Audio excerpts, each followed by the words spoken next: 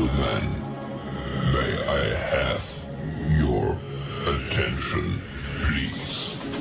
The show starts in 10, 9, 8, 7, 6, 5, 4, 3, 2, 1, go. The following is a world-class Bullshitters exclusive.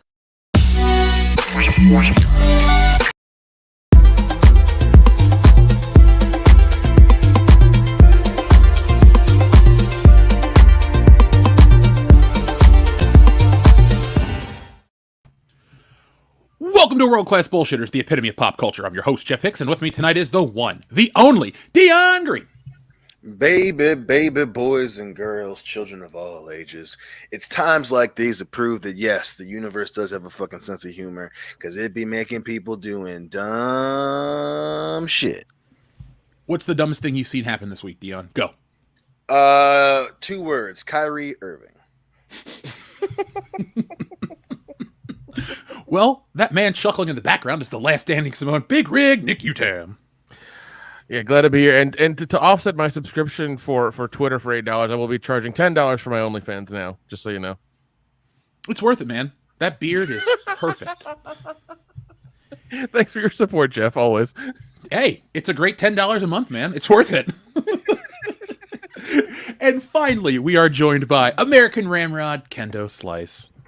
I'm glad to be here. I will not be trying to get a check mark on my Twitter because I do not care. And what happened to Kyrie? I saw that he got suspended or something, but I didn't see why.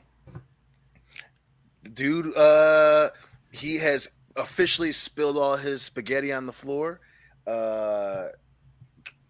This dude essentially was promoting an anti-Semitic documentary that was like 3 hours fucking long. And he is officially a goober. That dude has lost his marbles. I figured he said something bad about China. That usually gets you suspended in the NBA. Yeah. I mean, that's kind kind of the dude's probably going to be a fucking sketch character. He's going to be all Rasta before you know it. Who knows with that motherfucker? I mean, that's kind of hypocritical since all their shoes are made by, small Asian children. Wrong country, Nick.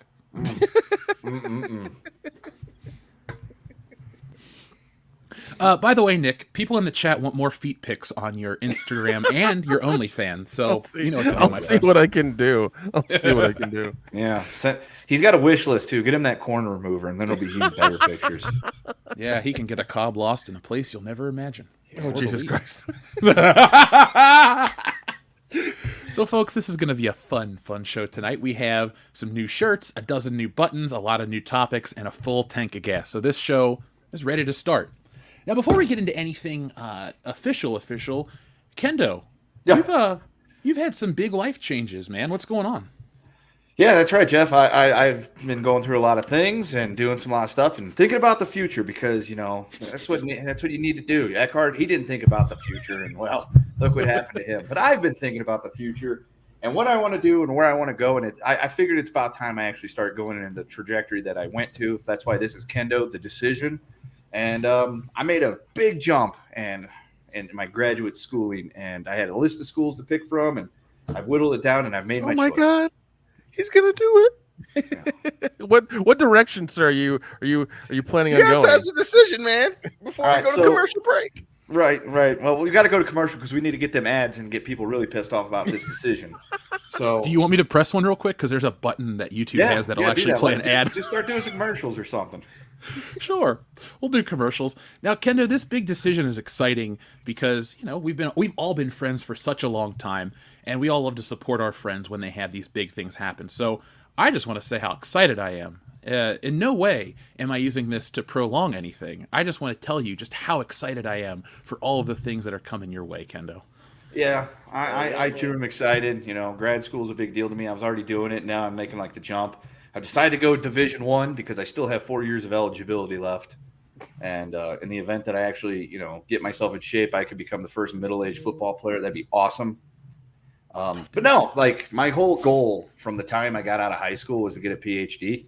which I think would be great for the show because then we can actually have somebody on the show called Doctor that actually is one.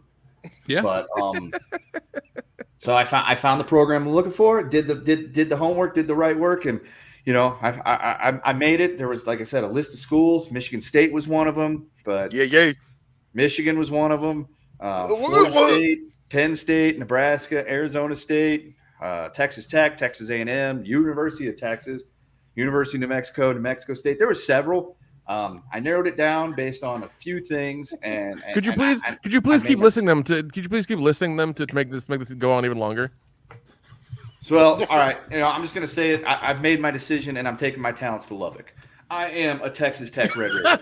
There we go. Oh my God. Guns up, baby. Guns up. Let's go. Red Raiders represent scarlet and black. I mean, that spring, I'm going to Lubbock. The fact that he didn't pick up the MSU baseball hat, I'm not mad about that. As long as he didn't go to those bastards in Ann Arbor. I am happy for this recruit. I'm going to keep my eye on him for when he goes pro. I want him teaching my kids. That's true. No, Michigan State was in the running, but theirs wasn't completely online. Okay, that's fair. So I'm just happy, man. I'm just happy. You I know. I'm excited. I'm excited. Up in this my whole thing is this. I want to create a college tradition in my family because we didn't have that. It was just nobody in this family's gone to college. You're our only hope. And so I had the weight of the world thrown on me at a young age. And so now my parents will actually get to see me go to college. So I'm pretty happy about that. And I want my kid to grow up one day and be like, when I take him to homecoming and we watch them hopefully beat Baylor because now I hate Baylor. Comes with the territory. And I just want to be able to be like, son, your daddy went here, not as an undergrad, but he went here as a grad. He's got a PhD from here. Guns up. Let's kick the shit out of some Baylor Bears. Horns down. Fuck you, Texas. Well, folks, this is going to be an interesting semester for Kendo coming up. If you were to get into MSU, I would drop what I'm doing and move back to Lansing, just so 3 of the 4 of us could be living in the same city. Honestly, that would be awesome. I'd move too. I'd be like, screw it, let's go. Okay, let's do it. I would have had to convince her, hey, we're moving to Michigan because I'm going to go to MSU. At least this one, I didn't have to say anything. And plus, if in the event that I actually have to go to campus, it's going to be during the summer. So it's like a 7-week vacation, 4 hours away in Texas. So it's not a big deal. So I'm good. Yeah. Folks, listen to Joseph Bienowicz help Kendo with his degree. But actually, what you can do by clicking that link is go see some of our new shirts. Guys, you want to see some of these new Shop WCBS shirts that I put up today? I do. Absolutely. Now, for the first time, we actually have a code. So if you use code AquaMilf, you can save 10% on your purchase at shopwcbs.com. That is code AquaMilf69 for 10% off your order. So, for those who don't know, we have a WCBS store powered by Spring, shopwcbs.com. And we have wonderful products here. Let's share some new ones. So, first off, we have AquaMilf in not 1 but 2 different colors. So, the reason I had to do these 2 separate posts is because they only offer these colors in different shirts, and I thought the color was more important than the type of shirt. So, you have both types. So, we have a green AquaMilf shirt, and we also have the gold AquaMilf shirt. So, guys, AquaMilf is finally here. This has been a long time running, but AquaMilf has arrived. Oh my God. And as you can see, I use the same font as the movie. So when you support WCBS, you get an authentic product, and it says WCBS on the back. So when you walk around wearing these AquaMilf shirts, people are going to know that you listen to the epitome of pop culture, the best podcast on YouTube, World Class Bullshitters. Now, we also have this one. This is a classic that I actually never got to put up, the WCBS Super Nintendo there we go. shirt. There we go. Yeah. So we have that one, folks. And we have one more, and this is the one you guys have never seen before. I made a Cards Against Humanity shirt. Hey. It's been sitting there. Now, yes, this is fun, this is cool, but there's stuff on the back. There are cards for each of us. So I'm your host, Blank. We have Replacement Dustin. We have the Last Standing Samoan, and we have the man with the original plan. And the original tan. So, that was the old phrase for Kendo when we made this.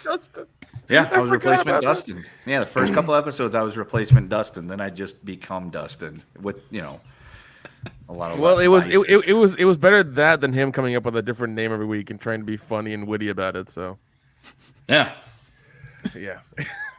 Now, folks, you can go to shopwcbs.com, get yourself a shirt, a hat. Why do I keep saying a hat? It's trying to tell me, my brain's trying to tell me, Jeff, make hats. Well, use Aquamilf69 to get 10% off your order and get the WCBS beer glass. This is the one we always promote. This is the official drinking glass of World Class Bullshitters. Nick has 2 of them. Our friend Joseph Bienowicz has them. What you do is when you get this glass, you tag us on Twitter, and we'll give you shout-outs on everything we do moving forward. It's kind of like a membership to the club. You know, you want to get in on the WCBS fan club, the fun club, the drinking club? Buy the glass. That's all you got to do. Tag us if you want and have some fun. It's a good glass. It's high quality. It's 16 ounces. You can put anything you want in there and get as drunk as you need to be. So, how's that for a selling point, guys? Get as drunk as you want with this glass. Yeah. You know, get some vodka and some Sierra Mist. It mixes really well. Yeah. Or make 16-ounce scotchkas, you know, whatever you want to do. Don't do that. That's a waste. My stomach hurts. Do that. Now, folks, one other thing to tell you about tonight, Tits and Art. So I've been making Tits and Art updates over on Indiegogo constantly, but I just wanted to keep giving you guys updates through the shows. So Tits and Art has been at the printer for a while. I'm awaiting a physical proof, which I've already approved. It's on its way to me, and then it goes to print, and then it comes to me. So we are very far along in this process, but I just wanted to let everybody know who backed the project. First off, thank you. Secondly, be on the lookout. I'll be giving you guys new updates all the time, and as you can tell, I've been giving updates every time I get one. So go over to titsandart.com, grab yourselves that. And one last thing I wanted to say about all the WCBS products. I haven't increased prices. Inflation's stupid and all this other crap, but we wanted to give you the same prices for the same price for the same merchandise and give you a whole lot more. So, folks, check out our products. We keep them at the same price to be fair. We're not trying to pass off bullshit inflation to you. Would you guys want to pay $80 for a t-shirt? I mean, I wish you guys would want to pay $80 for a t-shirt, but no. I don't believe in trying to screw you guys over. So when I say help support the channel, that's what we use it for, to help support the channel. So, folks, shop WCBS.com, titsandart.com. You know what to do. You guys ready for a show? Let's do it, man. Somebody requested World Class Bullshitters condoms. It's 2024, my friend. 2024. Well, I mean, I've looked into that before because that's not the first time we've been asked about that, and there are a handful of companies that do that. So, could you imagine, like, somebody getting ready to get it on? I don't want and to they get pull tagged out in a that condom. I don't want to get tagged in that picture at all. You keep that to yourself. I think we should do one better. If we ever do WCBS condoms, we should get printed condoms, so like we're on the fucking condom itself. Yeah. Once again, Jeff, there are a handful of companies that do that. Glow in the dark. Could you imagine a glow in the dark Dion on your dick? That would be funny as shit. Why? Why would you do? Because his head is like a shark's fin. That's fair. That's fair, I guess. Oh my god. So let's talk about some other things real quick before we jump into the main show. Remember, folks, we are just however many days away from March 30th, 31st, April 1st, and 2nd, the WrestleMania hangout here in California for WCBS. And if you don't like wrestling and the WWE, that's fine. We're going to have tons of WCBS meetups, YouTube meetups here in Southern California. We're going to do group collecting tours. We're going to do a couple movie locations. Nick, you know what we should do is you should show up for this, and we should all go to Burger King. That Back to the Future was shot at. Yeah, about to say. Well, once again, I don't know if I'm gonna be there because I think my brother wanted us to go to what was it? Go on a cruise for his 35th birthday. So that's happening around the same time. So I don't know. I have to figure out the days and figure out if I can, like, once I get off the boat, just fly to California immediately. I just like the phrase, once I get off the boat. Wouldn't be the first time I said it. No. Oh, boy. Nor me. I'll tell that story another time. Oh, my God. Yes, folks. Join us in however many days. What is that, like 4 months from now? Be on the lookout. Something like that, yeah. So, we have a word of the day already. Let's get this addressed. Our friend Shrebbles08 says, the word of the day is sniz. So, guys, I guess we're doing sniz. So how Stella got her sniz back. Yeah. Fistful of sniz. Sniz busters. Sniz, that still sounds accurate. Back to the sniz. Hot tub sniz machine. Yep. Makes sense. It works. Dirty. Oh, by the way, I have been playing the Ghostbuster game a little bit. It's really fun. It's a lot of fun. The new one, the shooter. Yeah, yeah. Um, you switch between the wand and like the PKE meter to find the ghost, and then you can like there's a function on the PKE meter where you can use it to like stun the ghost, and and like you throw the trap and you try to drag it inside with with the tether and everything like that. Like it's a lot of fun, man. And you can also be the ghost if you want to, and try to haunt your 4 friends or the area you're in. It's a really good time. It kind of reminds me of Evil Dead in the kind of the way it works a little bit, but it's a lot of fun, man. It really is. I saw an article online talking about these new horror games, the 4 versus 1, and they said they're all kind of the same, but the fact that it gets us games like Killer Clowns from Outer Space and The Evil Dead, I'm okay with that. No, I'm not mad at that at all because like even Evil Dead, like I'm still gonna go back and play because I think they released a couple new levels and like it's still fun. It's still a bunch of online play. It's still like a good time. I'm not mad at it at all for it being this is the same mechanics. It's okay. I wish they would be able to update the Jason Voorhees game, the Friday the 13th game, but that's never gonna happen. I forgot that game predates all of this hype. It does. It predates all of it. Yeah, because like it was crowdfunded. They did a good job with it. It took them a little while to come out, and then it came out. It was great. Everyone played it. It was awesome. And they could slowly update it. And then the court case happened, and they weren't able to really do anything. I think you can still download it and buy it, but it's like really discounted now. And I think you can only like play with your friends and stuff. I don't think you can really play online too much. I forget how it works. I wanted to play that game when it first came out, and then I just missed it, and then now it's gone essentially. Yeah, I mean it sucks what's happened with that, but yeah, it's a lot. The new Friday the 13th game costs less than the original Friday the 13th game for the original Nintendo. I believe that. I entirely believe that. Well, if they ever get the lawsuit fixed, we'll play this on Twitch, not Switch, because it's not on Nintendo. Yeah. Now, guys, Halloween just passed, and we had some fun. We were talking about it off air. I thought we should share it online. Dion, how was your Halloween, my friend? It was surprisingly busy, but not like crazy busy. Just went to the neighborhood just over the street where there are more houses. Boys had a good time. Luckily, they got tired quickly, so my ass wasn't out there all night. I was a little bit sad. The guy that has a cooler of beer next to the candy wasn't out, so I was kind of sad at. But still had a good time. I reused my old Andre the Giant mask. Worked out real well. So you were me for Halloween. What the fuck? Huh? You were me for Halloween. Yep, I was your dad technically for Halloween, but yeah, man. Anybody want a peanut? It was great. It was fun. Then we made a big old pot of chili and shit. It was a successful goddamn Halloween. And then we watched Nightmare Before Christmas, which was also fun. I keep forgetting how much I enjoyed that movie. I didn't know Dion was an emo girl who worked at Hot Topic. I didn't know Dion was a 40-year-old white woman. I didn't say I wanted to fucking or some shit. Maybe. Does she got big kitties? Would you want to be? Did you listen to My Chemical Romance and cry a little bit? What happened, buddy? Listen, That's a yes. I may not stand, but I can get down with some. Or can you hear me? Yes, we can hear you. Oh yeah, we okay, can. just making sure because you try to put that bad juju on me. I ain't taking it. I ain't listening to no damn Chemical Romance. Yours or ours. Doesn't matter. You're not partaking.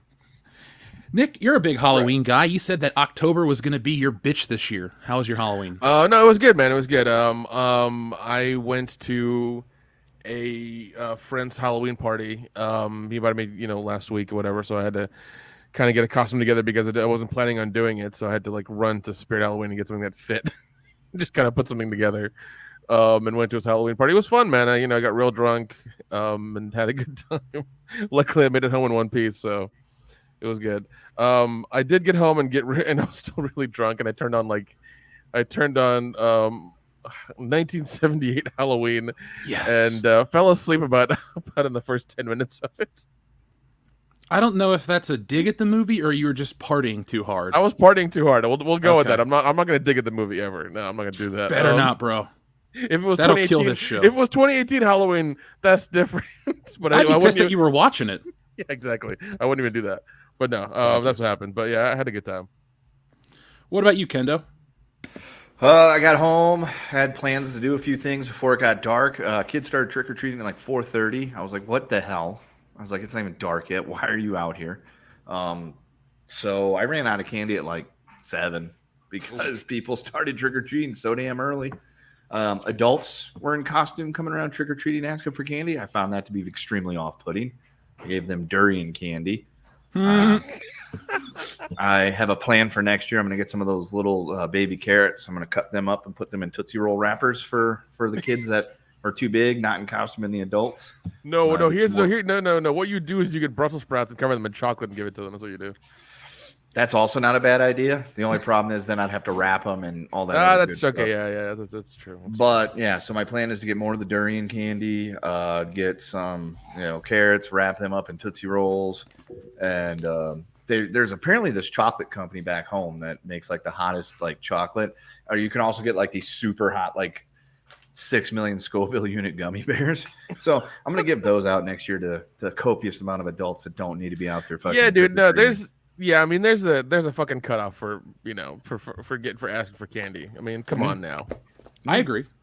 Now, I benefited by not trying to trick or treat because, so long story short, Jesse trains these kids in fencing, and we took them trick or treating, and we went to Pasadena, which is the same neighborhood where they shot Halloween. So that was really cool.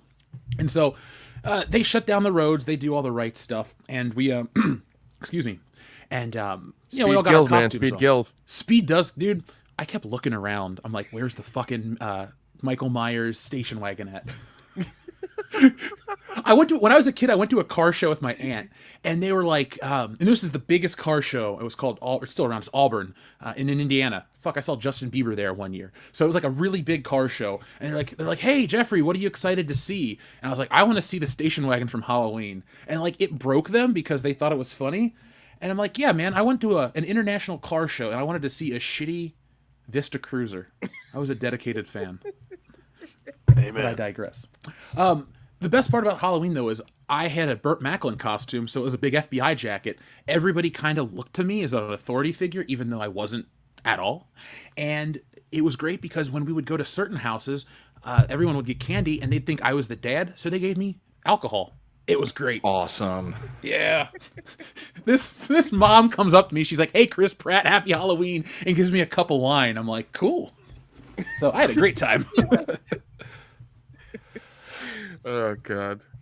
Oh man, it was a wonderful Halloween. I got back, I watched Halloween 78 as well, but I actually made it through the whole movie, and then we were going to put on Halloween 2, and I said out loud for the first time ever, I am okay with a horror movie. Like, I'm done. I don't need any more horror movies this week. And so we put on like some TV show, and I am off horror films now. I didn't overdo it, but I fucking filled it up to the brim. And I'm done. Oh no, dude. There was one year we were doing this like I don't know, we were doing some watch along thing with other teams and stuff like that with some people I know. And you had to watch so many movies a week and put in like your description and things like that, and when you watch them and stuff. And the more you watch, the more points you got. It was fucking weird. And I was like, I did that for the entire month of October, and I was like, I'm done. I'm as a horror fan, I was like, I can't watch any more horror for the next 6 weeks. I'm just watching cartoons because fuck this, I can't do it. It was weird. It was so strange. I'm just gonna watch reruns of like Spider-Man or something. There you go. Actually, I've been watching a lot of Batman. I don't know what it is. I did get a viewing of Batman 89 in the other day for the first time in a minute, and it was wonderful. But it's Batman, so why are you surprised? Now, folks, Adam Wofford sent in a great message. He says, tonight's saying is when I get off the boat. If you could finish that sentence, when I get off the boat, blank. For those playing along at home, when I get off the boat, blank. And if you can make us laugh, that's the only objective, is to break the bullshitters. Now, we do have a lot of people joining us tonight. Give a quick shout out to some of those. Our friend like Eric Bay Anderson, Garth Vader, Goku McDuck. We have IZIQ, Adam C., Hello to Elizabeth. There's also Growth R35, Darian 217, Batman Well, Joseph Bienowicz, Doxy Mama, D. Pensack, and more. Clone Geek, Channel Dad Brian Lape is here as well. So you know what, folks? We're going to stop saying hail to everybody because if we do, that's the entire show. But Channel Dad Brian Lape is here, so that's what matters. Hey, and hello to you, TLJ Screwjob. He finally made one. I'm glad. We started a little bit earlier before his bedtime. Yeah, we're going to start the senior edition of WCBS. It airs at 4:30. The early bird special. The early bird special show.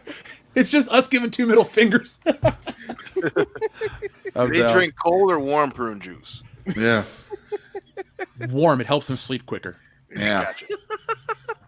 Forearm across the throat can do it too. Let's talk Aren't about they already shit, kind of close to death's door, being all old and stuff? So Yeah. Don't knock on it for him. Yeah. warm liquid. We'll have a special segment: dislocated hips and you. Falling and how to get up. Yep. This segment is sponsored by Life Alert. How to clip coupons in one clipping. Yeah. Did you guys say about falling down? Yeah. Yep. Well, we have some new buttons this week. We'll let the audience figure them out. But I have one, and since you talked about falling down, I figure, why not? How about another joke, Moran? What do you get? I don't think so. When you cross I think a we're mentally done ill with you, loner George. with That's a it. society that abandons him and beats him like trash, I'll James, tell you what you call get. the police. You get what you fucking deserve.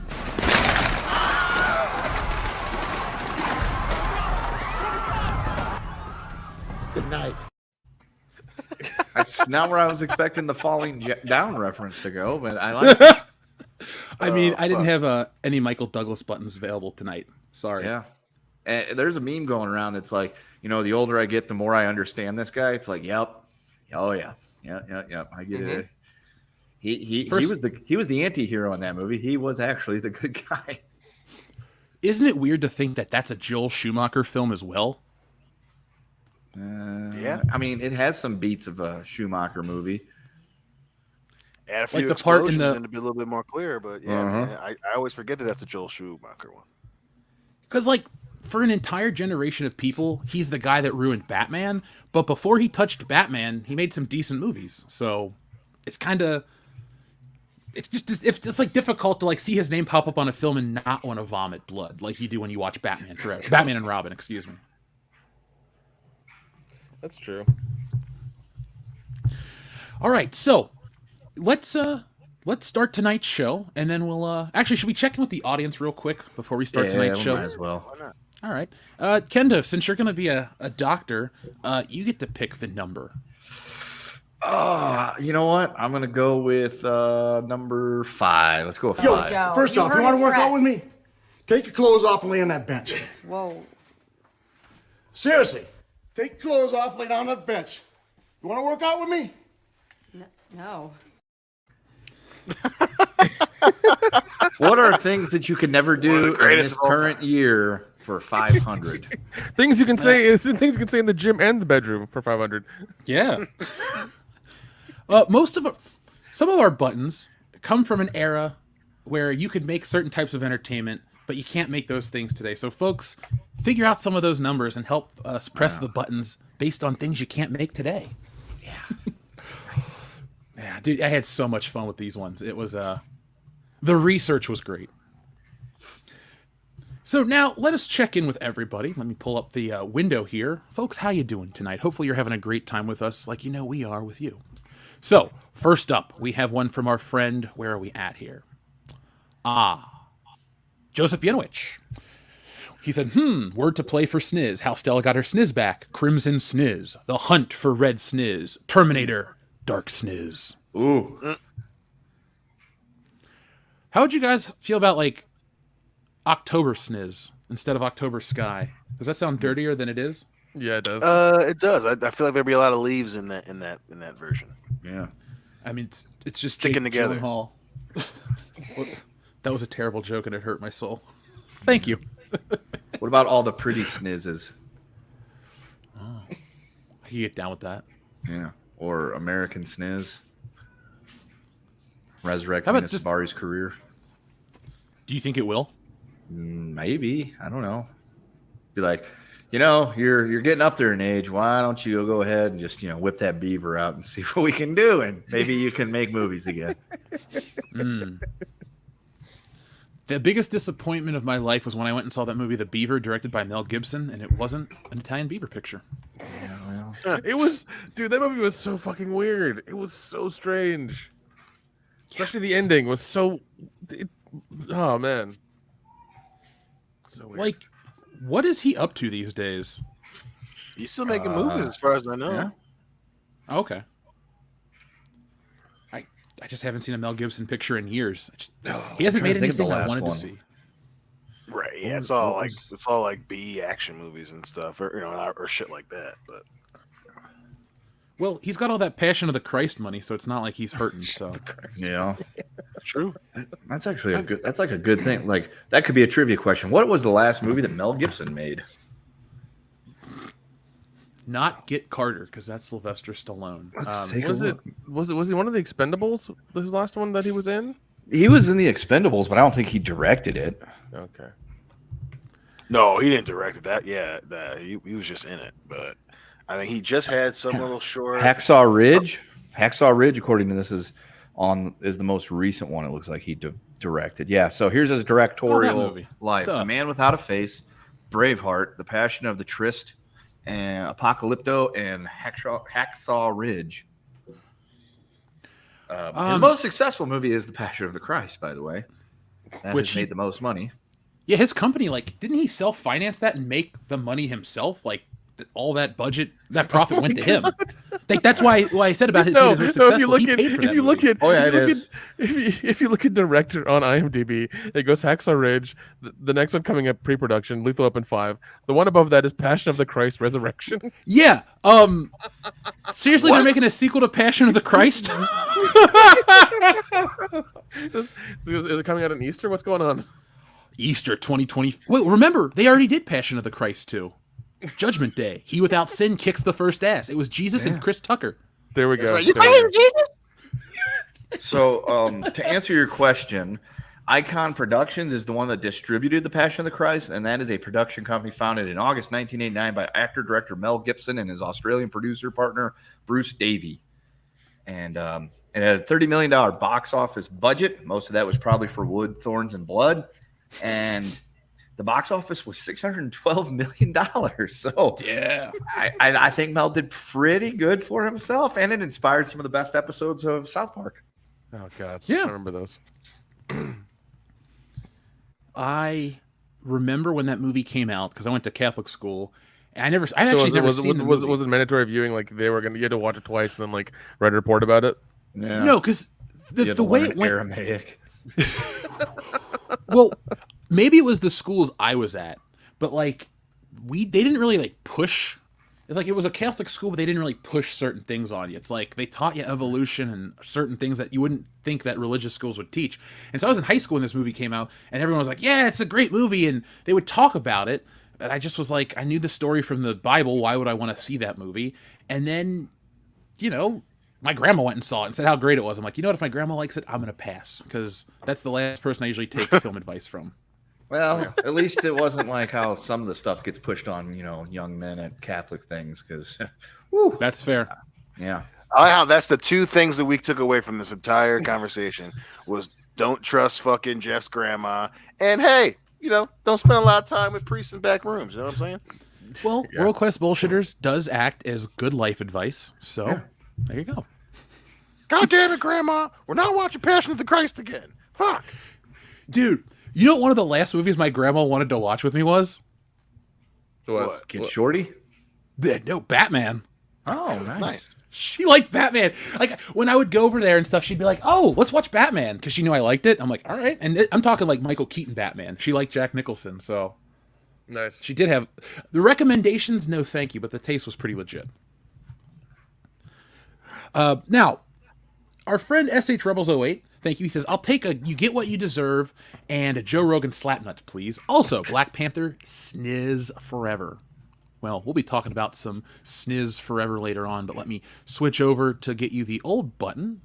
And, hold on. You Get What You Deserve is a new button. So I guess you wanted the first one. Get what you fucking deserve! Oh my gosh! That fucking guy definitely got what he deserved. Fate. And then a Joe Rogan slap nuts. No problem. Ask and you shall receive here on WCBS. So, Jeff Jarrett, thank you for joining us here on World Class Bullshit. Did you see that guy accidentally hit that moose with his car? No. Holy shit. Jamie, pull that video up. It's Mr. Flatnut to you!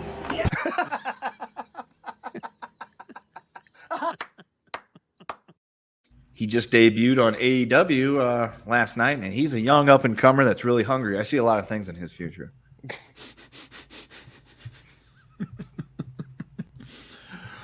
Oh my God, poor Slapnuts.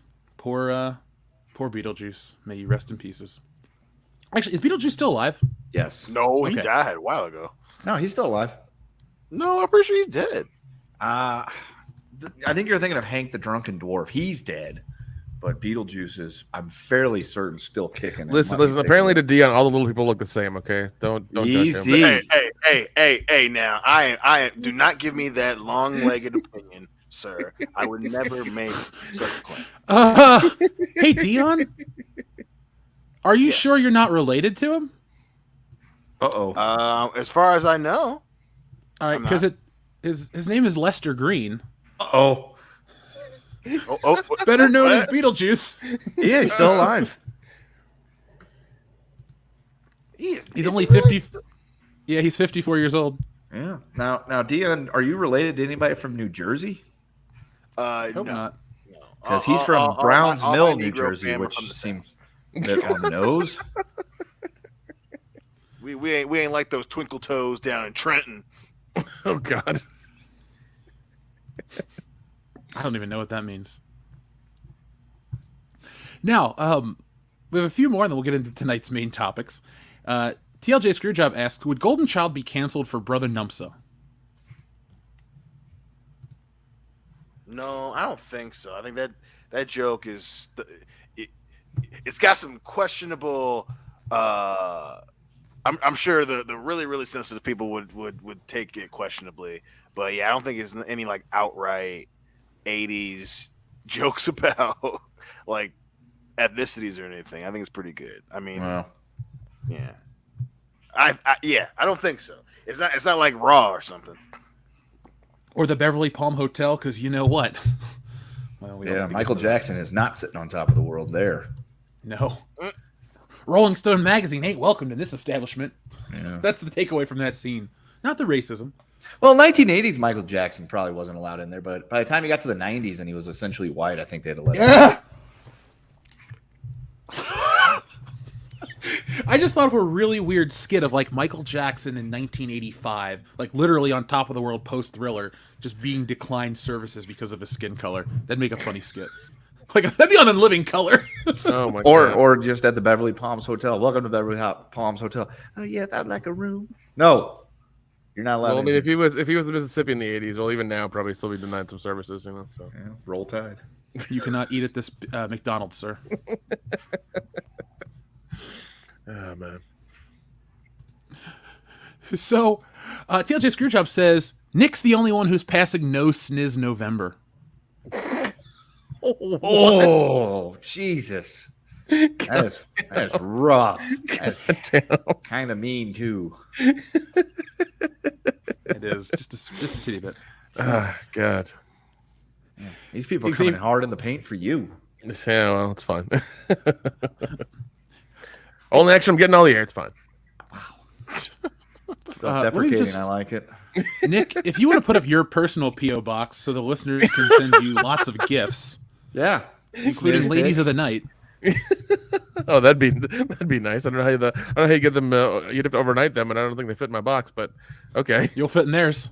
that's true. That's true.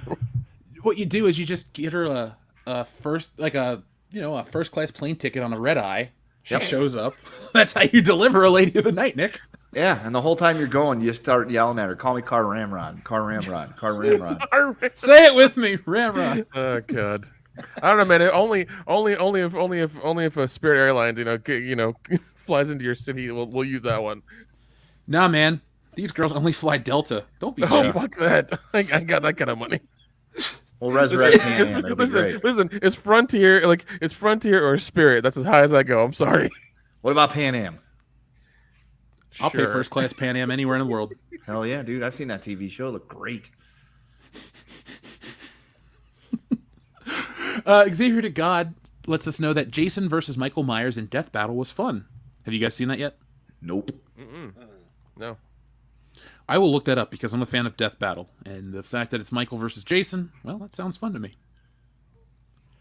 Justin Proper, we have some sad news, guys.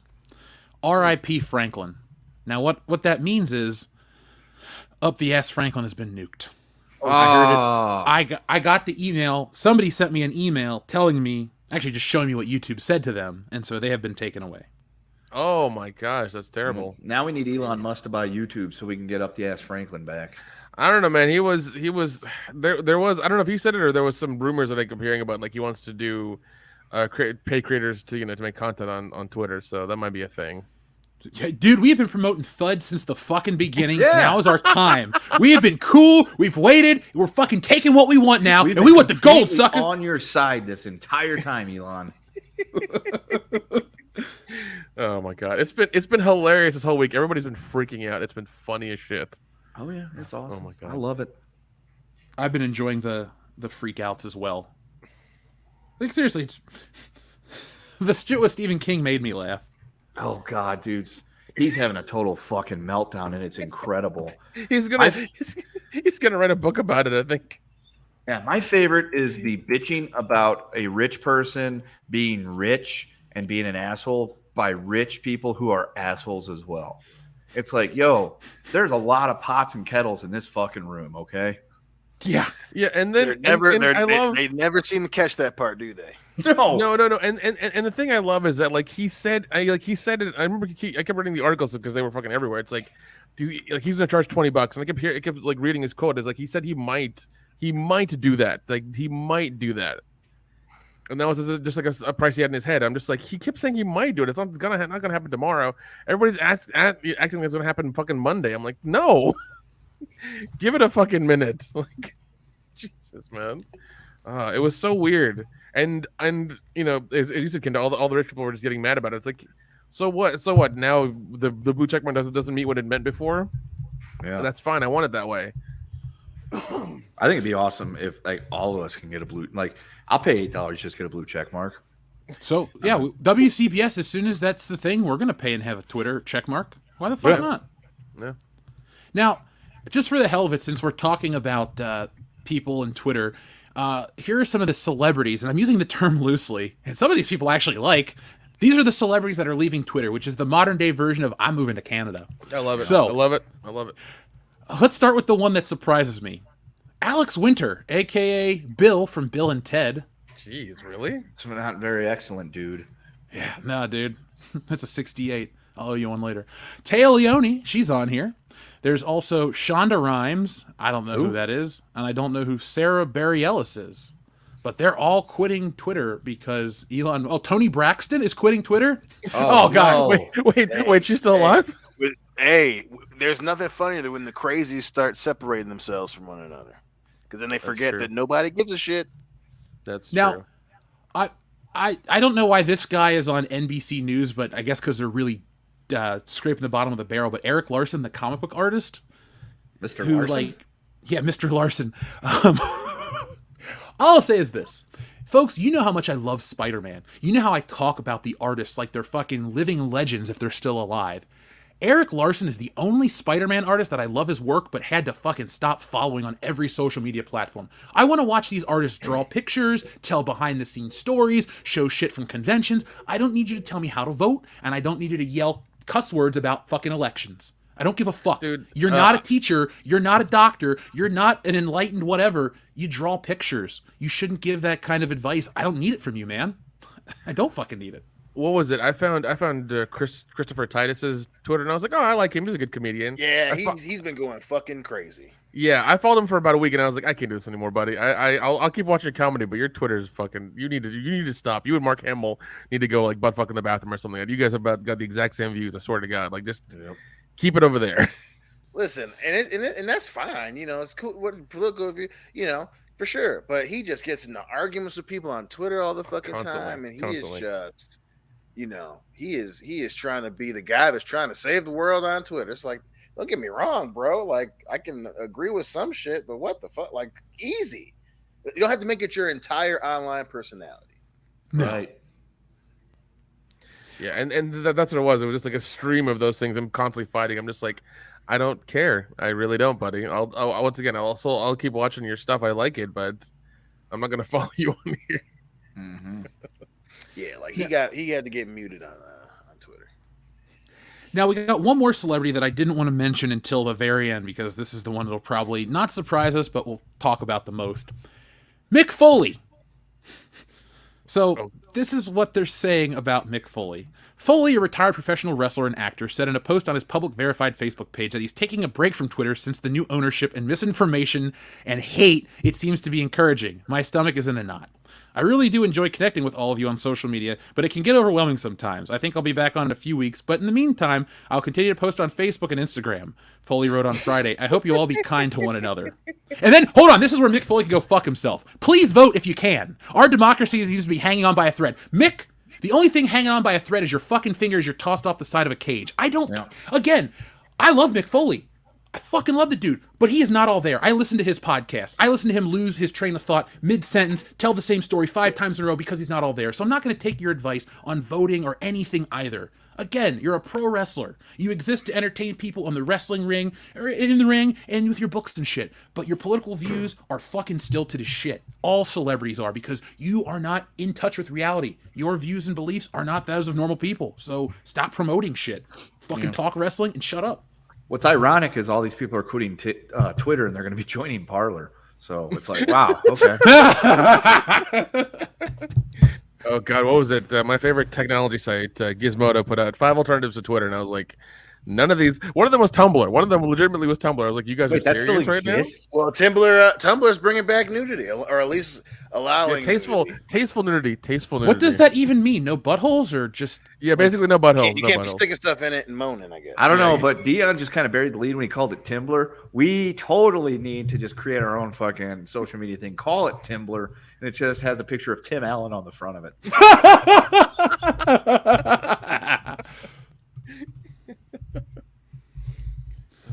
How I really look at Timblr is already taken, or else I'd buy it right now. Yeah, I'm not spending that kind of money to buy the domain. Our social media, we could call it. Well, Timblr. we'll put it on the back burner in case that shit goes back up. Well, we could we could buy Timblr.net or Timblr.org, and that could be our fucking. Oh God! But .com is where the money's at. Believe me, I got 100%. Send in them super chats. We need Timblr.com. Help us raise $700 right now, and then we'll buy Timblr by the end of tonight's show. And then Nick can program it, and that'll be the official, social media of World Class Bullshitters. It'll be like our own version of Discord. As long as we get Nick to be tech support, we'll be in a good spot. Yeah, everything will work all the time. We'll just give out Nick's phone. Be like, folks, you got any problems with Timblr? Here's Nick's personal phone. Oh my God! Can we have a section on Timblr that's just like retelling? Actually, I want on Timblr, we should have a section of drunk retellings of Home Improvement episodes as told by Dion Green. Would you do that, Dion? Oh, dude, 100%. 100%. I'll even do it cheaply. Yeah, and then we'll just, see how much Tim Allen would charge us to use his likeness and all that stuff and, advertise for us. I'm sure he'll do it. Yeah, Jeff, the sound you just made is going to be the notification sound for Timblr. Yeah. I'm down. He seems like the type of dude that would be down with our brand of entertainment. Yeah. I don't think look, Tim Allen's my favorite TV dad. I'm all on board for Timblr, but I don't think Mark, Brad, or Jonathan Taylor Thomas would be on board with Timblr. We don't need them though. That's the thing. Right. I know, but I just want to money's in Tim Allen. Mark's not doing anything, so none of those kids are doing anything. Like even the mom ain't doing needs shit. a job, I'm sure. Should we just?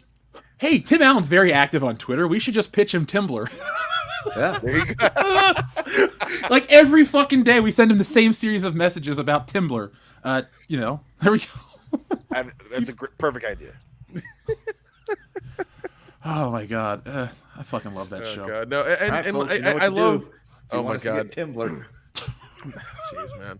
And I love how like it went from $20 to $8 for the check mark, and even then like everybody's freaking out because like all of a sudden they got this thing for free, now they have to pay for it. It's just like, I mean, I think I think one of the reasons why people are so upset with the Elon Musk Twitter stuff is it'll just expose what a shit show it really is, like even deeper than we already know. And so everyone that helps keep the shit show going inside of the House of Cards isn't going to pay to play, so they're just going to leave, and the House of Cards is going to tumble. well, and it's funny to keep shitting on him because like Bezos used to, or like Amazon owns Twitch. Like, what the fuck do you want?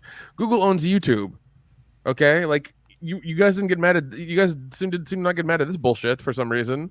But all of a sudden, the guy who keeps sending rockets to space really cheaply all the time and has those really awesome EV cars. You get mad at him for doing it? Like, it's fucking weird, man. It's so fucking weird. I'm personally mad at him because he missed Kendo with his rocket last week. Damn.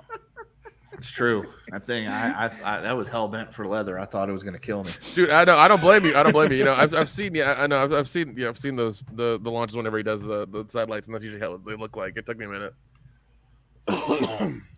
So, anything else you guys want to say about Twitter before we move on to the next segment? I love the fact that the special people aren't special anymore. It is great. Oh, We can all be special. 100% love it. And I mean, once again, like I'm not putting my faith in him or in the platform at all. I'm just sitting here with popcorn, watching what's happening. Watching the world burn. Basically, yeah. And I'm just seeing what's happening. I could give two shits about this. If this platform tanks, we'll go to the other ones or we'll go to a new one. It doesn't matter really. But I'm like we said last week, it's just Twitter. Yeah, exactly. It's just fucking Twitter. Like, yeah, what's 100%. And so it's just like, yeah, I'm just sitting here with popcorn, watching the the fireworks, man. It's just hilarious. I mean, like I said, I've been laughing. We will be verified soon when it's $8 a month. We'll be on Twitter, and like they said, you'll be able to monetize content on Twitter. We have a large following on Twitter. Folks follow us on Twitter. We put a lot of channel updates. We interact with you guys. We have a lot of fun. You know what's funny? When he tried, and this is a weird thing. When he was going to buy it a few months ago, it seems like when these things happen, like our followers shoot up all of a sudden for some reason. I don't know why, but it happens. Yeah, this benefits us, honestly. That's the only. It's the weirdest thing because it's like as soon as it was announced that he bought it, like we just shot up all of a sudden. I was like, what the fuck's happening? Well, we were thousands of new followers, so thank you, folks, for joining us. We appreciate each and every one of you. No matter how you find us, we're just glad that you did find us. Actually, if you ever do find us on a new social platform, always tell us what you saw that we posted got you to follow us. Because that'll be interesting to me. Was it the meme? Was it the picture? Was it the art? Was it the tits? I don't know. Timblr? I'm glad you're here. Was it Timblr? You know what? Even if we don't get Timblr off the ground, exactly. We're going to start talking to each other in those. Huh? Damn. We should at least get Timblr t-shirts. I agree. we need a legitimate logo and everything, and a little hashtag underneath it as well. That's all we need. Well, folks, you know how you can get a Timblr t-shirt? You can help support Aquamilf, the Cards Against Humanity, or any of the other wonderful world-class bullshitters t-shirts over on shopwcbs.com.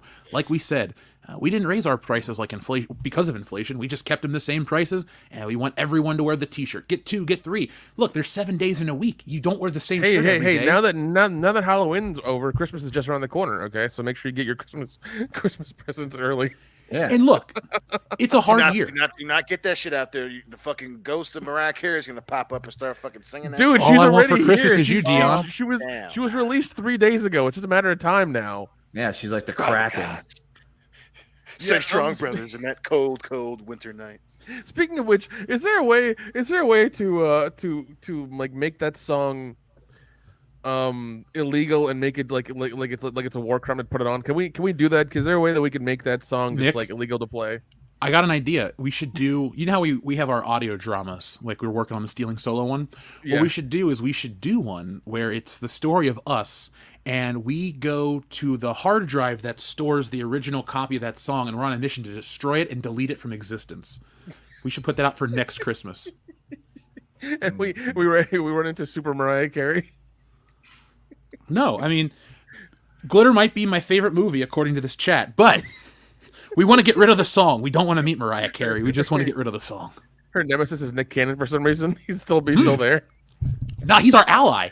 Nick Cannon's the guy that helps us get in. He's the one who gives us the blueprints to the house. He is a cautionary ally. We don't trust that skinny motherfucker. Who does? He's hilarious, but I don't trust him. I don't know, man. He might try to impregnate somebody. Ooh. I don't think any of us have to worry about that. For the 20th well, maybe time. you, Nick. No. Worry about it? No. Is it a possibility he might try? You betcha. Now, is it true that Nick Cannon is your biggest supporter on OnlyFans, Nick? I cannot confirm nor deny that, but yes. Oh, dude, how much does he pay a month for those beard pics? He pays he buys the 12-month bundle. Oh shit. Yeah. No wonder you got a new place. Thanks, other Nick. Oh god. So let's start talking about more topics, like I said a minute ago, but I really want to press another button. Nick, give us a number between 1 and 69, please. 11. 11. All right. Did you see that guy accidentally hit that moose with his car? No. Holy shit. Jamie, pull that video up.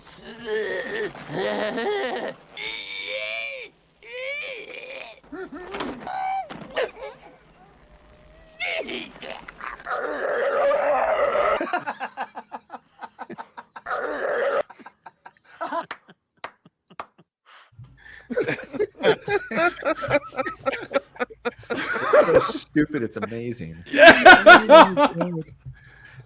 the moose getting hit by the car. Yeah. I had too much fun with these buttons this morning, so folks, keep sending your requests. There's a lot more. Now, Dion, I know you don't want to lose $100. Nobody wants to, but there's some news in the world of entertainment. There was a trailer, another trailer, for Avatar: The Way of Water. Now, I'm not going to spend any more time trolling you about your bet. I want to ask you guys what you think about this trailer. Were you impressed? Was your mind blown? Or did you feel like me and go, I watched a trailer? I mean, I feel like I watched a trailer for a movie that's already out. I mean, listen, Cameron knows how to make trailers, man. Dude knows how to make movies, but it's just like watching this. I don't know, man. It looks like a movie that costs a lot of money to make. I'm not necessarily excited for it. I didn't see anything that's any different from the first one. You know, it's weird, man. It's just a major motion picture trailer for a movie that's a ride at an amusement park. You know, I didn't see anything that made me excited. Nick? I didn't. Yeah, I watched it and I was like, I didn't care for it either. I was like, yeah, I watched a trailer. Good for them. I just don't care. I mean, it's been a long time since the first one, and he's promised like 18 more movies and stuff. So, also, I read an article where it's like going to be 3 hours and 10 minutes long. Oh, I'm seeing that myself, and I'm not excited. Dude, what the fuck? 3 hours? I don't want to. That's wild. So, Kendo, what did you think of the trailer? I didn't care. I'm just like, I didn't watch the first one because I didn't like the idea of it. It looks stupid. I'm not gonna watch this one. Wow, look at it. It's Avatar 2. Avatar. Oh boy. And that was pretty much my thought pattern the whole time. I didn't care. Yeah, I want to have some insightful stuff to say about this trailer, but realistically, it's a sequel to Avatar. That movie had no story whatsoever. Excuse me, it was derivative. We've seen the story 4 times, 5 times. Last of the Mohicans. Well, Avatar was essentially Pocahontas and all this other random shit. Dances with Wolves. You've seen the story. Fern Gully. Fern Gully, God. There you go. Look, Disney owns Fox, which made Fern Gully and Avatar, so who are they going to sue? Themselves? No.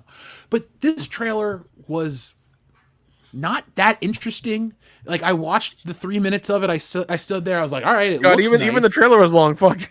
Yeah, dude, the trailer's like to scale what this fucking movie is. Like, James Cameron's going to put out the next Avatar 3's trailer is 27 minutes long because the movie is 2 weeks long. Be prepared for that, folks. You're going to fucking sleep. They're like, nah, imagine a 27-hour movie with no intermissions. James Cameron is like, fuck you people. You're going to watch my movie. That's a long well, it's going to be. Well, I mean, with the movie being over 3 hours now, it's going to be difficult to do showings for it, or give them any showings in a day, and it's going to be difficult for it to make money. That's why Hollywood is always like wary of 3 hours or 2.5 or things like that, because they're just worried about show times and showing enough of it during a day to make enough money. So this is going to be interesting to see how this goes. I mean, I don't think it's going to make nearly as much money as the first one did. I don't think so. I have no. Yeah. Ain't gonna happen. I don't think so. Listen, the thing about James Cameron is that motherfucker knows how to make movies that make money. I'm not willing to bet against him, because the dude's the fucking Nick Saban of movies, where he just plugs things into a formula and it somehow works. But I mean, I don't know, dude. I really think this movie is a wild card. I wouldn't be surprised if it doesn't, but I wouldn't also be surprised if it still somehow doesn't make a fucking $1 billion. I don't know. My thought on the matter is this: like the first movie, the reason why it did so well is because it was a gimmick. It was taking advantage of the 3D craze, and you had all the people that went to see it because they were, curious to see what it was about and all that stuff. And then you had all the fanboys that went and kept seeing it over and over, and then got fetishes for blue women. So those people are going to come back. But the people that were like, oh, yeah, it was okay. It was neat, blah, blah, blah, blah, blah. They've had like 13 years to digest that movie. I don't see that crowd being the one that's going to come back and, fill the coffers. You're just going to get the dudes that came to Blue Chicks back in 2009 that are going to go and relive their past glories. Holes. How many tickets do you have already? 6. All right, cool. Hey, top me. I only got 4. Fuck it. I got 2 more. I ain't gonna be beat by you. Now, I agree with what you guys are saying. The sentiment. Let me rephrase it. I agree with Nick and Kendo about this not making the same amount of money. Now, let's talk about if this movie makes like $800 million. Is that considered a failure? Is that considered a disappointment? Because Avatar is the highest grossing movie ever. Now we're in the middle of garbage economy, garbage this, garbage that, but movies do make billions of dollars if they're good. Top Gun, #1 movie of the year. Spider-Man last year made $1 billion plus. People came out in droves to see those. Yeah, and those are two movies that came out over the year, but only 2 movies. True.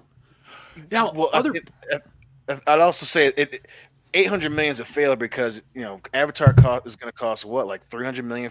It costs $300 million to make, or something crazy like that. Yeah, it's up there. It's up there. Yeah, it has to make $1 billion just to to make money off this motherfucker. So yeah, I can't imagine anything less than $1 billion not being considered a fucking failure, because the movie it cost some box office returns to make the motherfucker. Yeah, so if it's 300 million roughly to make, 2.5 times that is 750 million. So 800 would just get them over the threshold of that. So yeah, dude. Yeah, and we use 2.5 as a metric because of advertising and other things that go into that. That's why we're using that number. I'm trying to find out information because remember, Avatar was just re-released. But I don't see or hear anybody talk about it. It got a 4K upscale. Like, Avatar is treated like a video game where they upscale the resolution and they fix the CGI and then they re-release it. Like James Cameron movies, and I know I'm probably going to get some flack here, I don't really like James Cameron movies for the most part. I don't think he has made a great film since Terminator 2. He's made a good film. I will stand by True Lies being a very good film. Really damn good. Not as great as T2. And then he follows up True Lies with Titanic. I've gone back to watch Titanic as an adult. The people in the 90s were all smoking crack. That movie is so fucking melodramatic, and it isn't that good. It doesn't hold up as well as people think. And then you wait fucking 12 years to make Avatar. And then you wait 13 years to make Avatar 2. And I think Avatar 1 was bullshit. So as a guy that loves to go to the movies, that is ready to drop money on a movie ticket like it's no big deal, I'll skip Avatar because the first one was just derivative, and now what's this one? A tech demo. It's beautiful pictures. It's a PlayStation 5 game. Well, I'll just play a PlayStation 5 game, or I'll play an Xbox game. I don't see the appeal based on this trailer. Like, It's another story about blue aliens fighting slightly green blue aliens. And now there's water instead of trees. It's like the fucking appeal in 2009 was the 3D and the effects and all this shit. How many movies have topped Avatar in terms of spectacle? How many movies have topped Avatar in terms of quality of effects? How many movies have topped Avatar in terms of cultural relevance? I know, it only came back to become the #1 movie again, but the Avengers Endgame, and you know how I feel about that movie, that beat it, that won. So I don't think Avatar 2 is going to flop. It would be stupid to act like this movie is going to make under $100 million or some bullshit. But I don't see Avatar 2 making $2.9 billion like the first one. And I think this movie will then create question and concern for the sequels moving forward. Because when Avatar was announced to be a series of films, I just thought, why? You didn't tell a never-ending story. It's not like Star Wars where you got to find out what happens after they blow up the Death Star. It's like, no, Jake Sully and Zoe Saldana fall in love and Sigourney Weaver's there too. Like, that's Avatar. That's all that shit is. And it's done, the story's over, and here we are. And yippee. I'm so excited to go see it with you, Dion. Oh boy. That's gonna be something. That's gonna be something if it comes out. But yeah, it's gonna be something. But listen, man, and to your earlier point, you know, Avatar, it just reminds me of the buzz around when IMAX first came out when we were kids. Like, Avatar is that phenomenon, just like unchecked. Like, it's just so dependent on the gimmick. And now that, you know, 4K and 3D is kind of an established medium, you know, here he comes back again with the formula, you know, have the same type of music. And don't get me wrong, like, you know, he hasn't made a great original movie, but the dude knows how to make grandiose films, and he just that's just his thing now. And I don't, you know, I'm pretty sure a lot of people are going to get caught up in the hype. Yeah, I don't think it's going to do 2.9, you know, but if it barely cracks 2, I wouldn't be surprised. People just, they hear his name and they see the formulaic trailers, and people just fucking come in droves. You know, I don't fucking understand it, man. It is weird. It is fucking weird. Well, this movie's weird. James Cameron's fucking weird, and you lost to your wife at the Oscars. Suck it. Well, I mean, you said his name, but I mean, is his name worth anything these days? We haven't had a movie from him in a while. We're gonna find out. Yeah, I mean, that thing is like, is the James Cameron, you know, name worth anything right now? Is that, you know, because he hasn't made anything. The last thing he did was Avatar in 2009. And I mean, yeah, he was a big part of our childhood. He did, you know, Terminator 2. He did Aliens. He did True Lies. I guess we can count Titanic. I mean, yeah, but there's not there's really not a lot there. So it's just one of those things where it's like, because with all these other directors and properties and things like that out there, is his name going to carry it, and will, you know, the movie itself also carried? Because like as we know, it was a flash in the pan with cultural significance. Like, there's nothing there. Nobody really cares about it. Nobody really, you know, people were in it for a bit, and then that was it. It was over. And I think, you know, with it being part of the whole 3D revolution that happened, and they pushing that really hard, that helped them reach the numbers they did, because it cost so much to do 3D, and that was the main format they were showing it in. And I don't know if it's going to come out in 3D again or not, and that's going to be their main push, because it's just going to, I don't think people are going to pay the extra money for that. They're not even going to pay the extra money for IMAX. They just want to see it in normal, you know, as a normal movie. So I don't know. It's a lot of factors going into this to see what's going to happen, really, and it's going to be interesting to see the first Monday numbers about what it did. Well, they just recently he released the titles of the next 3 movies. So he's got Avatar 2. The next one is going to be called Avatar with a Vengeance. Then it's going to be Live Free or Avatar, and then A Good Day to Avatar. Okay. So, Okay. All right. That makes sense. That makes sense. That sounds Avatar hard. We joke, but you know what? I can honestly see him doing that. Like, hey, let's capitalize on another great franchise. We ripped off a bunch of movies with Avatar. Let's just rip off the entire Die Hard franchise in the name. Yeah, but like you guys said, like there's no need to do another one, and there's no need to do multiple ones of this quote unquote franchise, because like it's not really a franchise. It's just they had the first movie, they did good, it ended, and that was it. I don't see how there's a part 2 or there's going to be more parts to it, because it just doesn't make sense.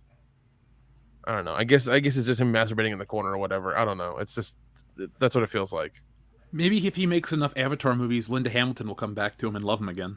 Yeah, maybe that's what this is all about. It's like it's his love letter to her. She is Zoe Saldana, and he is the crippled dude in the suit. Because ever since she left him, he's felt that way. He just feels incomplete, not a complete person anymore. That's just weird enough to be fucking true. That dude, James Cameron, is a fucking weirdo, and apparently he's hard to get along with, and all this stuff.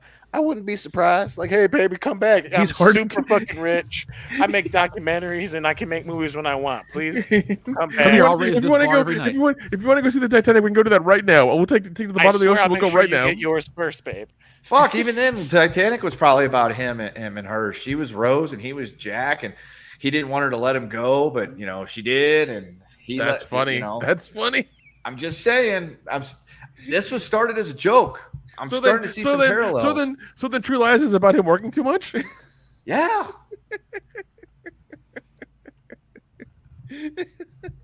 Oh, Harry. Oh my God. Yeah, can we get True Lies in 4K for that one scene, please? Can we get that? Yeah. I like True Lies a lot. Dude, James Cameron owns the theatrical rights, the home video rights to his stuff, so that's why some of his movies are stuck on DVD. Because he has to approve everything. That's also why Terminator 2 looks like dog shit on 4K. It's like this legendarily bad, waxy print. So that's why that's the only reason I don't own that movie on 4K, because T2 is a fucking favorite. That's why Dion gives me Terminator action figures for Christmas and shit. Nice. Yeah, that's a good friend right there. And yes. And to speak to his weirdness, I'm sure no one can explain why he doesn't want it to be upgraded to Blu-ray. I don't fucking. It's just a weird thing to not want to do, James. You're fucking weird. Because to him, Blu-ray is just unobtainium. Oh God! Hopefully, Sam Worthington ain't your fucking ambassador for that one. Oh my God. Good old Avatar. So, folks, we will talk about this the closer we get to the end of the year. Last point I'll make is the Russo brothers have come out recently, as in today, and said they don't think another movie will ever have the same opening as Avengers Endgame. And I agree. I don't think Avatar 2 is going to open to Endgame money. Nope, I'll make a Dukes Brothers bet. I bet Avatar doesn't ever even see Endgame money over the life of its run. How great would it be if there's something in this movie that's offensive to China and they can't release it there, and then the box office just tanks? My God, dude, that would be amazing. That'd be fucking amazing. I guarantee China has some kind of problem with it, like the blue people, and being treated like a bunch of people that are forced into labor and concentration camps, and it might be a little too on the nose for China. Like, oh no, we can't show the same things we do. Yeah. Well, I mean, they are taking less and less movies from Hollywood now. So yeah, because of what's happening politically over there, we won't get into that. But they are taking less and less movies. So this might be one of the ones they don't take. Well, you mentioned politics, and I think that's a good transition to something I wanted to bring up. Who is the late night host that I hate the most? Jimmy Kimmel. Jimmy Kimmel, obviously. Have you heard his recent interview? No.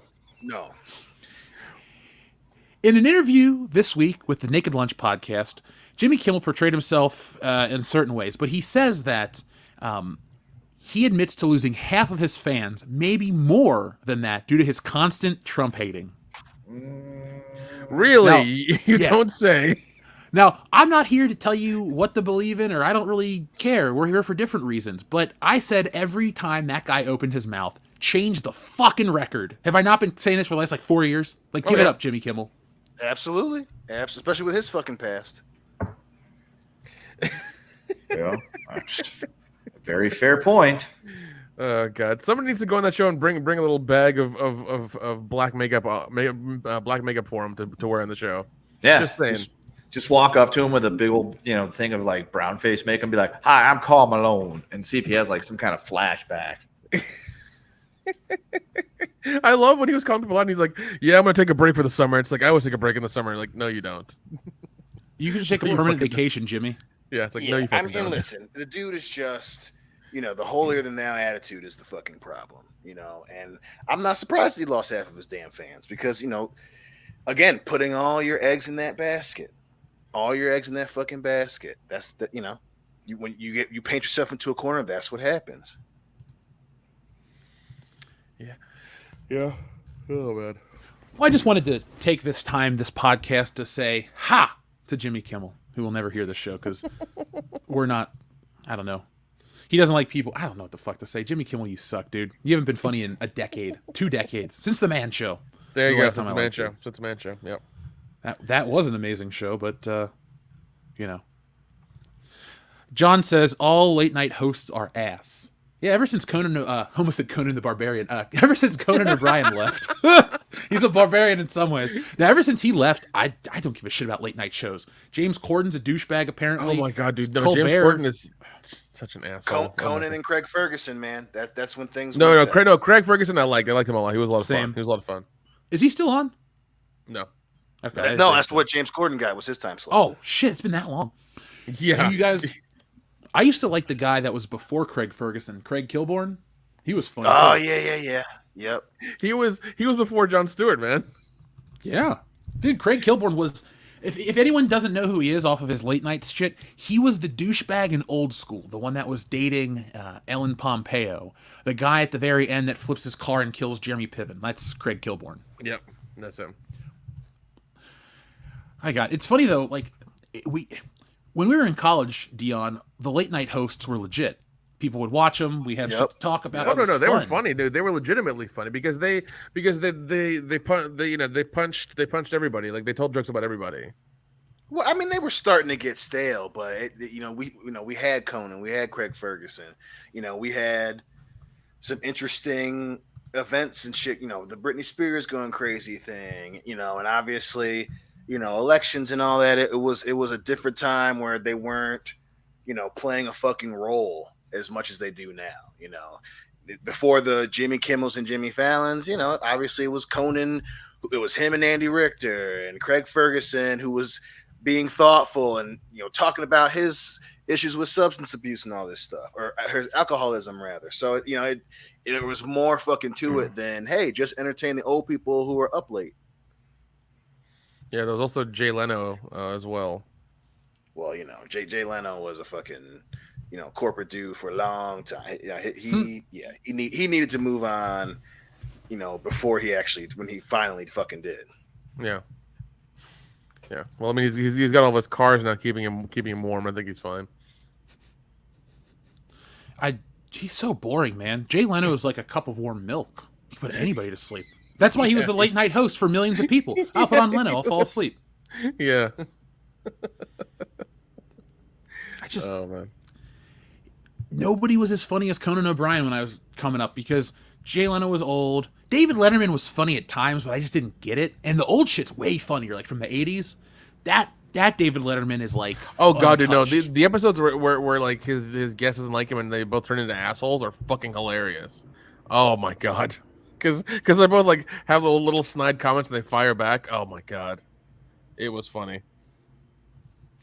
I would love to, guys. We should come up with a 4-man late night talk show, very similar to this, but still 4-man late night talk show. Well, it could be like, here's how we could do it. Dion and I could do like the no. Here's what happens. Every 2.5 minutes, the seat changes to one of us. That's how it is. We put musical chairs in the seat. Every 2.5 minutes. That's even better. Yeah, there's a 2.5 minute clock on the screen. Every time it dings, it changes to the next person. That's how it goes. I like it. Yeah, it'll be crazy enough to just work, and that's how it works. Every 2.5 minutes, the host changes to the to who's ever next up in line. That's it.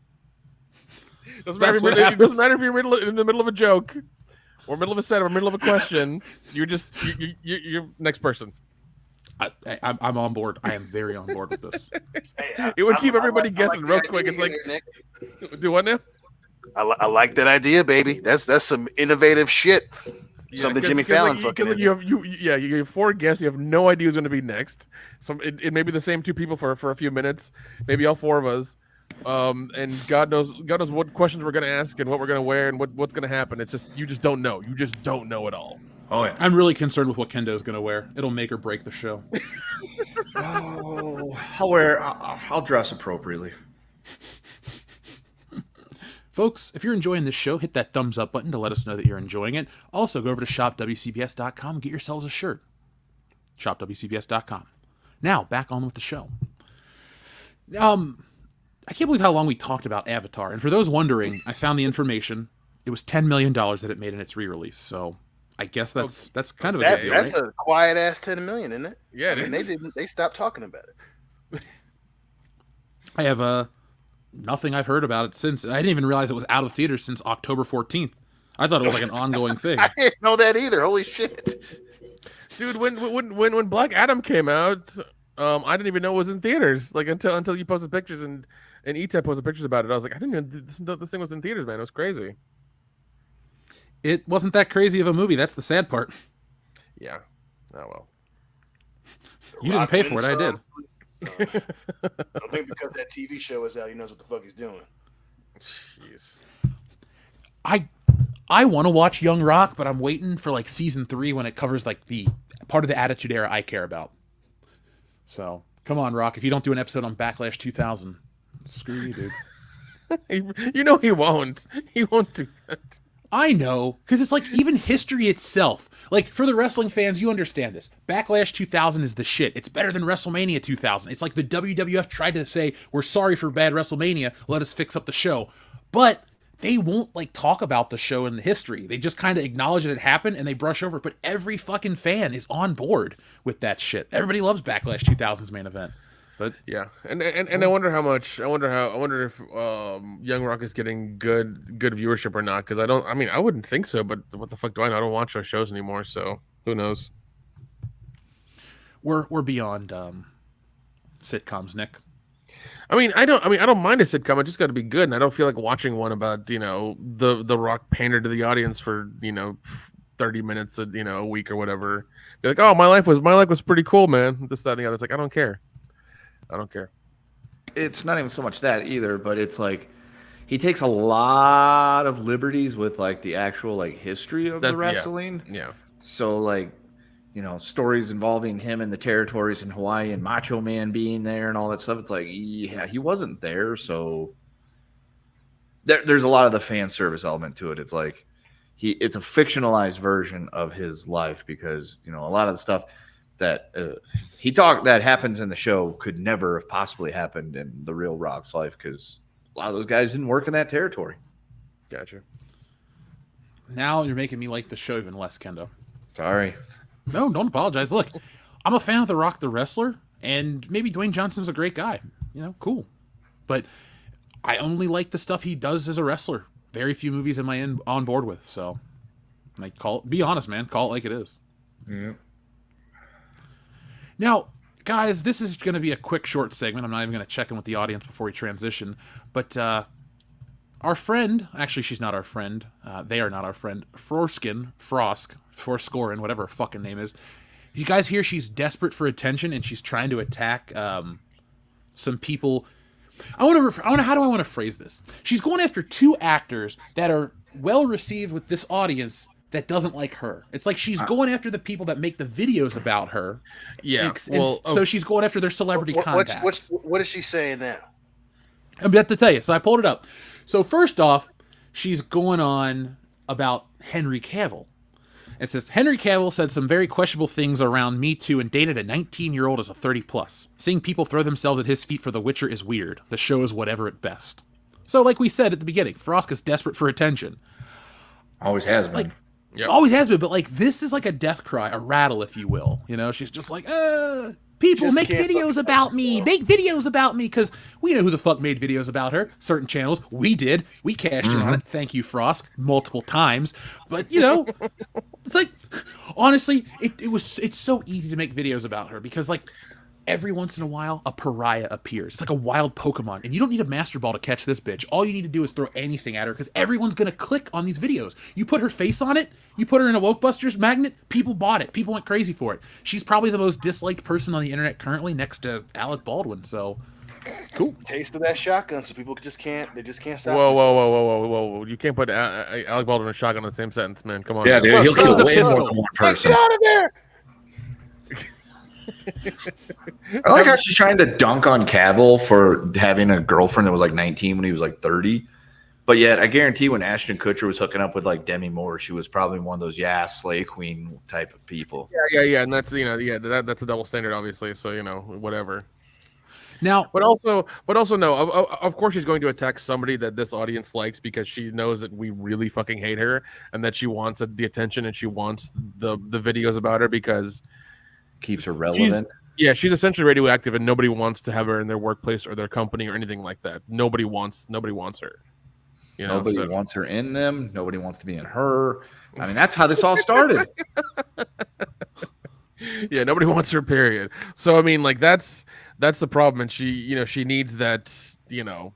She needs the hate to keep her clout alive, and like the best thing you can do is just like unfollow her and not respond to her. That's the best thing you can do. Is just like if you see her on the internet, just just don't acknowledge her. just don't look. Just don't look. I think what we should do is everyone should start a mass blocking campaign. We should all just block her. Honestly, no one who was gonna block her. She's good for the laughs. But because if you block her, you're gonna miss the next part. Right. How she tweeted out big yikes energy. I just discovered that Henry Cavill dated Gina Carano. It's like this lady's just digging up shit for. I know that's the point. It's like this is irrelevant shit, lady. What are you trying to do? Here's your attention. Enjoy it. Yeah, it's just like so your gripe is that he likes women. Yeah, you're not saying anything so far that I'm finding to be off-putting about the man. We're gonna insult him for being a Kansas City Chiefs fan next. Ooh. It's what it sounds like is she wants Superman all up in her and she can't have it. That's what it sounds like. She'd be like, "Fuck rugby. Rugby sucks." Like, that's what it sounds like. She wants Cavill all for herself, and he ain't like that. So she probably tried to like invite him to her WoW guild, and he said no. It's all that's where we're making a mistake. You're probably right.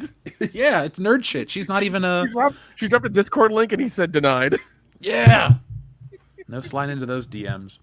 But she can only get fired once, so she's just looking for her attention. So, guys, Frosk, here's your attention, lady. Do you think she'll do anything else of note soon? No. But I am serious though. If you want her to have less and less attention, just fucking block her and unfollow her. That's the best thing you can do.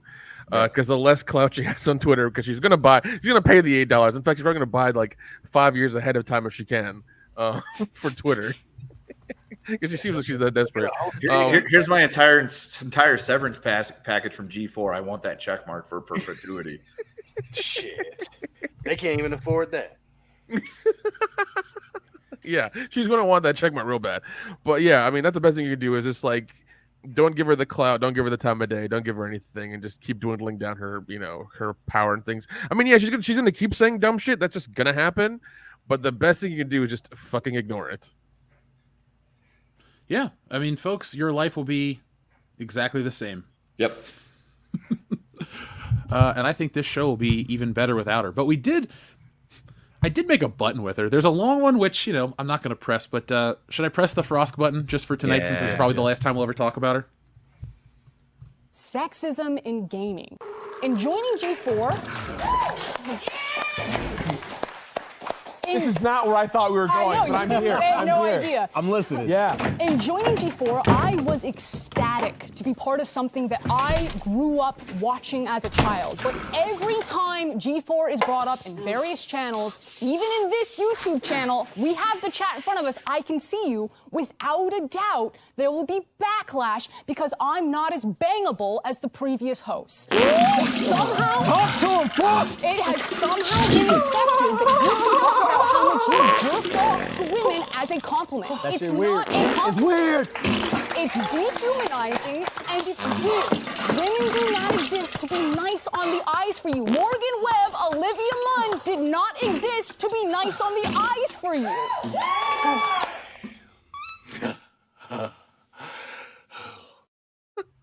I like how she says all that stuff, but she was wearing makeup.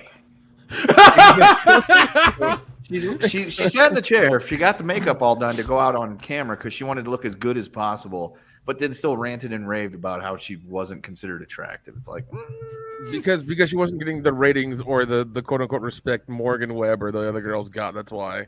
Well, gee, Nick, one of these things is not like the other, and one of these things just doesn't belong.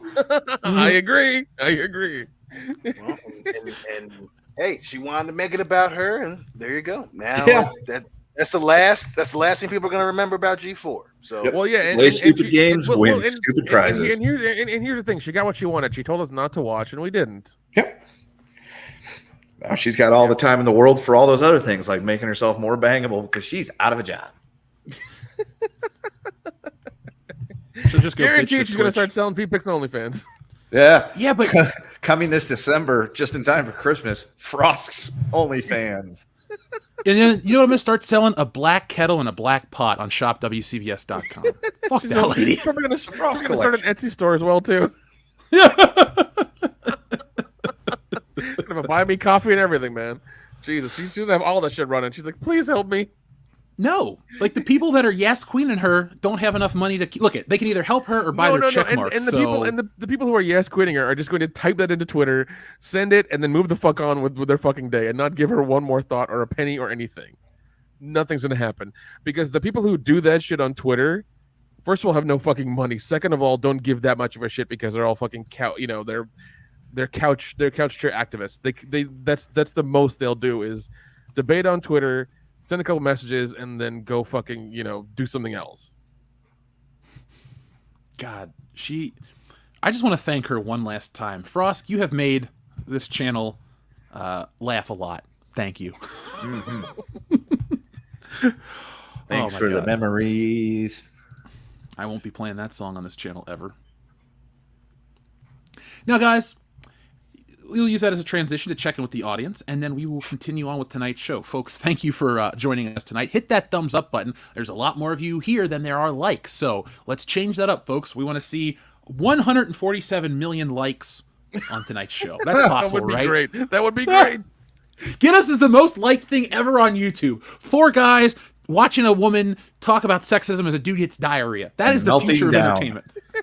That was gold, by the way. I couldn't stop laughing. I was kind of like, God damn it. Thank you. Like I said, I had so much fun. I have a new schedule. The way I'm going to treat the Thursday schedule is wake up early, podcast buttons, and get everything ready before lunch. So, folks, be on the lookout for a lot more stuff. And I have a lot more for you tonight. So, request a new button. We get tons of super chats about other buttons. Request a new one. You'll be surprised what we have.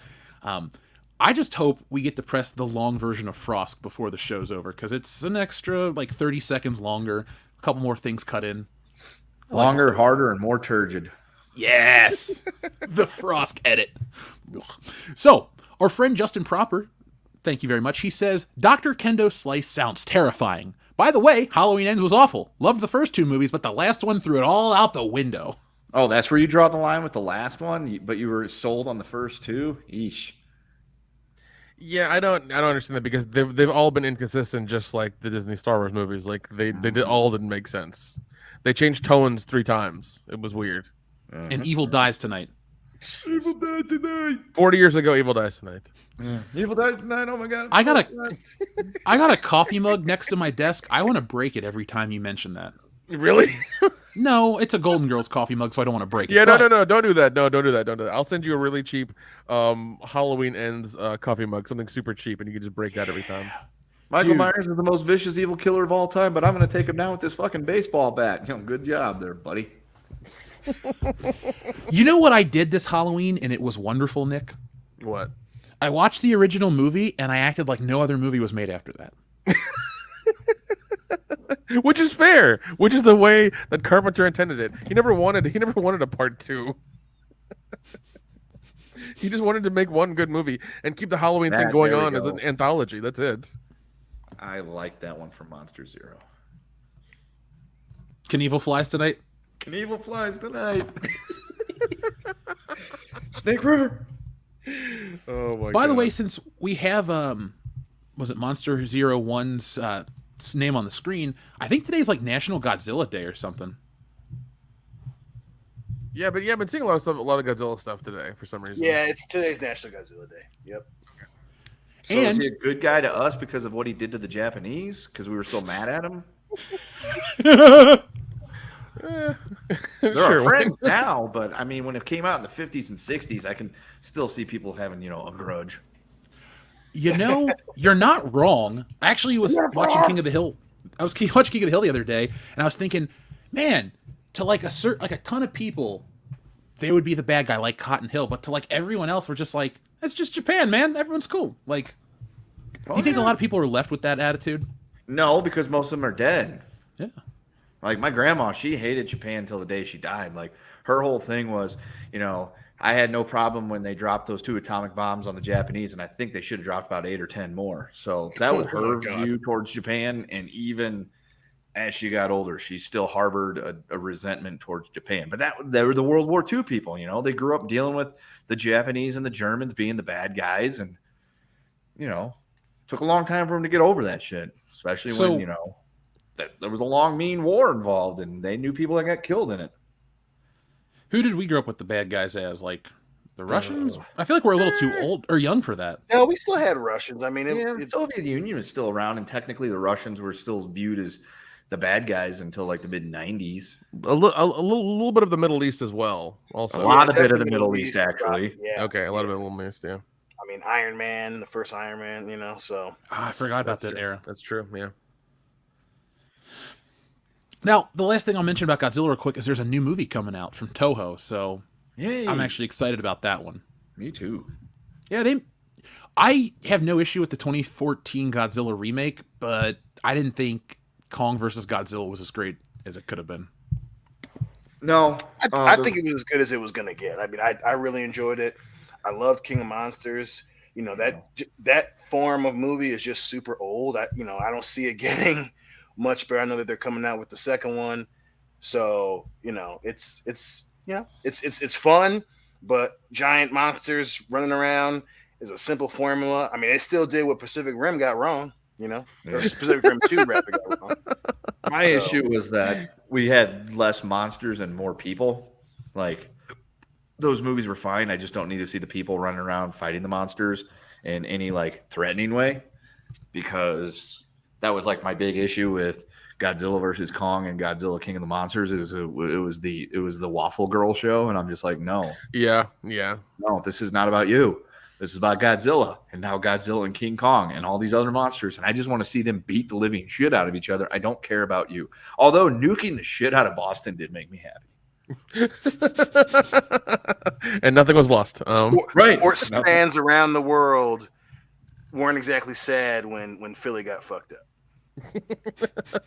Oh yeah, they're now defeated at home too. Oh, well, they're up now, but who cares? Oh no, I meant the World Series. They were like undefeated at home or whatever, and then they lost a game 5-0. I was like, oh, yeah. Okay. Look, like I told you off air, the Bengals were embarrassing this Halloween, so I have no room to talk for at least a while. Trust me, I know the feeling too. Now, up next from our audience, we have our friend Adam Wofford. He said, tonight's saying is when I get off the boat. So, folks, that is a reminder. If you have another comment to add is when I get off the boat blank, we would love to read them. Best one wins a prize. Xavier to God, in a 5-on-5 Survivor Series match, what team you guys think would win? Team Raw, Stone Cold, Triple H, HBK, Y2J, and Hitman, or Team SmackDown, Rock, Taker, Kane, Kurt Angle, and Booker T?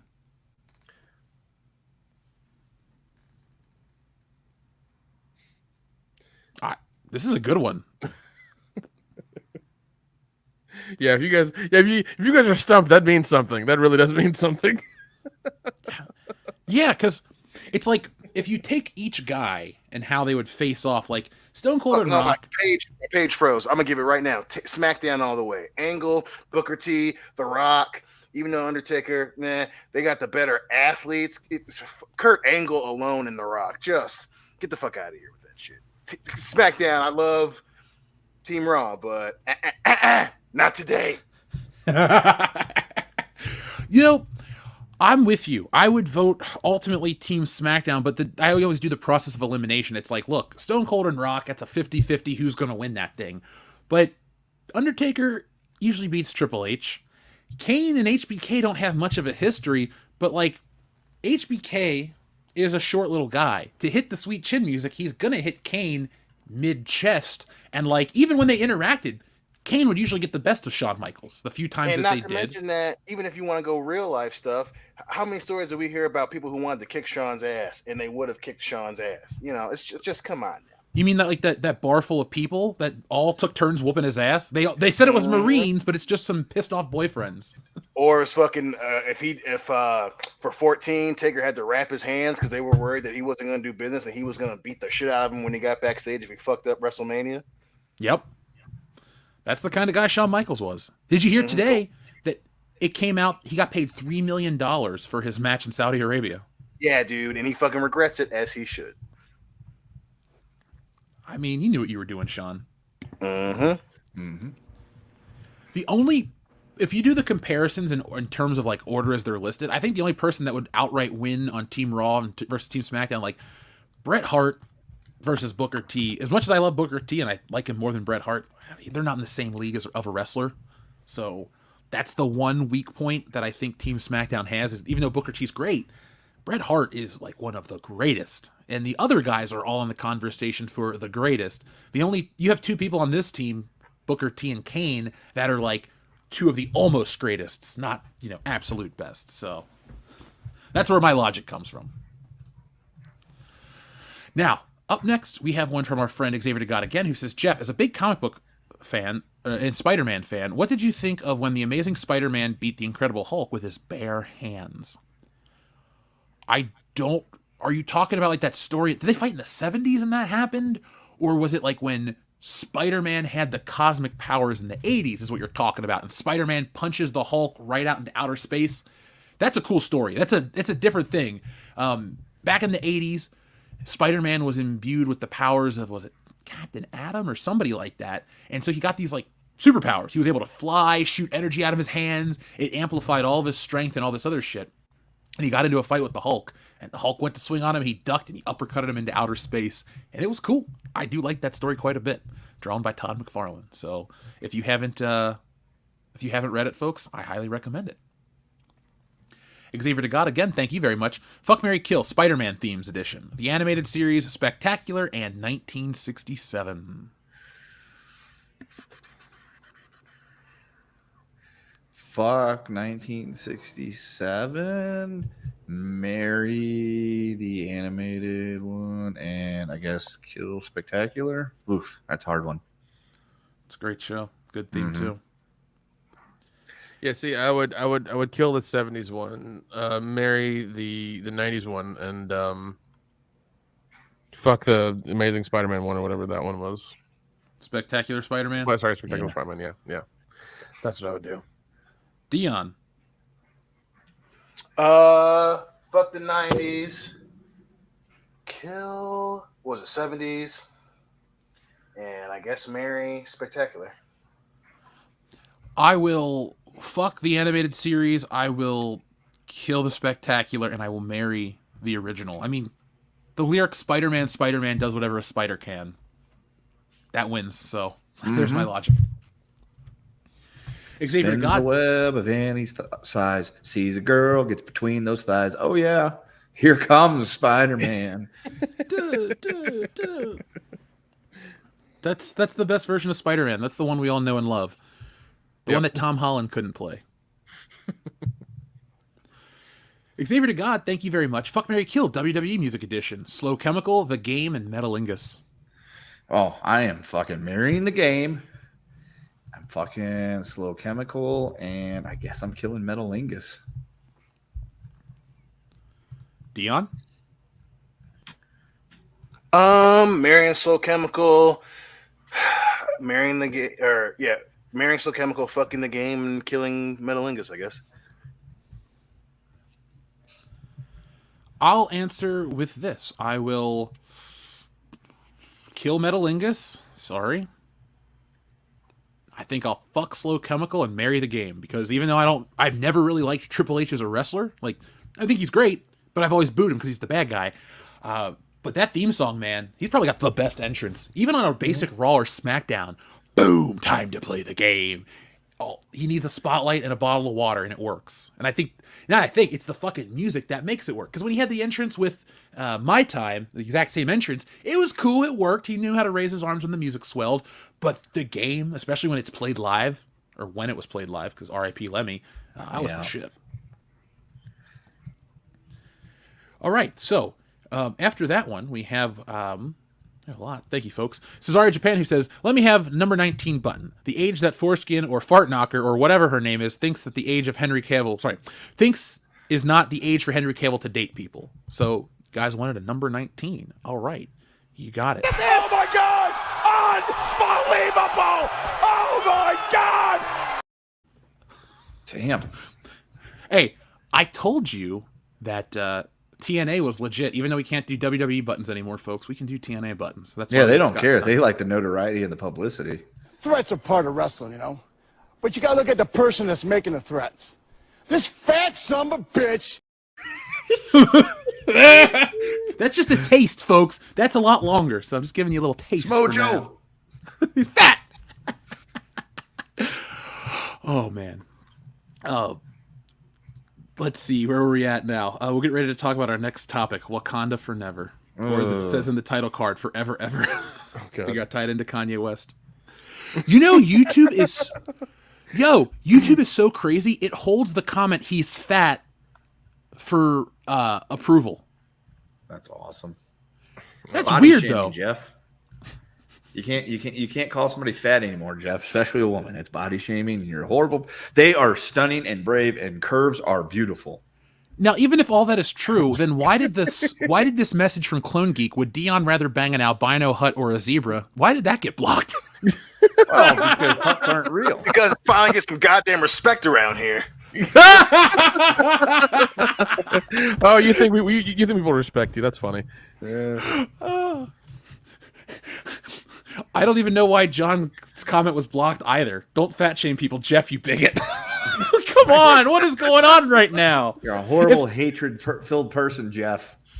Well, yeah. Thank Elon Musk for that. Every other platform's like, I guess stuff is just going on high alert now, and they're just like trying to check everything, make sure everything's okay. Yeah, plus size models are models too, Jeff. Sure. They just need a lot of extra. Kendo, material. and McDonald's is healthy for you. Well, it could be if you get like the grilled chicken sandwich and you don't put the bun on there, and you don't eat the fries, but you get the apple slices. I could see where that could work. But would you be happy? No, hell no. You know you want a Big Mac.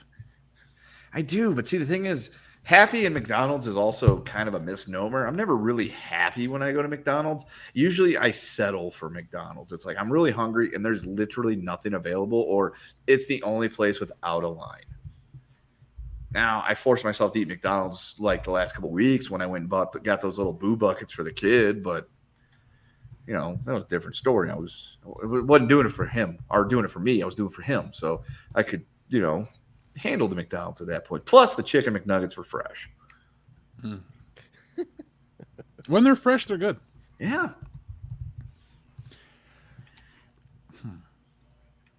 All right. So I was getting the super chat from Darian217. I was actually checking out the time for everything. So I'll answer it. Darian217, thank you. I'll get to it in a moment. I'm trying to make sure we can make that happen. So, 2 more, and then actually 3 more, and then we're going to get on with the show. So, Xavier to God says, would classic movies that are classics, if came out today, would they still be as successful and popular today? Like Star Wars, an original movie, for example. Well, I think when you use the word classic, I think you mean something that's stood the test of time, that people ubiquitously like across every age and, every time, almost every time period, or, the last few that have come out anyways.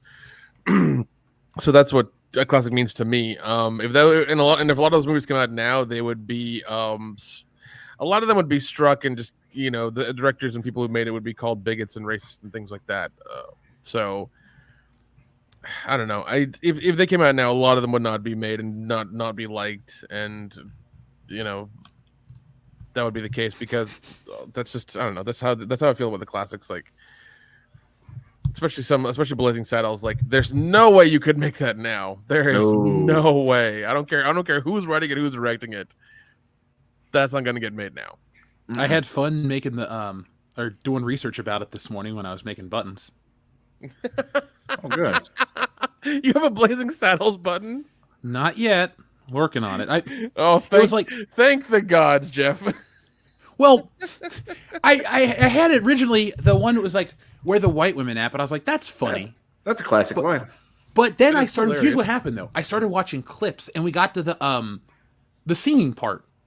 You know, where they start singing like, you know the song Camptown Ladies, this and that. Oh, yeah. The Camptown Ladies. No, never heard of that one. But dude, I about died laughing when the Kansas City, know what? And the thing is, I couldn't stop laughing, and then I was like, hold on a second, and then I got sidetracked, and I made every other button, and I was like, because it's like, the problem is, man, you see some of these clips, and you're like, that would make the perfect fucking button, but you can't put that on YouTube, you'll get yeeted instantly, so it's like, so it's like either nothing, or I have to like really carve it down. So I don't know, and I don't believe in that. Now, Jeff, you know that one guy from the Camptown Ladies thing, he was in Back to the Future Part 3. Yeah, Frisbee, right? Yep. Oh, yeah. I believe Slim Pickens was dead by then, so that's probably why he wouldn't have been in it. That's Taggart. Now, I want to answer Xavier DeGod's question about the classics. I'm going to say no, they wouldn't be the classics because the reason these movies work is when they come out. If Star Wars were to come out today, who cares? You know why? Because Star Wars came out at a time when there were very few movies that had those types of special effects, if any, because a lot of them were created for Star Wars. And here's the magic. Here's the secret. Movies didn't come out every 5 minutes like they do now. There is too much competition for a classic to ever exist. Even a movie like Top Gun Maverick or Spider-Man No Way Home that made a bunch of money that a lot of people like, maybe Top Gun will become a classic. Time will tell. But a lot of these movies are good in the moment, and then we forget about them. But I remember, let's go back 20 years when Spider-Man came out. That was a big deal, and it stuck around for months. It came out in May. It didn't hit DVD till November. People talked about it all through the summer. Then it hit. People talked about it up until the second one came. Actually, people were talking about that movie pretty much regularly until X-Men came out. But then people were talking about Spider-Man again because they were excited for the next one. You have to come out, be completely new, or be something that people have been wanting for a long time and deliver. Like Spider-Man. It took 40 years to make a movie, and it worked. People loved it, broke records. Like Avengers. That's a great movie. The first one's a classic. Is Age of Ultron a classic? It made almost the same amount of money. No, it's not a classic. Is Endgame and Infinity War classics? Yeah, it will be. They will be. Those will be, but for very specific reasons, because they are also game changers. Your average, let's say like Doctor Strange 2 or Black Adam or any of these other big movies that have the special effects and the hero's journey and this and that.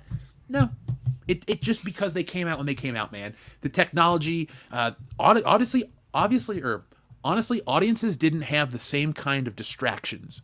When you went and saw a movie, you're like, holy shit, and you're blown away. Now you get out of the movie and you go right on your phone and watch the next video or next this or next that. Yeah. Movies don't even sink in anymore. Yeah, I mean, we also had in 2002, we had Scorpion King, we had Equilibrium, we had Collateral Damage, Some of All Fears, Halloween Resurrection, Jesus, Minority Report, The Bourne Identity, the first one, the remake of Time Machine, which wasn't bad, it was actually quite good. Let's see, yeah, we had Signs, we had Catch Me If You Can, we had a bunch of good ones in 02. 02 was a good year for movies, dude. Mm-hmm. Yep. So, where were we at? Adam Wofford, thank you very much. He says, when I get off the boat, I was snizzing. Wear a mask, goddammit. Don't spread that shit. Wear a WCBs branded condom if you're going to sniz all over the place. That was easier to clean up.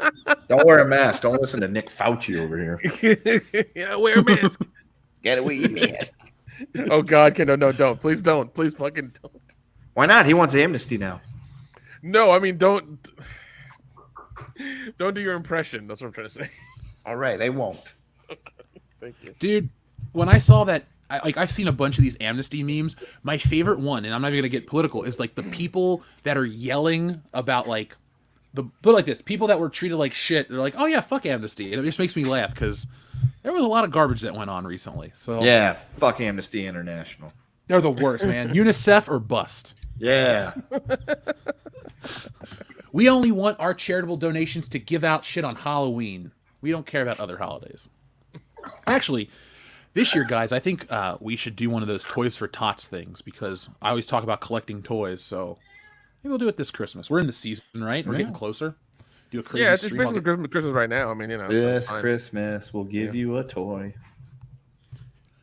And then you'll go and take it and sell it on eBay. What? I will happily give money or buy toys for Tots, but I'll never give my toys to Toys for Tots.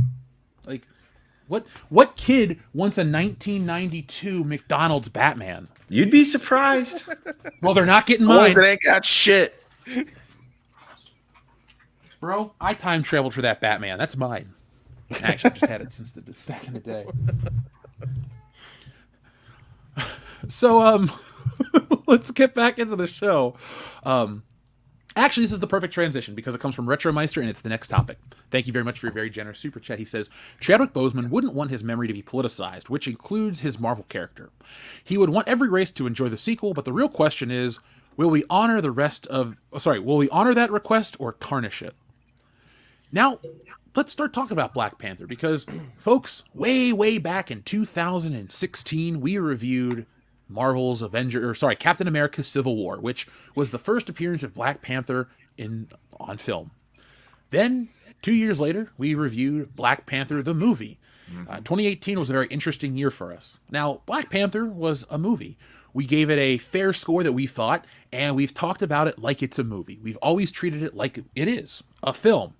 A film that's enjoyable, a film that has great moments, a film that has good moments, and a film that has really bad CGI at times, a pretty stupid story at times. It's a movie. It's like every other movie. It's not anything special. It's decent. But Black Panther always gets imbued with this extra cultural relevance for some reason.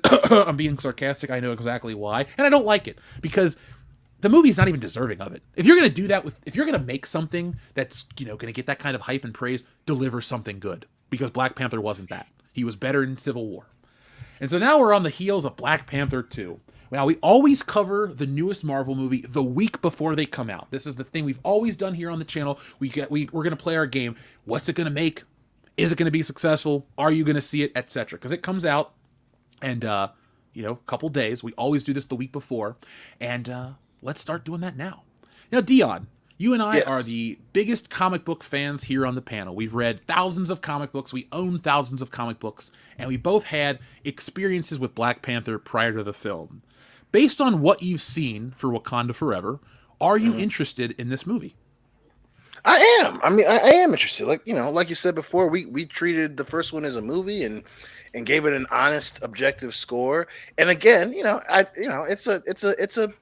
it's not an amazing movie, but I do like it. I do like it a lot. And I am kind of interested to see where it goes. Obviously, there's a lot of baggage with the sequel, and we all know why, especially with, a lot of stuff behind the scenes, right? But yeah, the one thing I'll give it is that first trailer. I like that first trailer. So, the second one that's come out, it's more of the same. But yeah, I am interested at least to see where they go with it. And, because again, the cool factor is what I watch for now, because there's just so much fucking Marvel. Is it good and is it cool? Because that's the essence of comic books, is that you have cool characters. Obviously they have different backgrounds and all that shit. But they're cool. They're not strictly made for symbolism, right? So with that in mind, I'm willing to give it a shot. And don't get me wrong, there's definitely a chance that this could end up not being that good. But hey, I'm at least interested enough to find out.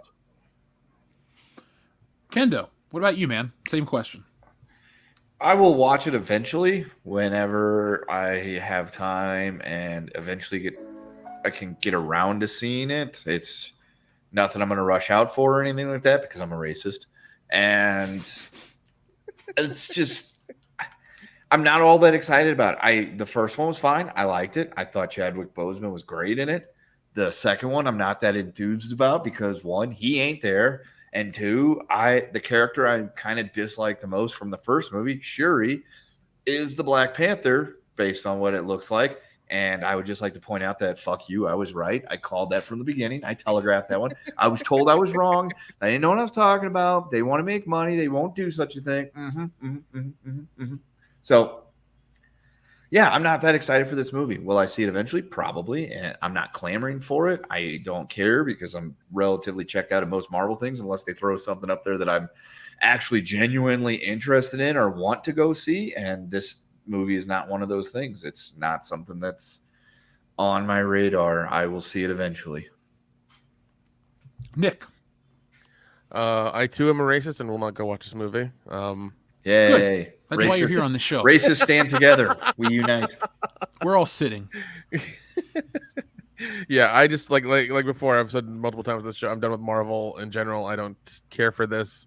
I mean, I might check it out once again later on, but that probably won't happen either because I just don't care. I mean, like the first one was pretty meh. They had a wonderful villain that they kind of just, put aside in the first one because Michael B. Jordan was there. They had to have him on screen, so that was it. I think this is. I mean, I think this is going to do pretty decent in the box office, because the first one did pretty good. I don't know. I just don't care for it. I'm out of the Marvel stuff. I just haven't watched anything of theirs recently because of Endgame. Endgame was it for me. So yeah, it's very difficult for you. Like it's very difficult for me to care about this. It really is. Mm-hmm. Especially since you're so racist. Oh yeah, 100%, 100%. It hurts me to listen to you talk about the movie. Actually, I'm so sorry to find out this way, Jeff, but it's true. Yeah, well, true. we've only been streaming together for 7 years, so I'm glad I figured it out now. Sons of bitches. It makes the pain less sticking and twisting into your heart. I can tell because it's like you always had that suspicion, but now it's out there, and it's just kind of one of those. It's already hurt before; it can't really hurt that much more anymore. I need to get the damn Johnny Cash button. I hurt myself today just to watch Black Panther 2. Now, I gave my take on Black Panther 4 years ago. It hasn't changed. I don't think I've watched it once since then. That's what I'll say about the movie. The most damning thing I can say is if I don't ever watch this shit again, I didn't really like it. It means it lives in the same window as Captain Marvel and Ant-Man 2 and these other Marvel movies that I paid to see, reviewed for the channel, told you guys to watch or not watch, and forgot about it promptly. I am dreading... Okay, let me rephrase it like this. I don't mind Black Panther. I think the character's cool. I've owned his toy before the movie existed. So he's been on my radar since ever because I don't just, read comic books when the movies are coming out. I got into Spider-Man as a kid. I figured out how the Marvel Universe worked, and I would give every character a shot that seemed interesting. Black Panther, I've read stories with him because he was part of the Avengers teams. One of my favorite Black Panther miniseries was from the late 2000s, the one where it's T'Chaka, and he teams up with Captain America during World War II. It was made into a motion comic, and it was pretty solid. Plus, it's drawn by John Romita Jr., and he's one of my favorites. So with this movie, though, I'm just dreading the conversation and the narrative, because what's happening is you're getting another overly praised movie. And I wanted to bring this up because we got some more praise coming this way that I think might even make Stevie Wonder roll his eyes at this one, because it's kind of bullshit. So, goddamn. Hype and praise is nothing new for an upcoming film. The Suicide Squad got hype and praise before it ever came out. People were calling it the best DC film ever, the game changer, life changer. It was a channel changer, ultimately. It was not that great. It was actually pretty shitty. So now Black Panther is sitting at 110%. Okay, it's at 100% on Rotten Tomatoes, or at least it was.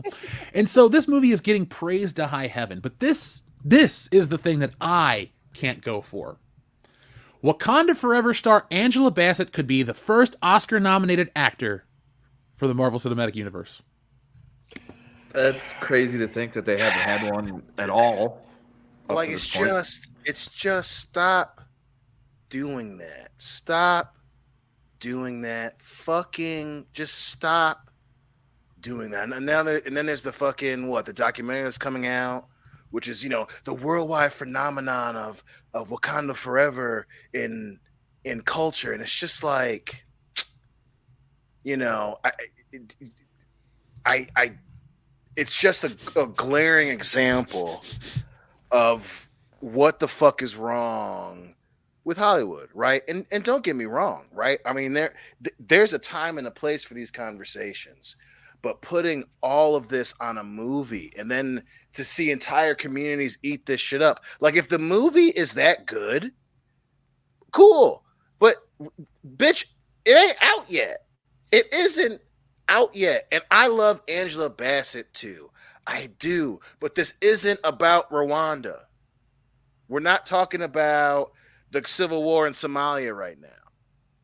That shit, they might have a ceasefire, but no one's talking about that, right? It's Wakanda for the worldwide phenomenon, pictures of famous people doing the Wakanda Forever bullshit, and like this isn't some golden ticket for the black community that the world needed, and it took us until 2018, and it came around.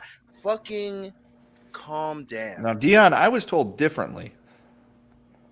Of course you were told differently, because all those people will run apparently in droves to watch the Black Panther movies, right? But they sure as shit aren't donating any money down to whatever community center that's down the road from them. Yeah, because from what I understand, in the hierarchy of these things, there comes Black Panther, civil rights, and then the 13th, 14th, and 15th Amendment. In those orders, actually. It was, you never arrived until Black Panther came out. Right. Like, I get it. It's important that we have these different stories, right? But they can't be the only reasons why you think these movies are going to be successful. Like, and I get it. It was very sad what happened to Chadwick Boseman. Like, losing that dude. Like, a lot of people, me included, fucking really enjoyed that guy's work, and he was a good dude. But oh my god, like it's Angela Bassett's going to win an Academy Award. Calm the fuck down. Every time this has happened, the movie doesn't fucking deliver. This isn't a popular. They're not making Black Panther 2 because they love us black folks so much. They're making the movie to make fucking money. And if anything, everyone should have been reminded of this shit with all the stuff coming out about Kyrie Irving. Like there has to be a line of actual activism and Hollywood Twitter activism. And people loving this movie. This isn't the kumbaya moment that fucking the human race needs to come together and hold hands and finally admit that, man, fucking black people done had a hard time. This isn't the movie for that. It's not the movie for it. Like, if the movie's good, awesome. If Angela Bassett is a knockout in it, awesome. You can't build this movie up when you had so many topical jokes in the first one. You sure about that, Dion? The person, huh? I said, you sure about that, Dion? I mean, I say that, which it is Marvel, right? We all, some of us watch She-Hulk, so, we know what the fuck is going on, but it's just this hankering. We want to win an Oscar, but we also want everyone to see. That's a fucking commercial. If you were dumb enough to get super excited about the documentary about, oh man, the worldwide phenomenon of Black Panther, blah, blah, blah, blah, Wesley Snipes is just sitting over in the corner saying, fuck me, right? Samuel L. Jackson, everyone loves Samuel L. Jackson, but it's like, oh man, Black Panther really, really brought it forward for the people, man. Like, damn, like hip hop's been around for a long time. This need to attach all this baggage to this movie is just too much. Like, we saw this with the Eternals. The Eternals didn't win. It didn't even get nominated for the story or the acting or anything. Captain Marvel came out, oh man, this is, girls get blah, blah, blah, blah, and then it was a middle to okay movie. this is a marketing ploy. And don't get me wrong, I love Black Twitter too, but y'all need to calm the fuck down. It's cool now because Black Panther made $800 million. But before, comic book movies were whack, right? I mean, I remember that shit. When people were really dumping on comic books, nobody was talking about you weren't talking about Black Panther then. And listen, don't get me wrong, I love Angela Bassett. And hey, she's older and she's into the whole Afrocentric thing. You do you, sister, you do you. But would she still be doing this movie if she wasn't getting paid a bunch of fucking money? Hell no, and you know that. The chick who's playing Siri is a fucking crazy person who's super religious. Chris Pratt's getting a hell of a lot of shit on Twitter, but everyone's kind of pushing what Siri's crazy ass, like I can't say her whole name, but what that crazy wild shit she was saying during COVID. So that's the thing that pisses me off about it. And I'm not Malcolm X. I'm not ever gonna pretend, that I'm, a 90s black film, but I've been in this game for a while. As Jeff said, I have read thousands of motherfucking comic books, and I have never ever been shy about it. And a lot of y'all on Twitter have been assholes for the last 20 years. Now all of a sudden we're crossing our arms saying Wakanda forever, power to the people. It's funny how that shit comes up when it's a popular movie. Mm-hmm. I don't mean to ramble, so you guys can jump in, and we've said it on this shit. All four of us have said this. When you fucking attach so much baggage to a movie and it doesn't pan out, it doesn't age well. So right now it's the flavor of the month. If the movie isn't that fucking good, do you think Disney is gonna be, jumping in behind the chick playing Black Panther now as much as they would if it makes $1 billion? Probably fucking not, because they were really behind what's her name when she made the Eternals, right? But how often do we hear about the Eternals now? So that's true. Black Twitter, y'all need to calm down a little bit. Wait till the fucking movie comes out before we start, hanging jerseys up in rafters. Now, I got one question. Just one question. Dion, if Angela Bassett wins an Academy Award, is that a bigger deal or not as big a deal than when Tyler Perry got his? I think Tyler Perry was the beginning of my True Hollywood Stories downfall. If Black Panther sucks and Angela Bassett somehow wins an Academy Award, you can punch my fucking ticket to Pandora, wherever the fuck we're going for Avatar 2, because it's just too much. If the girl that plays Shuri wins it, we know the Academy Awards is rigged. We already had a suspicion that would definitely seal the deal. Listen, and again, that's another great point, because as much as, especially the last few years, that the Academy Awards are all of a sudden loving black folks, I'd bet my entire fucking 401k, even if this movie's great, she ain't winning no goddamn Academy Award for a comic book movie, because they will say that shit all day, but ain't no comic book movie winning a fucking Academy Award. It wasn't, the whole Oscars so white shit wasn't that long ago. So, people are saying some wild shit like that. This might be the movie of the year. Cool it. Well, Hollywood loves to talk about how much they love somebody until they're not useful anymore. Okay. Okay. Follow up question. Will Coolio show up in the In Memoriam? He better, because it's Gangsta's Paradise out here. Don't he hit a very hit song on a very popular movie. Yes. Mm-hmm. Yeah. I mean, and that was Fantastic Voyage and First Kid. Great movie. Thank you.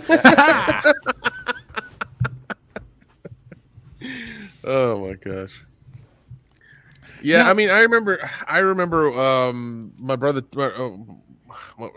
hearing about the way the movie was doing every weekend. Like, it was like every weekend more people were going to go see it, and it was crazy how much numbers it did, how much money it put up. But people wanted to go see it like it was a cultural event, man. It was interesting. That's kind of sad, though, that Marvel can convince a community of people that their movie is a cultural event when it's not even... Like, I get when people make the cultural event about the creators, but Black Panther was created by 2 white Jewish guys in New York in the 60s. Not a black creation. I find it funny that Black Panther gets put up like this when it's just a ploy to sell comic books to black people. Like, literally, Stan Lee's on record saying this shit. The Gray Panther, the Charcoal Panther, whatever Jack Kirby came up with, Black Panther's a derivative of that. Like, let's just, like, and I only bring this up not to shit on the character, but to really shit on the movement of trying to make Black Panther, like, a bigger deal. Like, how can you get behind, oh, it represents this? No, it doesn't. I read this shit. I'm in the same demographic as you. Like, that shit doesn't mean that. At least not to me. I laugh. Now, well, and even and I think that's part of a bigger point where it's like, my issue is when it's, you're saying it's a symbol for these things, you don't, nobody actually acts as if that's true, so when I say that, people, this is, our culture becoming, part of the mainstream. It's like, is it? Like, yeah, he was cool, Chadwick Boseman was a cool dude, but do you guys go and see other movies like that? Did they go see Woman Queen or whatever it was? No, they did not. Do you want to know how much? Do you want to know the numbers for Woman Queen? I just pulled it up actually. Yeah, please. Yeah. Okay, the budget for Woman Queen was $50 million. Box office, it doesn't say worldwide or not. I'm just assuming it's worldwide. Was $87 million. Oh, right. So somebody's fucking lying over here. And they were advertising the living shit out of that movie. They were, and right. Yeah. And nobody went to go see that shit. Those movies are important, right? It is, in terms of the greater picture of art created by humans for us to see, what other people make, right? And that's all well and good, but don't get distracted by the selling point of a movie and mistake it for genuine concern for people of color. Like, and again, I understand the importance of it in the grand scheme of things. But again, especially in this medium, the black community doesn't fucking stick with shit with comic book movies. And don't tell me otherwise because y'all didn't go see Woman King. Proud Mary was kind of shitty. They brought Shaft back, and it's Samuel L. Jackson, the guy that we all love.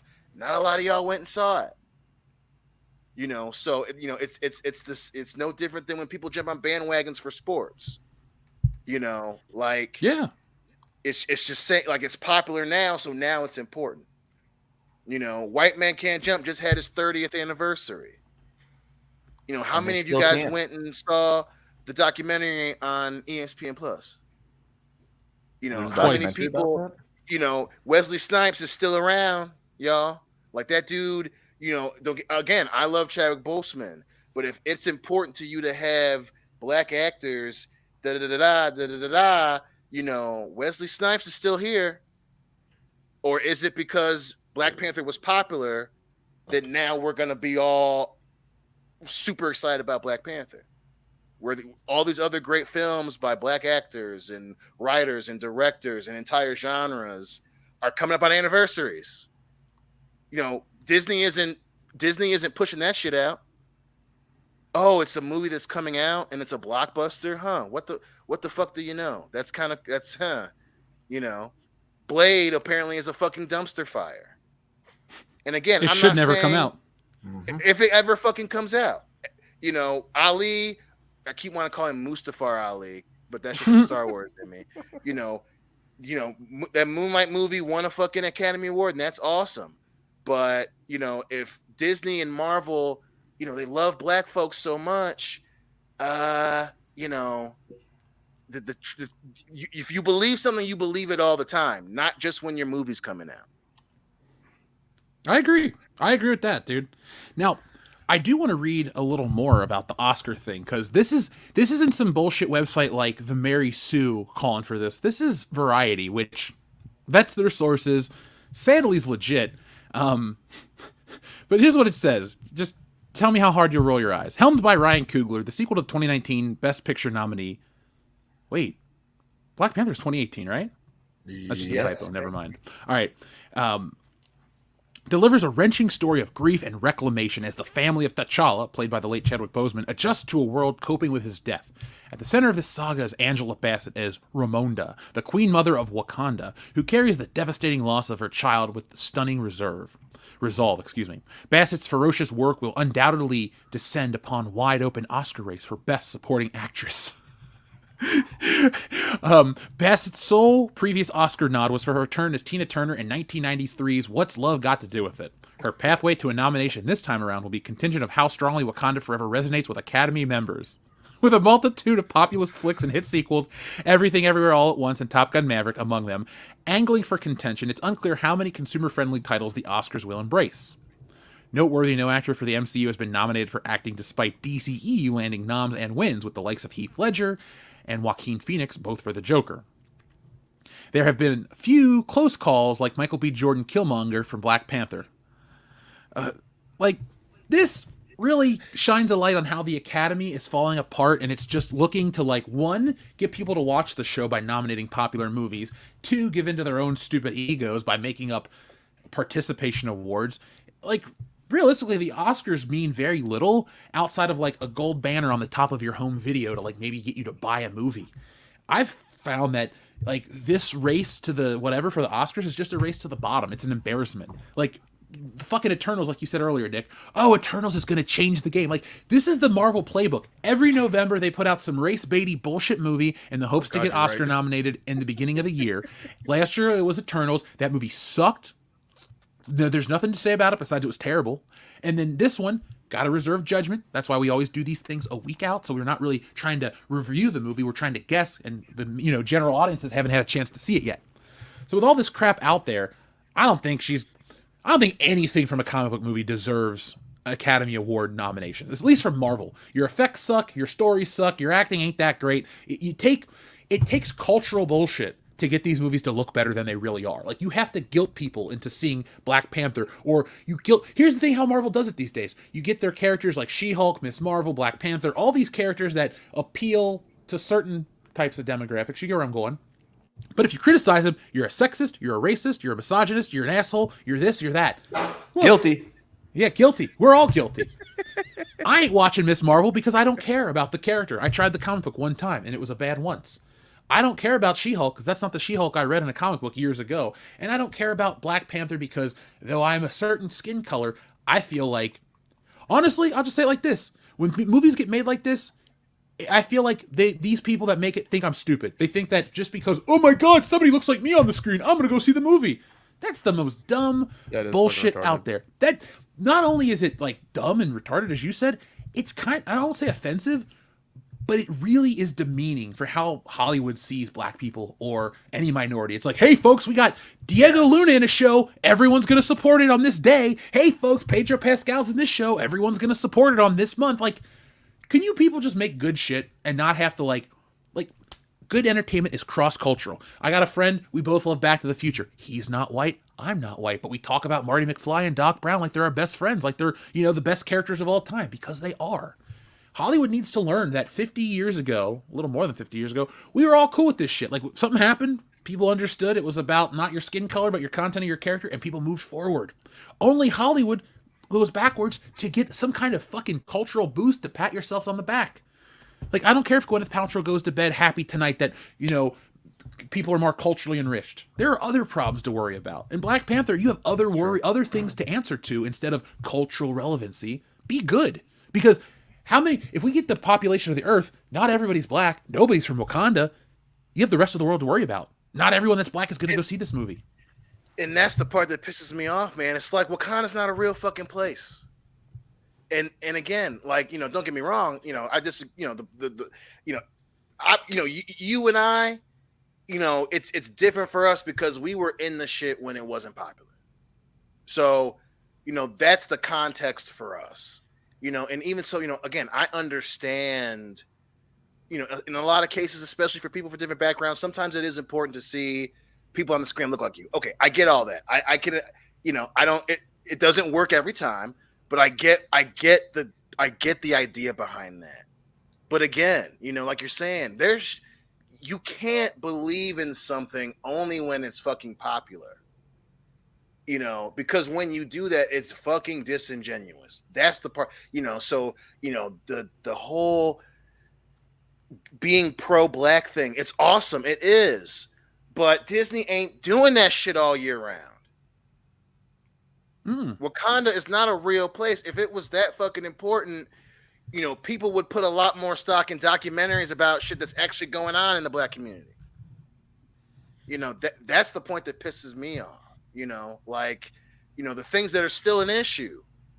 But no, we're we're getting excited about, hey, the chick that made the joke about where are those, she's Black Panther now, and it kind of counts because in the comic books the sister becomes Black Panther, and hey, there's a lot of hey, Angela Bassett, her, she's in this movie, and hey, it's called Black Panther. A lot of you people who, I don't mean you people, but y'all who post on Twitter are doing the hand thing. That's cool, right? And Wakanda's in Africa, and it's just like. It's the need to talk about it, to show that you're talking about it, that makes it disingenuous. Don't tell me you care about people who look or are a certain way and having characters when you don't stick to that shit all year round. You only stick to it when the movie comes out and that's the topic of the discussion in the movie. Well said, dude. It's very frustrating, and of course Twitter falls for it every fucking time. Yeah, because it's controlled by those Twitter people. But also remember, like, Disney shat on John Boyega. Right, exactly. Yeah, so these are the same people. Yeah, it's a different company. It's Lucasfilm and Marvel, but it's still fucking Disney. Like the same fucking. And that people. shit was 2015 and 2017. Yep. But so don't tell me that that it's important for us to go see this fucking movie. Disney will if you are not bankable, they don't give a shit. And right now, being black is bankable. At least they think so. The same way they felt that being a lady is fucking bankable. They don't really give a shit. They do, Hollywood does not fucking give a shit. Everyone, during COVID, not this past year, but the year before, where they were in that busted theater, they didn't talk about how they kicked all those fucking homeless people out. So they did that? Yeah. When it was in that old train station, that was locally, that was known as where a lot of vagrants were at. Yes. And the PD went in and chased a lot of homeless people out. It ain't like they put them in homes or anything or try to get it. You didn't hear about that. It's just, this was a dilapidated, abandoned spot. And Hollywood really cares about, history and da da da da. And they had all the fucking first responders on there in their fucking work clothes. So don't tell me that Disney and Marvel give a shit about the black community. They don't, tell man. me that they give a shit about, people disadvantaged having heroes on film. They only care about if those people who are disadvantaged give them their last dollar to see the shit. That's it. Again, I don't disagree with you at all. Yeah, what didn't they have a show? What was it, Miss Marvel or whatever? Or yeah, that one.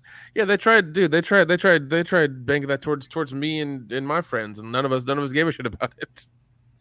Nobody gave two shits about it. It's like, okay, sure, this is kind of all right, but it's it didn't make enough viewership, or we didn't care enough to fucking go watch it and talk about it. Trust me, like I didn't hear about it through any of my friends. Like nobody said anything. They watched the first two episodes, like, oh, this is okay, and then like it fell off. Nobody gave a shit.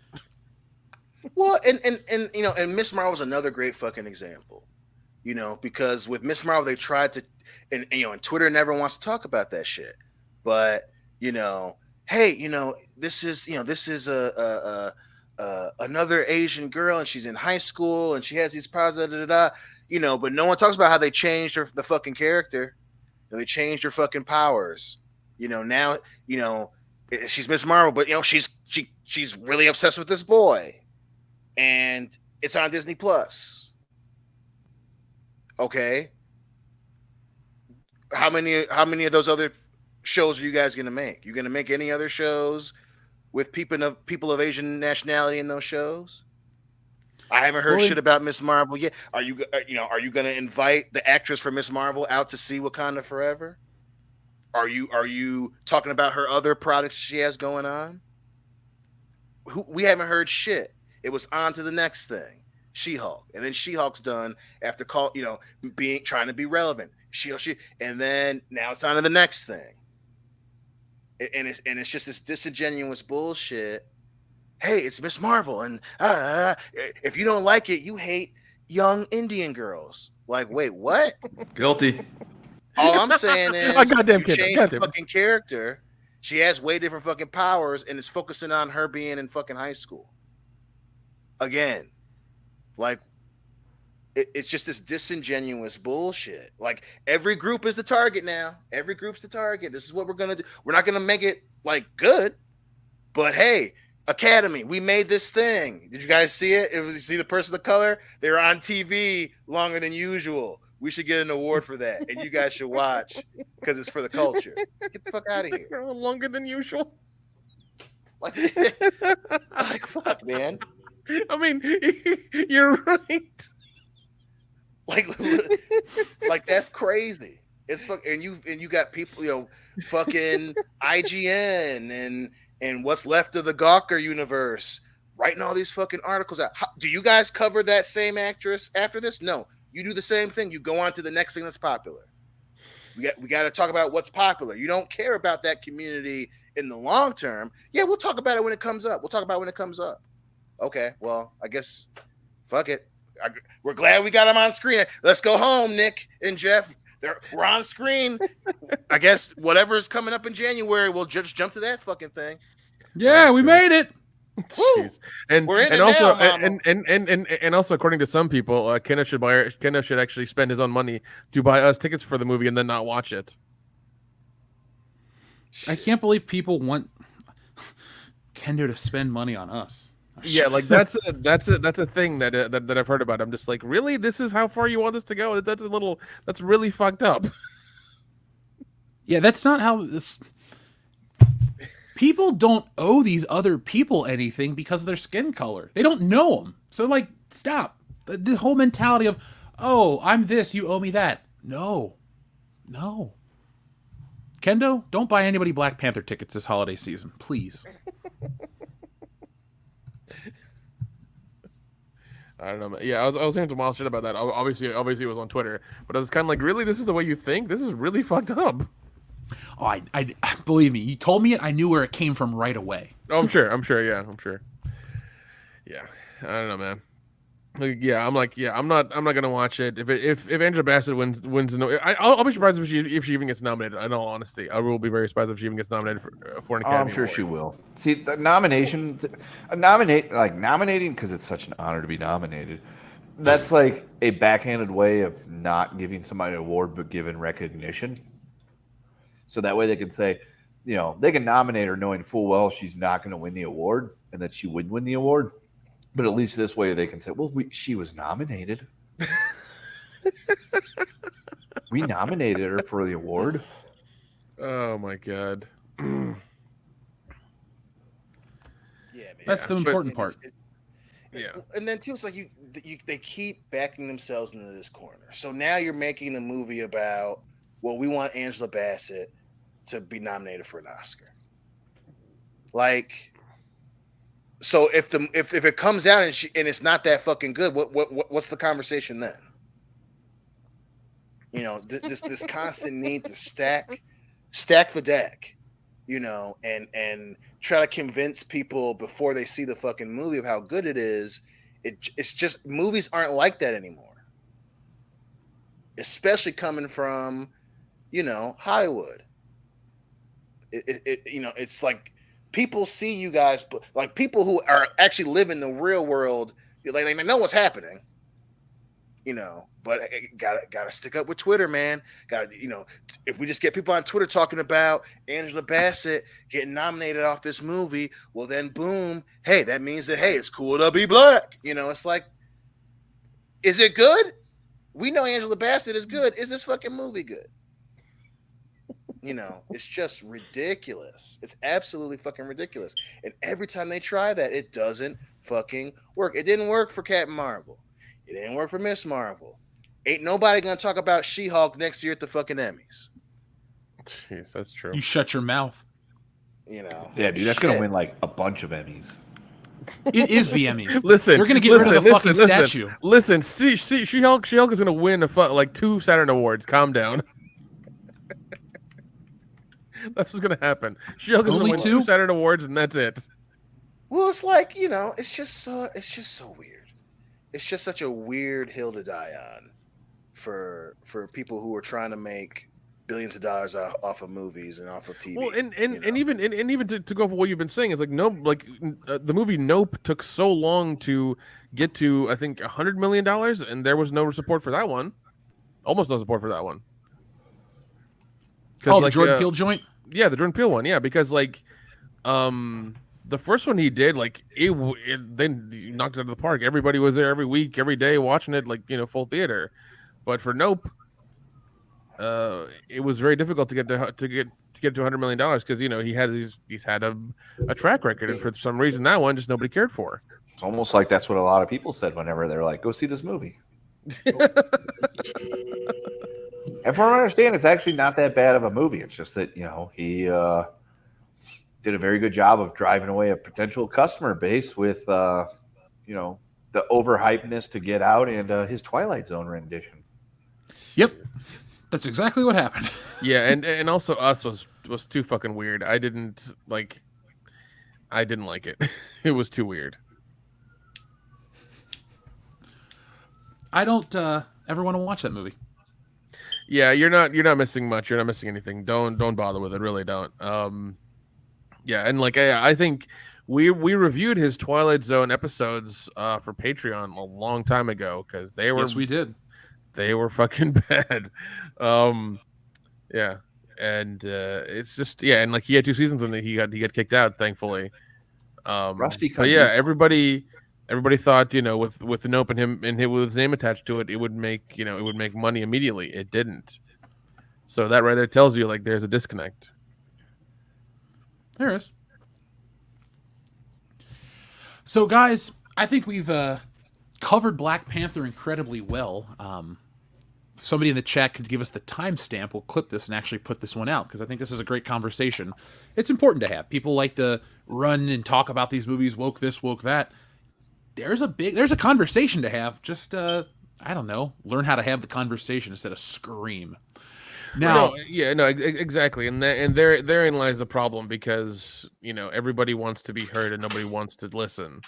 Yep, and that's the problem. Yep. And nobody wants to hear. Nobody wants to hear something they don't like. They don't want to hear counterpoints to something that they actually. And another problem is belief. Belief is the biggest problem, I think, because if you believe these things, then it's hard to change a belief. It's hard to hear something against your own beliefs, and that's also the problem because people think they're getting attacked. It's like, no, we're just having a verbal conversation about this thing, this idea, really. Dude, it's frustrating that this is a conversation that comes with movies, but this is how they want to make money. This is how they feel like they can only make money. So, right. Yeah. And the circle jerk continues, And nobody gets a happy ending. Yeah, it's a good old Hollywood circle jerk. We'll see what happens with this one. Now, I think the biggest victim of this movie is going to be the Submariner because they're trying to make it was it Aztec and all this stuff. Yeah. It's like that's not the character. You don't this is what happens, man. They're trying to make it about race across every race. These November Marvel movies are like the Hallmark movies of the year, like big budget ones. And it's like, hey, not only are we going to go deep into black culture through a fictionalized black society that has never existed, now we're going to take, and what is this, Mayan influence? So we're going to go backwards in terms of, oh, everyone, you're this big demographic. We're going to the base, the root, this and that. Like, what the fuck is this supposed to be? Like, honestly, it looks like Avatar 2. 2 warring cultures, one underwater, one in the trees, all CGI, very disinterested. I am. Like, yeah, that's the modern day movies these days. So why, real quick, so like the last one came out and they made a very big deal of pointing this out. It came out in February. Why is this one coming out in November? Do we know? Is there any idea of why it's coming out? Because it just seems odd that like last Thanksgiving. That's why, motherfucker. I don't know. That's my guess. I don't fucking know. It's like that. Well, I mean, last time it was February, and they made a big deal, and it's like this is coming out in February because it's our movie, and it's like okay, that's enjoy it, please. And then now it's like I will put it out on Veterans Day.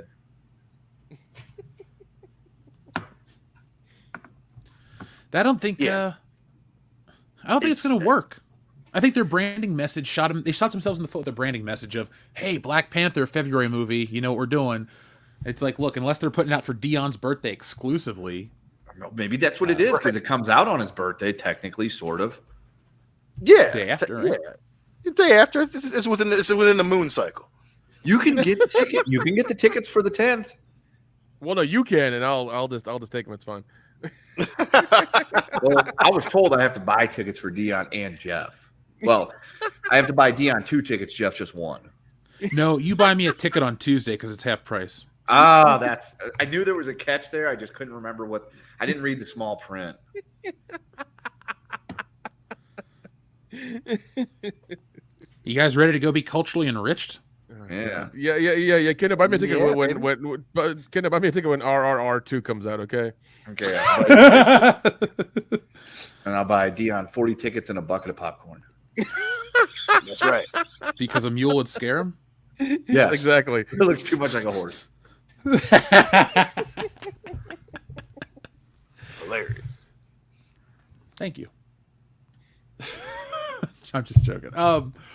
Yeah, so last Black Panther talking point. What do you think this movie is going to bring in?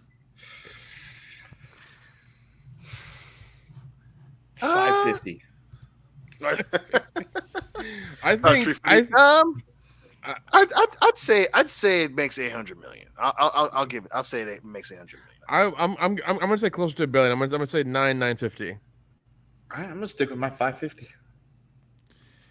I think this movie's going to be a huge hit, sadly, because I think a lot of people are dumb enough to buy into this crap. Now, if you like Black Panther, folks, we're not here to attack your judgment or your character or anything like that. We don't do that here at World Class Bullshitters. We just give our take on stuff, and we're happy to have you here. So thank you for joining us. But I do think a lot of people buy into this crap.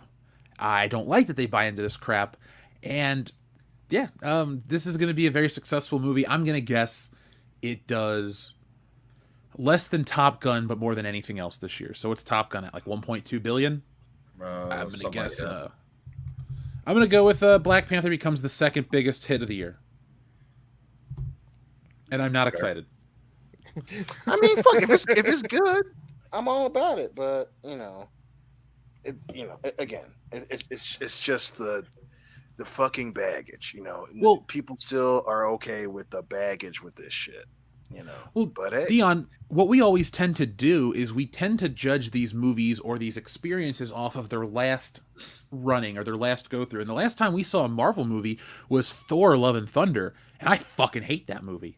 I think Marvel, like, everyone likes to throw out MCU, this, that, and the other. Sure. But, like, I do feel that Marvel movies have decreased in quality to the point where I dread watching them. Yeah, we watch them for the channel. Yeah, we do have fun with the channel and stuff. But it's like, there was a time where I couldn't wait. I counted down the days for these things. And not that long ago. I mean, we had the show. Go back and listen to our pre-Infinity War episode, and then go listen to our post-Infinity War episode. We did like 5 videos on that fucking movie, and it was like all of us, live streams. We didn't just sit there. I didn't do my own video. We all talked for hours about these movies. Like, we're not Marvel haters in quotations. The thing is, Marvel's done us wrong. We're not the ones that are the problem, changed this and that. Marvel just isn't delivering. So we'll see if other people feel the same way. So, guys, Dion, are you the only one that hasn't picked a button yet? I believe so. All right. Would you pick a number between 1 and 69, please? Give me a sloppy 69. The largest ship the world had ever known. Its 400 passengers and crew on a maiden voyage to a brave new world. A journey that would change their lives forever.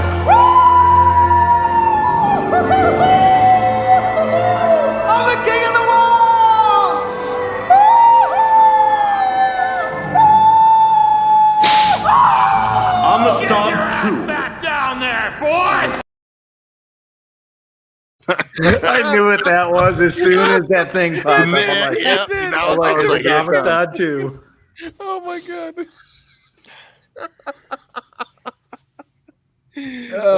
I'm glad you clipped that. I'm just like, yeah, as soon as the clip, I was like, I know what the fuck this is. Oh, yeah. I figured it was on brand for tonight. Yeah. Keenan Ivory Wayans is always on brand. Yep. Message. Fuck you. Now I gotta press the button. I mean, you literally said the word. It's a normal word in everyday conversation, but when you say the word message on WCBS, this happens. Message! Message! Which is what Black Panther 2 is going to be. A message! Thunder Robots, you know, we didn't even address could Marvel or Disney inflate the numbers. We believed that shit for Captain Marvel. We'll see what happens. I'll be following everything like I do, folks, and be sure to join us for all of our videos that we'll drop throughout the week here on the channel. And if you're curious and you want more WCBS, well, Tuesday night is the High Council, Thursday night is this show, and expect videos Thursday through Saturday here on the channel. Also, make sure you sign up for our Patreon so we can make the My Black Ass series starting Dion Green. Yeah. Hey, Dion. Yo. I actually got a clip from My Black Ass. I had to get a fill-in actor. I hope you don't mind, but I think you'll approve of the scene. You want to see it? Let's go. And I need you. And I miss you. And now I wonder. Fucking movie. Oh my god. Jerry Dude, Cruz what was it? Also always acceptable. Marlon Wayans recently said, he's like, yeah, there needs to be more movies like White Girls happening because we need to fucking laugh at each other. I'm just like, dude, you need to make White Girls too. We'll crowdfund it. We'll fucking give you the money for it. I swear to God. Shit, we'll make it if they won't. Dion, you and I will star as the White Chicks and the White Chicks. Let's do it, baby. Oh my God. There's two really tall, thick ass white women. You know what? I'll play Nikita Lyons and you can play who else is massive? Oh my god. You could be Bridget Nielsen. Gina Carano. Dion will be Gina Carano. Gina Carano and Nikita Lyons. What a tag team. My God. Oh man.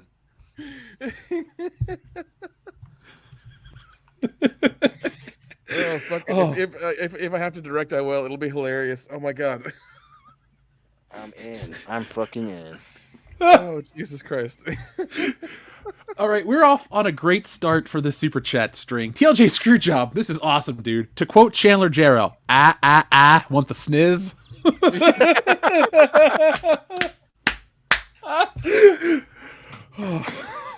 Thank you, TLJ Screwjob. Darian217, thank you again. I checked my Twitter account. All the people I follow are still there and don't appear to be leaving. Mainly Edward Snowden, WCBS, porn stars, and wrestlers. New unseen button from the one of 12, please. Well, of course. Ask and you shall receive. And by the way, I would just like to say that you have excellent taste in who you follow. WCBS and porn stars? You must have seen Dion's search history. Match made in heaven. I mean, or mine. Probably. Yeah. Now, of the new buttons that you haven't seen yet. Now, Darian217, I like you, so this one's a little too short for you. Hello! Just because R.I.P. Robin Williams. R.I.P. Robin Williams. But you know what? Because Darian's awesome, is coming to WrestleMania, and is a big fan of the channel, let's give him a double because, I don't know, feeling generous tonight. Finkel is Einhorn! Einhorn is a man! Oh my God! Einhorn is a man!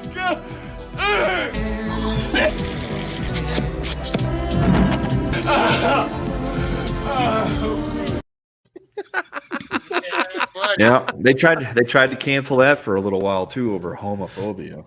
Didn't work, but they tried. We will never let that scene get fucking erased. I don't even love Ace Ventura like most people, but that fucking scene gets me every time. Einhorn's a man! Oh! I like this. I like this from Miss Julian. White Chicks 2, The Whitening. That's funny. That's funny. Dude, we should make that movie. Or we should at least contact the Wayans brothers and ask them if we can make the comic book of White Chicks 2. Oh God, yes, please. Oh God, yes, please. Oh man. Seriously. Just having the conversation would be amazing. I mean, it would be very easy to do the art. It's just like the white women didn't even look that real. So there we go. Oh man. All right. The audience. Sorry, folks. I was getting so excited about buttons and stuff.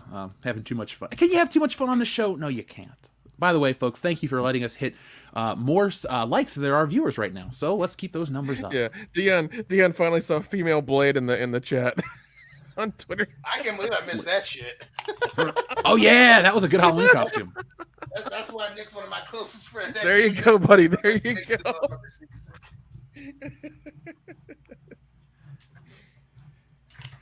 Up next is Xavier to God, who says, if Endgame was at the end of the MCU, would you guys be okay with not getting No Way Home in the Multiverse of Madness?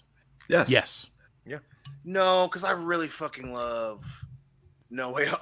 Like to see Spider-Man great again, and I really fucking love Multitude of Madness. I like a broken clock is right twice a day. I don't think I'm emotionally ready to give up those movies. That's fair. Dude, they got me to fucking buy that movie on Blu-ray. Like, that's how much Tobey Maguire means to me. Yeah, I have the figures pre-ordered from him. That only him. I don't care about feeding the beast of Disney. I don't care about supporting dumb shit or who voted this way. I was there for Tobey Maguire's Spider-Man. I was there for Sam Raimi's music, or not. It was Danny Elfman's theme from the Sam Raimi movie. I just wanted to go relive the best part of my Spider-Man fandom. I don't really give a shit about the movie, but I was so okay with the way Spider-Man was portrayed in Infinity War that if I never saw him again, I'd be okay. I really liked the opening with him in New York coming to save the day, getting whisked off into space. That's like a Spider-Man comic put on the page. Just a normal day for Peter Parker. Crime happens, aliens invade, something happens. You're in outer space, you fight crime, you fight the aliens, you die, whatever. But it's just a very Spider-Man event. I can live without Doctor Strange in the Multiverse of Madness, even though I enjoyed it. And it pissed off people that we enjoyed it. But you know what?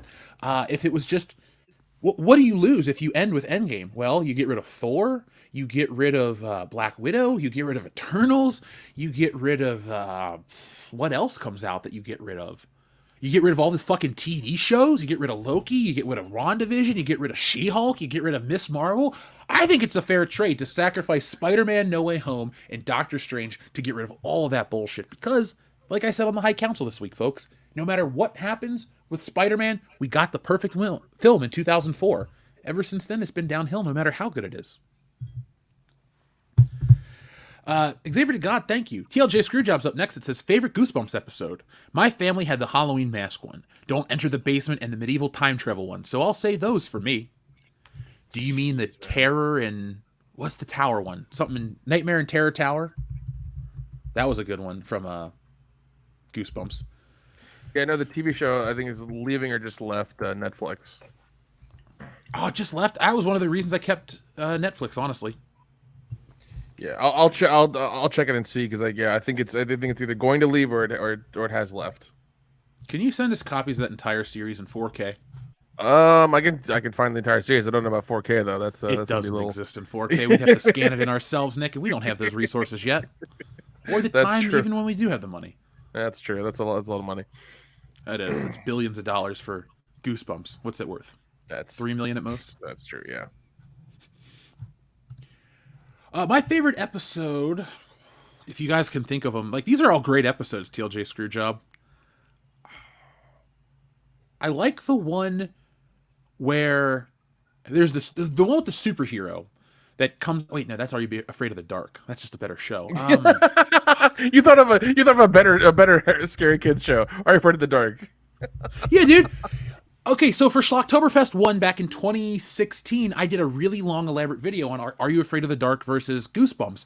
And I have, from that changed my perception of the show. I used to be a Goosebumps kid, but Are You Afraid of the Dark, like, I've gone back and watched a lot of those episodes. They are much better. Like, I get it, they're both kid shows, but Goosebumps is hokey and stupid. Are You Afraid of the Dark goes for actual psychological terror. Yeah, because there's still like a handful of episodes I watch that still like will be like, like something like take a minute and be like, all right. Yeah, some of them still kind of, you know, mess with me a little bit from childhood, but yeah, and Eye for the Dark, like it's still like it was it was dark and it was a little bit edgier than Goosebumps. Goosebumps was very much for children, very very much so. Oh you know, Art Fear the Dark was a lot of fun. I still enjoy that. I think I've got all the episodes somewhere. Yeah, I've got them. I got a hard drive somewhere, man. I fucking love them. They're great. Yeah, I'm actually scrolling through every episode of Goosebumps right now to try to give you an answer. I'll just go with Night of the Living Dummy 2. The first one was good. The show definitely got shittier as it went on, though. It did. It seemed like they had less and less money to do stuff. Mine was Welcome to Camp Nightmare. That's one of my favorites. Oh God, Snick! Now I'm having a flashback. I miss Nickelodeon at night. Oh God, don't remind me of that, dude. That was a good time, especially with Kablam. Oh yeah, Henry and June. Fucking love that show, man. It was ridiculous. Dude, the best Prometheus part of Kablam, and Bob and the fucking superheroes, like God. Action League Now. Action League Now, thank you. Oh man, they were great. I would have bought. I still would actually buy if they do Action League Now action figures. Sign me up. It's what we got. Yeah. There was Stinky Diver, Melt Man, The Flesh, and was it like something girl? She could fly. I can't remember her name. Yeah. Yeah, it was. Dude, it was fun. Like, you had. Yeah, it was just a good time. I miss those days. I do too. I just am trying to find out the last character on Action League Now. Oh, Thunder Girl. It's in the chat. Thunder Girl. There we go. I feel good that I remembered most of them. Yeah, no, that was impressive. Because even I didn't remember that many. I was like, oh shit. I never knew what the toys were, but Wikipedia has them listed. So the Flesh was a modified Conan the Adventurer action figure. Thunder Girl was a combination of a Barbie doll and She-Ra. Stinky Diver was a damaged G.I. Joe shipwreck action figure. Melt Man is a Robin Hood figure that was melted with a blowtorch. Oh my God. The Chief is made by putting together and modifying parts from Play School's Play People. And who else is there on the show? Nobody really. That's cool. I'm going to go watch the show tonight. Nice. Up next, we have our friend TLJ Screwjob, who says, Mr. Cleo, how much will Dion bet on Avatar 29?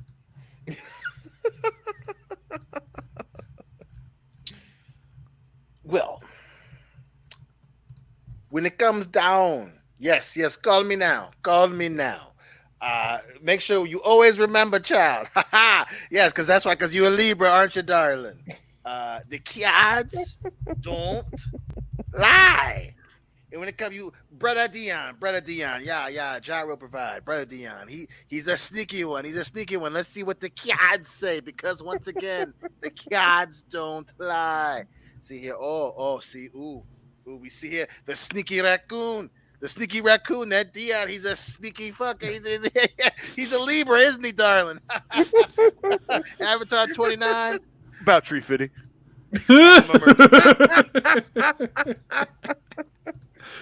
These were the wise words of Mr. Cleo.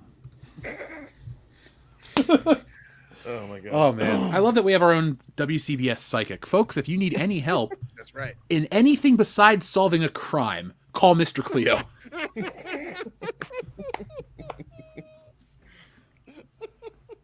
I mean, am I wrong? Mr. Cleo's not a detective or a licensed psychologist, nor should you take financial advice from him. Correct. For legal reasons, I'm saying that. That's every show.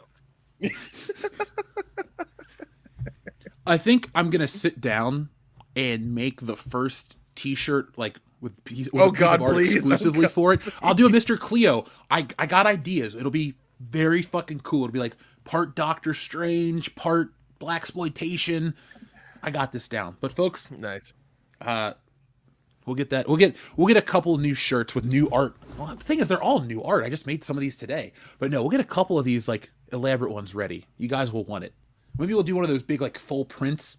You know those shirts that are collar to the fucking edge of the sleeve has got printing everywhere. Oh, Maybe nice. we'll do a big one of that with Mr. Cleo's face all over it. Say the cards don't lie and all that shit. Oh yeah.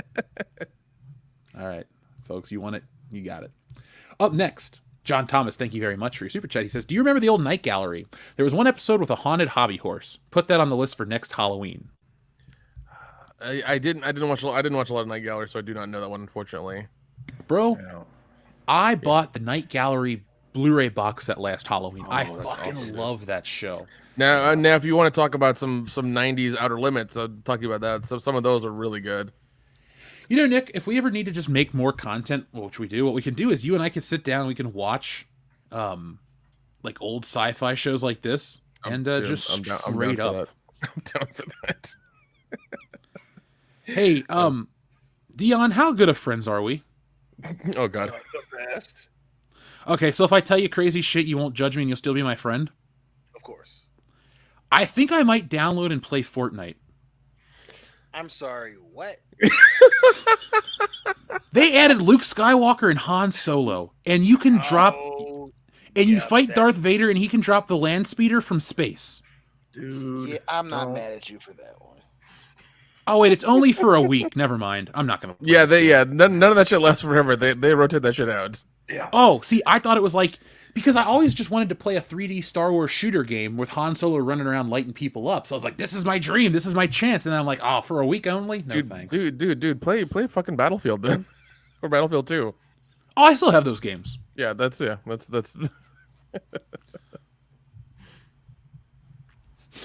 John Thomas says maybe it wasn't Night Gallery, but something similar. Yeah, probably, man. Yeah, there was a good. Yeah, there was a lot of those shows out during that time from like the 70s onwards, or from the 60s onwards. Man, there was also like what was Dark Shadows like that or not? Dark Shadows was hokey, but yeah, it was kind of like that. I mean, I've watched a couple episodes, not a ton.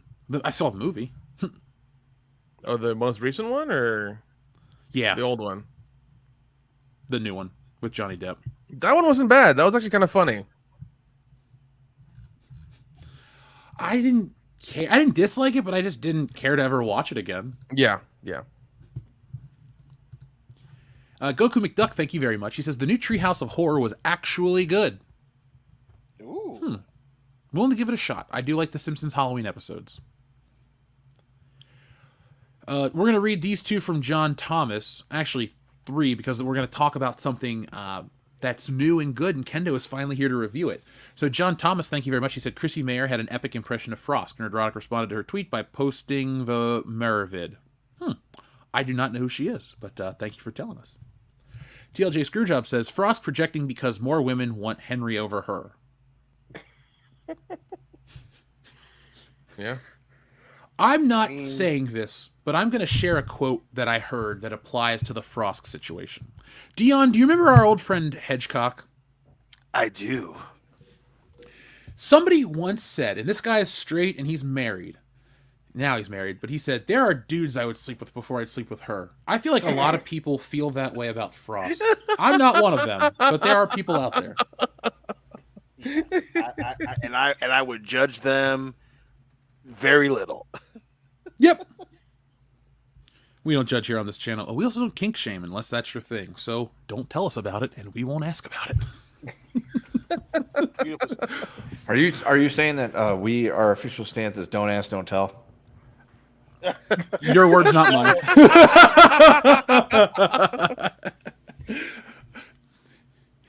Thank you, TLJ Screwjob. Adam Alford says, when I get off the boat, evil dies tonight. Oh, God damn it. Well, don't fucking come to shore. Don't dock that boat. Evil needs to live. No docking. No docking. Except Don docking. That's the only docking that's allowed. He's a dream warrior. Don't want to dream no more. And finally, for this segment, TLJ Screwjob asks for another Steiner button. So we will press you the Scott Steiner button, and then we will transition into talking about All Quiet on the Western Front. Threats are part of wrestling, you know. But you gotta look at the person that's making the threats. This fat son of a bitch is challenging all of us, has been world champions before, been in this business 15, 20 years, and this fat son of a bitch is gonna challenge us all out. Calm down, okay? All right? He's fat. I'm gonna. About this. I don't care if he don't. I'll make him bleed. There you go. I There's love Scott that Steiner, man. bud. I love that man so incredible. much. Just so good. He's This fat. fat son of a bitch. He's fat. I just love how every Steiner promo, someone goes, "Oh, okay, calm down." Like just the words "calm down." They always come out during a Steiner promo. Hey man, calm down. Dude, he is the best promo to never win the WWE Championship. Agreed. Sorry, Roddy Piper, but Scott Steiner's promos are just next level. You know, they say that all men are created equal, but you listen to Scott Steiner promos and Roddy Piper promos, and you know that's just not true. Now, Kendo. Yeah. Soon to be a doctor. Yeah. We have had some fun talking about history. Folks, you can always ask Kendo your historical questions. You know what to do. But, Kendo, you took it upon yourself to check out a new movie because you were checking for historical accuracy. All Quiet on the Western Front, which is a remake of an old film that was adapted from a book. And you watched the new film on Netflix, and you had a lot to say. So would you mind telling the audience what you thought of it? Okay. Overall, it was a very good movie. I liked it quite a bit. In terms of it being like All Quiet on the Western Front, there are character names involved. It's told from the German perspective, and there are similar things that happen in the movie that happen in the book and in the original movie and in the John Boy version of the movie. However, I don't think it's like as faithful to the book to be called All Quiet on the Western Front, and they could have called it something else, and it would have been, equally good. It was a fantastic World War I movie. It told a great story. It contrasts the joyful youth going off to war, and then shows what happens to him on the other side. It definitely does a good job of recreating some of the horrors of World War I. And again, it's very good. I liked it. I liked it a lot. It was definitely a fantastic movie based on World War I. I don't ever need to see it again because once was good enough. Then there are certain things that happen in the movie that I'm totally cool with never having to see again. And yeah, I mean, I don't really know what else there is to say about it other than it's shot. The cinematography is very good. Sound, is very good. They did a good job with all that. It's just a good movie. Go watch it. Just if you're interested in history movies, World War I movies, whatever, go watch it. Don't go in there expecting to see a retelling of All Quiet on the Western Front because, again, it doesn't do it enough to essentially be what I would consider a remake, maybe a reimagining, or they use the same characters, but the story's a bit different. There's a few other things that they mix in there, like you get to see the Germans pleading for the armistice, like what really actually did happen in 1918, and how everybody's like, the French are saying no because the Allies wanted to keep attacking because that was like a real thing that happened when they agreed to end the war at 11 o'clock in the morning on the 11th of November.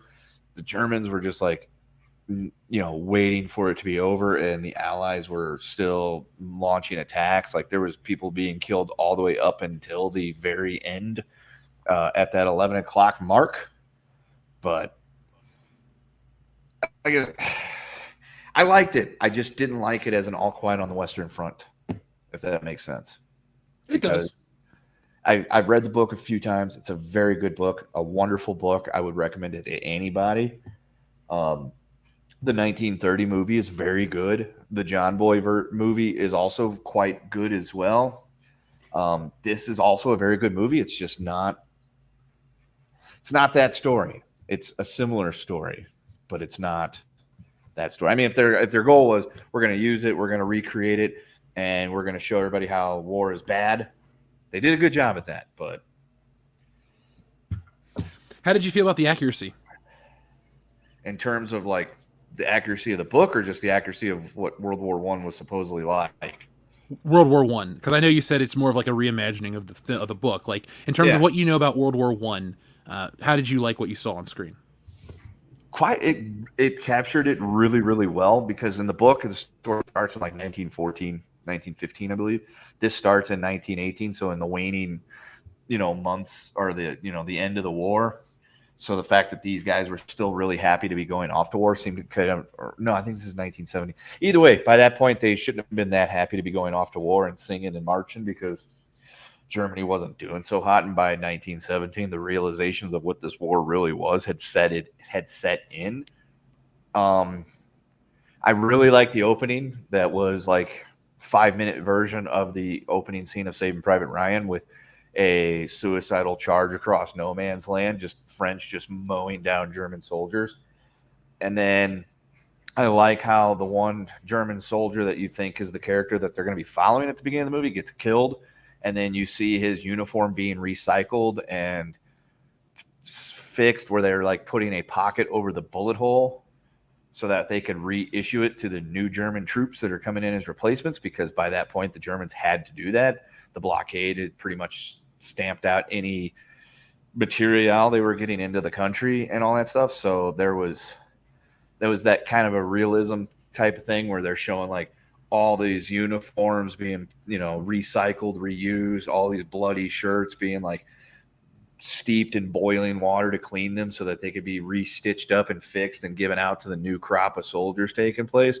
So there's like that aspect to it that's just like, wow, goddamn, that is awful. Like I said, the story is very good for what it is. Definitely makes you feel bad for the Germans, which I never ever thought I'd say that line out loud. They get the scene where he kills the French soldier down really good, because in the book that's a very long event in the book, where he's stuck in like this blast crater with this dying Frenchman that he stabbed for like 3 hours, and just horrifies him. And the other movies that's similar, this one's kind of the same thing. It's just, it doesn't last. The scene is only a couple minutes, as opposed to, which I get. I mean, you get kind of bored if you saw the same scene going on for 3 hours where this dead Frenchman just dying on you. Fuck the French, though. Yeah, like I said, it's a good war movie. It's a great story that is being told. There's definitely some tragedy in it. I mean, it's a war story, so of course there is. But there's characters that you get to really like Cat. You get to like him because in the book he was really cool, and in the movie he's equally cool. He has a tragic demise, just like in the book. But now, were you surprised that this was a Netflix production? Because usually Netflix movies are very much like, oh, it's a Netflix movie. Can you say that it's pretty much free of the Netflixisms? It just feels like a regular film? Yeah, and I think a lot of it's got to do with the fact that it was produced, made, and done all by a German company and group, because the dialogue in this movie is actually German. You can watch it with the English dub, but because All Quiet on the Western Front's told from a German perspective, I like the fact that they stayed faithful to that and made the movie in German, because the other two movies, the first one from 1930 was an American production, and everybody knows the John Boy version was an American production because John Boy is American. So that seeing it as a German movie, if I ever were to watch it again, it would be to just watch it in the German with the English subtitles to pick up the words that I miss. But yeah, like I said, it's a great movie. Definitely captures the horrors of war. Makes you feel bad for all those guys that they fucking launched into the meat grinder of the futility of World War I, and ends on a horrible note, just like the book ends on an extremely sad note. And if you haven't read the book before, people, spoiler alert, the main character gets killed right at the end of the war. So this one takes place all the way up until like an hour before the armistice, and it even ends in the movie with them, yelling, it's 11 o'clock, ceasefire. So, and that was like a realistic thing. That was a real thing that actually did happen, where they were literally fighting all the way up until 11 o'clock in the morning hit. And then they said, okay, we got to stop now. That's kind of It's a downer ending, but folks, if you're upset on a spoiler, isn't that book over 100 years old at this point, Kendo? It is 93 years old because it came out in 1929. So it's getting there. Okay. Well, shit. So we're getting close, folks. So if you get upset from a book published that long ago from spoilers, I'm sorry. Not sure what to tell you. Most of you should have read that in school. Yeah, I did. At least I did. They might not have you read it anymore because schools have gone soft. So you're probably reading books like, The Night Daddy Went to Jail or something like that. Dad went to go get cigarettes and never came back. Yeah. That's a different story. Starring James Carrey instead of Jim Carrey. Dude, what was it? I was watching the Chernobyl show the other night, man. It's like that first episode's fucking wild. I've been wanting to watch that show because I downloaded the podcast about it when it first dropped, and then I was like, I don't have access to HBO, and now I do. Dude, it's too busy. Like the first 2 episodes are really intense because, like, I mean, it's historical fiction because the people who are there aren't like real, but the events that happened were real. There was one thing that happened that I didn't realize the thing happened in '86. Had no idea it was that recent. I thought it happened like the 60s or 70s, but yeah, you were alive for Chernobyl. Yeah, it was fucking weird. But there was something that they had to dig underneath to put a heat exchanger there because the thing was melting down. And had they not emptied the water tanks, had 3 guys not got in there and basically killed themselves and emptied the water tanks, it would have caused an explosion that would have ruptured, I think, the other 2 reactors and caused like tens of millions of people across all of Europe to die, basically, from the spread of nuclear waste and gas and debris, all over that area. Like, it was ridiculous how, like, they stopped, basically the world from ending almost. It was insane, the stuff they had to do. It was fucking crazy, man. That's high on my list of things to watch, honestly. Dude, highly recommend to watch it, man. It is fucking tense. It is ridiculous. The way the Russians kind of just tried to hide everything, made it be like, oh, we're okay, even though we're losing our hair and bleeding from our gums. We're fine over here. It's okay. No, they weren't. Like especially when you see some of the guys, the makeup they did for some of the people who were like right there in the middle of it, and you see them rotting away. It is fucking terrible.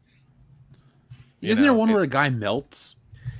Basically, you watch him melt and you see him get taken away, and you see his wife there as well, like, who's been around him and stuff, and she shouldn't be because she's pregnant and everything. Like, dude, it's fucking bad. And when when you hear the results of like how high the radiation is, you're just like, and he's one of the guys is like, oh, it's enough right next to the reactor for like 400 Hiroshima bombs to go off. Like, that's the level of radiation. I'm just like, motherfucker.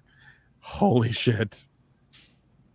And every time these scientists give these higher ups like the results for it, they say, oh, you're lying, you're reading the meter wrong, you don't know what's going on. And it's just like, you people are like 100 feet away from the reactor and you're going to die. Like, this is what's going to happen. And it's just incredible how like the politicians were being politicians and the scientists were trying to be like, listen, you have to do more, or this is going to be way worse than it is.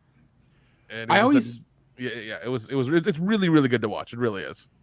I always find it so interesting, like, of the Chernobyl disaster, the government cover-up part, because it's, how many stories do we have here where you get your crazy tinfoil hat people, oh, the government this, the government that, you're like, okay, but then you're like, oh shit, the Russian government did all of this stuff to cover up this thing, and like, I think my biggest takeaway from that whole disaster is just how woefully underprepared they were, and like how we still don't know how to combat shit like that at that level. Like, well, I mean, no, we're way better off now. We're 100% better off now, and I think, and this is like, once again, I think this is what happened, but I could be entirely wrong. I think the nuclear reactor plans they had were stolen from the U.S.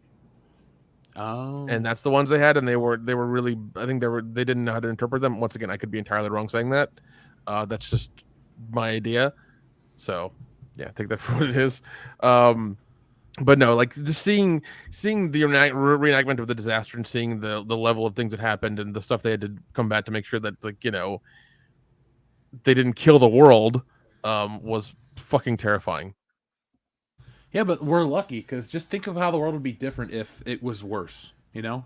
Oh man, they would like basically from Ukraine and sorry from like East Germany on into almost Russia past Ukraine in that area would be an uninhabitable zone for like thousands of years.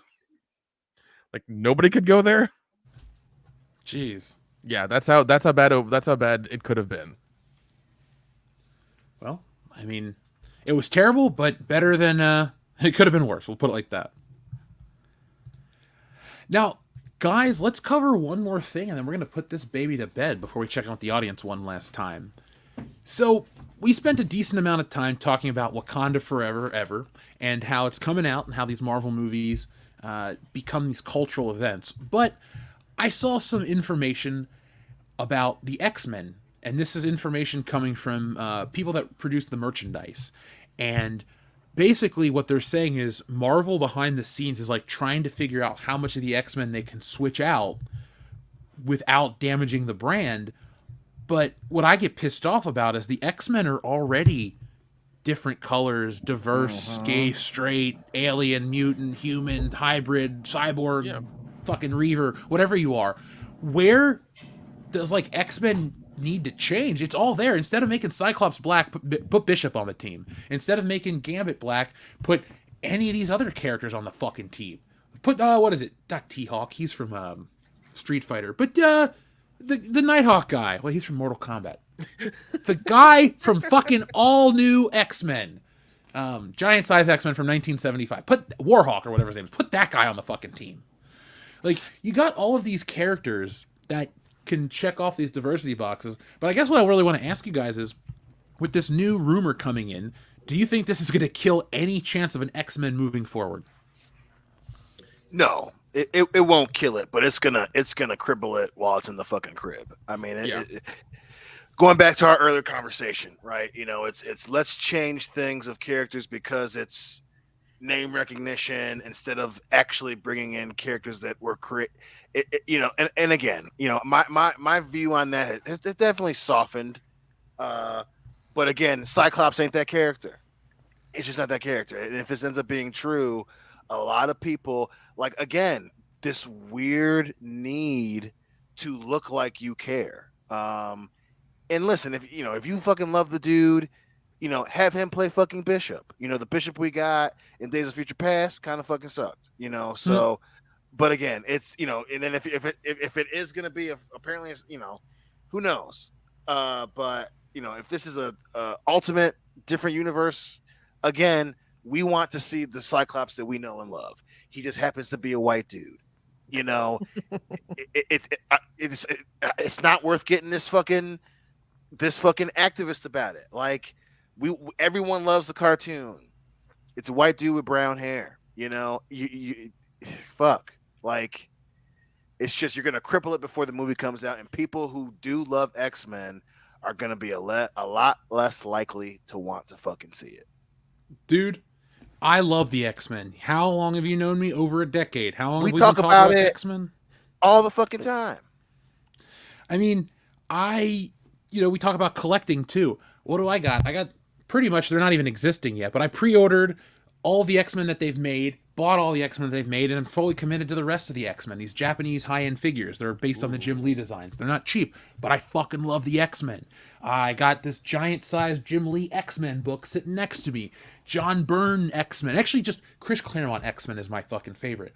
But, like, when I talk about Marvel, you all know how much I love Spider-Man, but X-Men is really close up there. And then X-Men also is a comic book series that I got into as an adult. As a kid, I loved the cartoon, played the video game, saw the movie and stuff. But I go back and I pick up X-Men trade paperbacks. I pick up X-Men big books. Like, I really just like what the characters represent. I like the fight, the never-ending battle between humankind and mutant kind, and how the government gets involved. It's such a great story.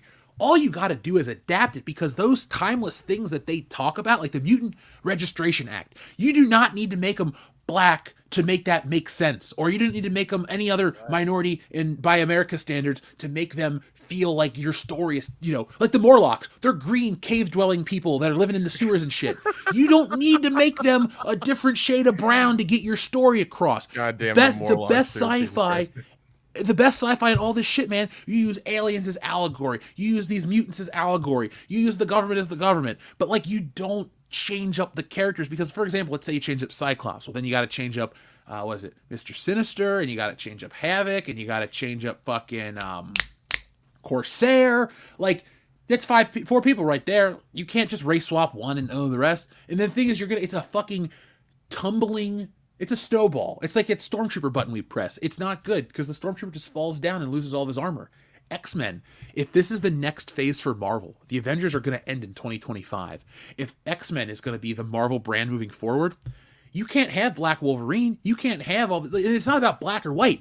You can't alter the characters because these characters appeal to black people, white people, Indian people, Asian people, Hispanic people, Canadian people, Croatian people. These characters are already established and well loved. All you're going to do is open a box of worms, and I'm ready to fight that fight. Call us this, call us that. The X-Men are important.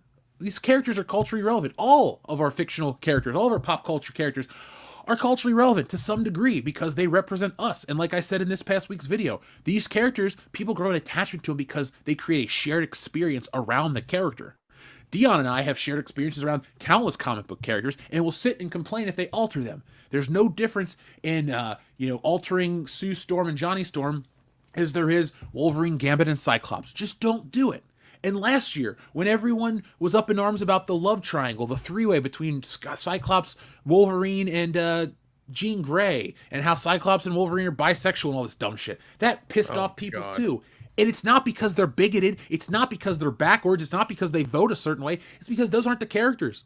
If Spider-Man woke up tomorrow with a second head and a 19-foot dick, I'd never buy the book again because he doesn't have 2 heads. That's not important to me. That's not the character. I love how the 2 heads is the problem. Not the 19-foot dick. He'll still have 2 heads, but that's another problem for another day. But this X-Men stuff, we really don't. I don't want to go over it again because I'll sound redundant with some of the points that Dion made with Black Panther. But realistically, this is a losing battle. I can't see anyone coming up with a convincing way to change the X-Men that will appeal to a ton of people because you can get away with this bullshit with characters nobody likes. Nobody fucking cares about Miss Marvel. I don't care that it's the Marvel brand. Nobody cares about that character. Nobody cares about half these fucking characters. She-Hulk ain't that important. Some of these characters that people like to claim are Squirrel Girl's not that important. Ironheart isn't that important, even though she's going to be in Wakanda forever. Those are the characters that they can get away with this shit and nobody really gives a fuck. But there's a reason why Spider-Man is a constant. There's a reason why Batman is a constant over at DC. Because those are the moneymakers and those are the big characters. And the X-Men are the big moneymakers too. If you go back and look at any comic book from the 1990s, they used to do this thing in Marvel books called Hot or Not. And what it was is it was a cool meter. And, the coolest stuff was at the top, the lamest stuff was at the bottom. And, like, X-Men, when they would do, like, the top characters, it would be, like, let's say they did all the Marvel characters that were popular. It would be, like, Spider-Man, and then maybe it was Wolverine, Spider-Man, Venom, and then the rest were X-Men spin-offs, like Gambit and Bishop and Cable and all these other characters. So, like, you have a brand that has brands built into it, and if you fuck this up, you're done. Like, Marvel has fallen before. Marvel has gone bankrupt. I say if Marvel fucks up the X-Men, they will lose enough of their fan base that they'll need to not reboot everything, but they'll need to, like, reintroduce established characters with new actors playing them because they can't get away with this fuckery. They just can't. It won't work. Yeah. I have another piece of interesting news that's gonna make you cringe. The Russo brothers are going to be doing the live action Hercules movie for Disney. It gets worse. In a conversation with Variety, the aforementioned Joe Russo stated Disney's live-action Hercules will be a modern musical, heavily influenced by the popularity of TikTok. Oh, great. I mean, listen, they're getting paid, but don't come crying to us when nobody goes to watch the shit. I hate these remakes. They fucking suck, dude. And let me be a little more, I don't know what's the right word. Academic about it. My problem is they don't offer anything new. What do you get out of watching Pinocchio on Disney Plus, the live action one, that you wouldn't get from watching the cartoon? Same with the Lion King. Same with this. Same with that. All you're getting is better pixels. You're getting CGI instead of hand-drawn animation, and you're getting Tom Hanks instead of some voice actor.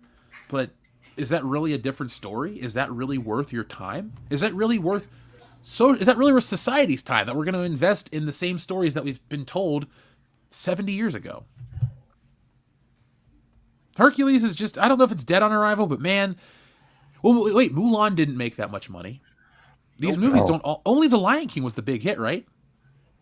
Yeah, and I think Aladdin was a moderate success too. I think that made some. Oh yeah, that one was a hit. Yeah, I keep forgetting that exists.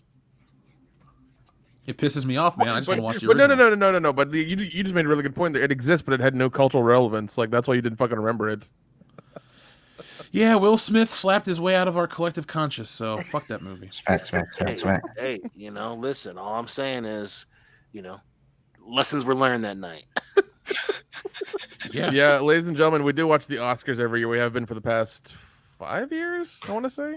Yeah, 4. It's been a while. 4 or 5 years. So make sure you follow us and watch out for that when that happens. Because last year we were the ones who caught the slapper around the world first. So yeah, we were the first people to talk about it. Yeah, you'll never know what you get to see on live TV. Will Smith smacking the shit out of Chris Rock, or them dumping all those homeless people out of the train station and making black people sing and dance. Yep, in their work clothes. Oh yeah. Hey, but Black Panther 2 is going to be culturally important, and we're going to make the world a better place, right, guys? It's going to solve all our problems, bro. Hey guys, folks in the chat, if you have money problems during this, this economic time, this hardship, don't worry. Black Panther's going to make it better for you. If you're sick, Black Panther's going to make it better for you. If you got the flu, Black Panther 2: Wakanda Forever is the cure for everything. Only if there are actual politicians that want black people to not vote anymore, but Black Panther's going to solve all that. Black Panther 2 will save your rights to vote. Said no one ever. Is Black? Hold on. Is Black Panther 2 Jesus? What happened? Yes. Well, brother Jesus. Oh God. We were this close to having a Life of Brian button this week. Just saying. Oh. Oh God. We need a Fred Williamson button. We need a Fred Williamson button. Damn right. A boss button? I don't know about that. He's been in other movies as well. Jeff. There was a button that I made. As much as I would love that and laugh my ass every time you pressed it, we'd be off of fucking YouTube in a minute. There was a button I made today, and I don't normally say it like this, but I had to start the button later because it's a great scene, but you can't. It drops some words. It's from The Jerk. You guys remember The Jerk? Yeah. Oh yeah. Remember the part where the mob's coming up to him talking how he can make all of this money by scamming people? And they're like, what do you want to do? We want to keep the blank out. And he goes, you, sir, are talking to... And then he starts whooping their ass. That's my favorite part of that fucking movie. That's why I made this button.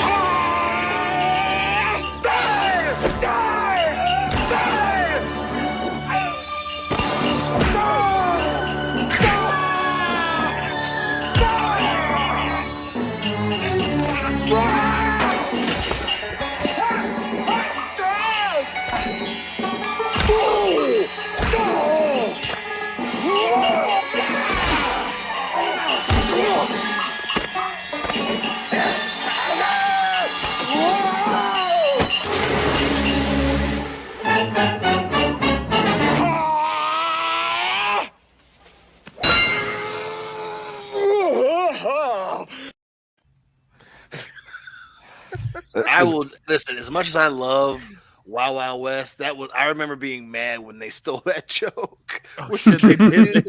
I was like, "You're not the jerk." Even at 8, I was like, "That's from the fucking Jerk." That joke was better in a different movie. That's the one where he was born a poor black child, right? Yes, Yeah. Nathan R. Johnson. Yeah. Hey, Twitter tried to I go got after rhythm. that movie a couple years ago.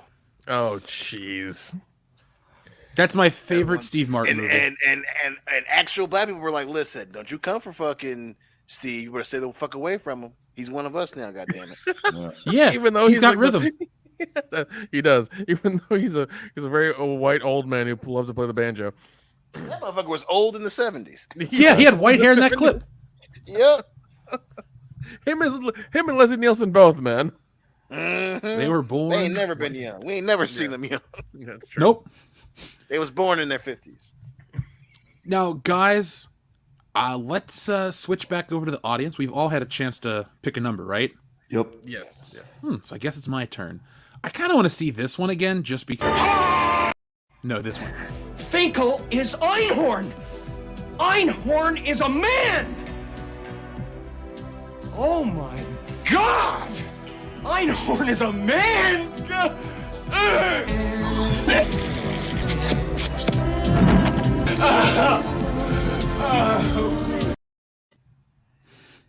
God damn, I love that movie. But that So part much. is so different now.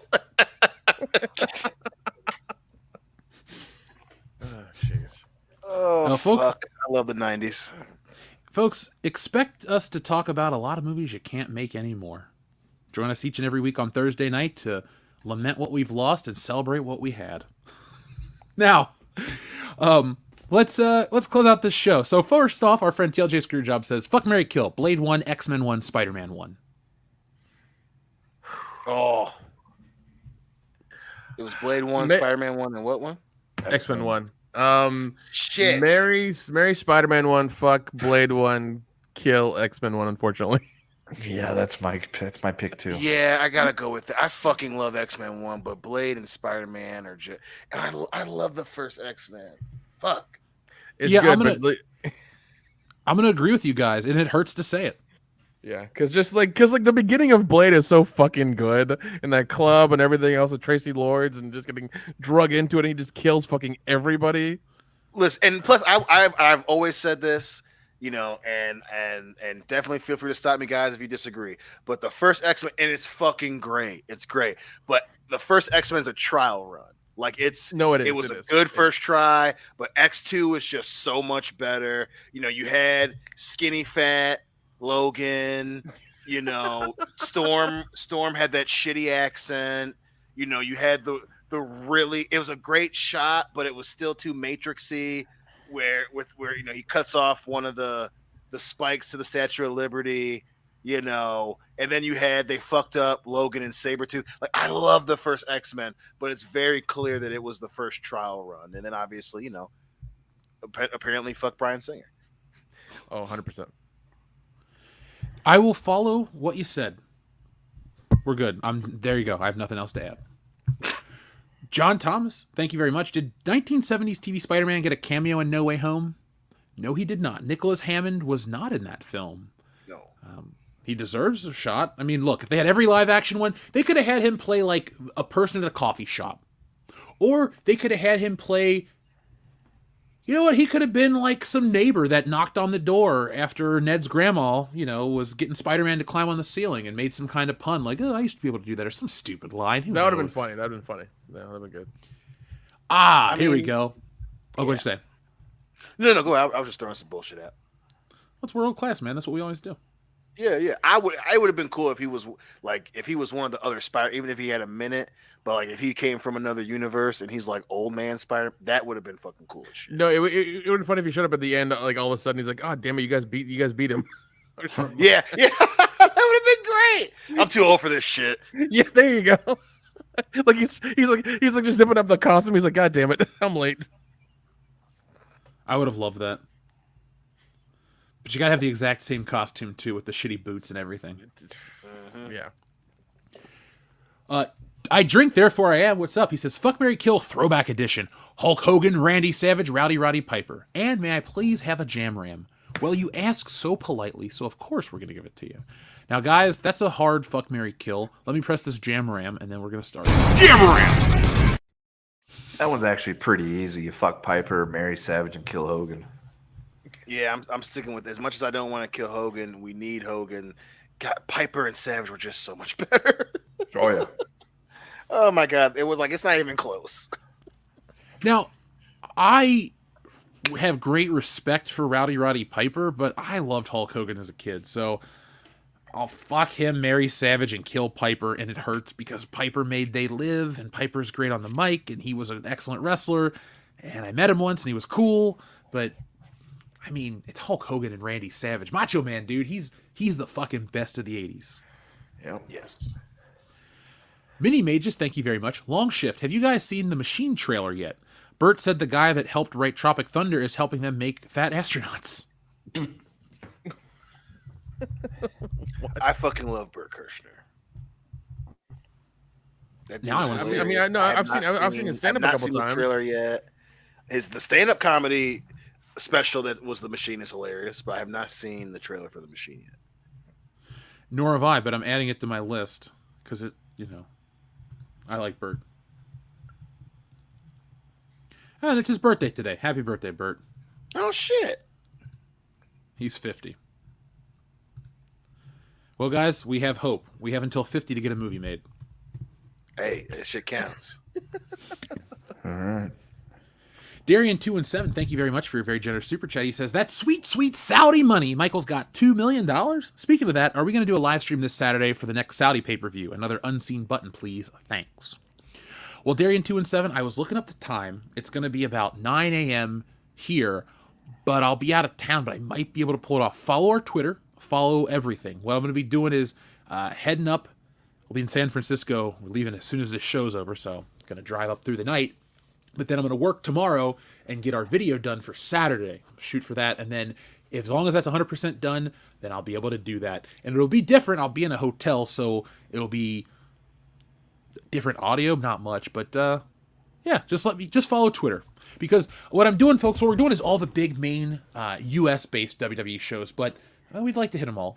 So, by the way, Mark Hamill's in the Machine movie. Oh, good. He's here to rescue us. Yeah, I don't know about that. He might actually be part of the Russian mob or something. So, oh, well, may you rest in peace, Luke. Xavier to God, thank you. Who's your top 5 favorite Raw and SmackDown wrestlers? Fuck, top 5. Well, if we're doing redundancies allowed, SmackDown is probably Rock, Angle, Booker, Eddie, and I gotta go Jericho. And then Raw, I gotta go Austin, Rock, Jericho, Kane, and Raw is tough because it's the flagship show, and obviously, and I think you got to put Shawn on there. You got to put Shawn on your Raw roster. I would put for Raw, I'll do HBK. Jericho was more on Raw, so I'll put Jericho there. Orton. Who was an exclusive? RVD. RVD was RVD's on both. SmackDown, baby. He's Mr. SmackDown. Okay, then I'll put him on SmackDown. Fuck, I'll throw Triple H on there to speed up the list, and then The Rock. Where does The Rock fall? Because I know it's The Rock's show is SmackDown, but he technically appeared on more episodes of Raw. Right. And some of his best shit is on Raw. Yeah, like This Is Your Life and the Armageddon promo, the Shut Your Mouth, You Thong Wearing Fatty. Yeah. Hollywood Rock was all SmackDown or all Raw. Yeah, Toronto. That's where he lives, or we live. Yay. Yep. Yeah, but I hope LeBron doesn't come to this fucking city. SmackDown, I'll give you Rock, RVD, Eddie Guerrero, Edge, and who else was on SmackDown that was great? Edge is a good one for SmackDown, dude. Yeah, Edge is an all-time great in my eyes. I love that. He was a great wrestler. Let's just throw Brock Lesnar on there to speed up the show. Honestly, Brock Lesnar on SmackDown, that was his best shit. Not his Raw return crap, but when he was a real wrestler, mainline, full-time, he was great on SmackDown. Goku McDuck, thank you very much, asks, Jeff, could you invite Yumi Matsuzawa on a stream? She is a Japanese singer and has done anime songs and is recovering from cancer. It would help if she got wider known. Also, One Piece Red is good. Well, Goku, I'm going to take a picture of your super chat right now, and I will find out about this woman. Folks, if you ever want a request, and Goku, this is to you as well about her, shoot us an email to remind us, worldclassbs@mail.com. We'd love to have guests. We love to give you guys the entertainment you want to see. All you got to do is just give us the recommendations. So I will look into Yumi, and we will see what is up. If we could hit some .com. Yeah, we will. Darian 2 and 7 asked for a button, so let's go back. What else is there that I haven't pressed yet? Is there anything else that hasn't been pressed yet? I think we hit. Have we hit them all? I think I must have hit them all. Well, there's the super long Frosk button, but if there's a way to get that, or we'll save it for another time. What button would you guys want to see again that was new today? Steiner math, baby. Or not Steiner math, but that fat. He's fat? Yep. Is that what you guys want to see too? Yeah, fat. Yep. Threats are part of wrestling, but you gotta look at the person that's making the threats.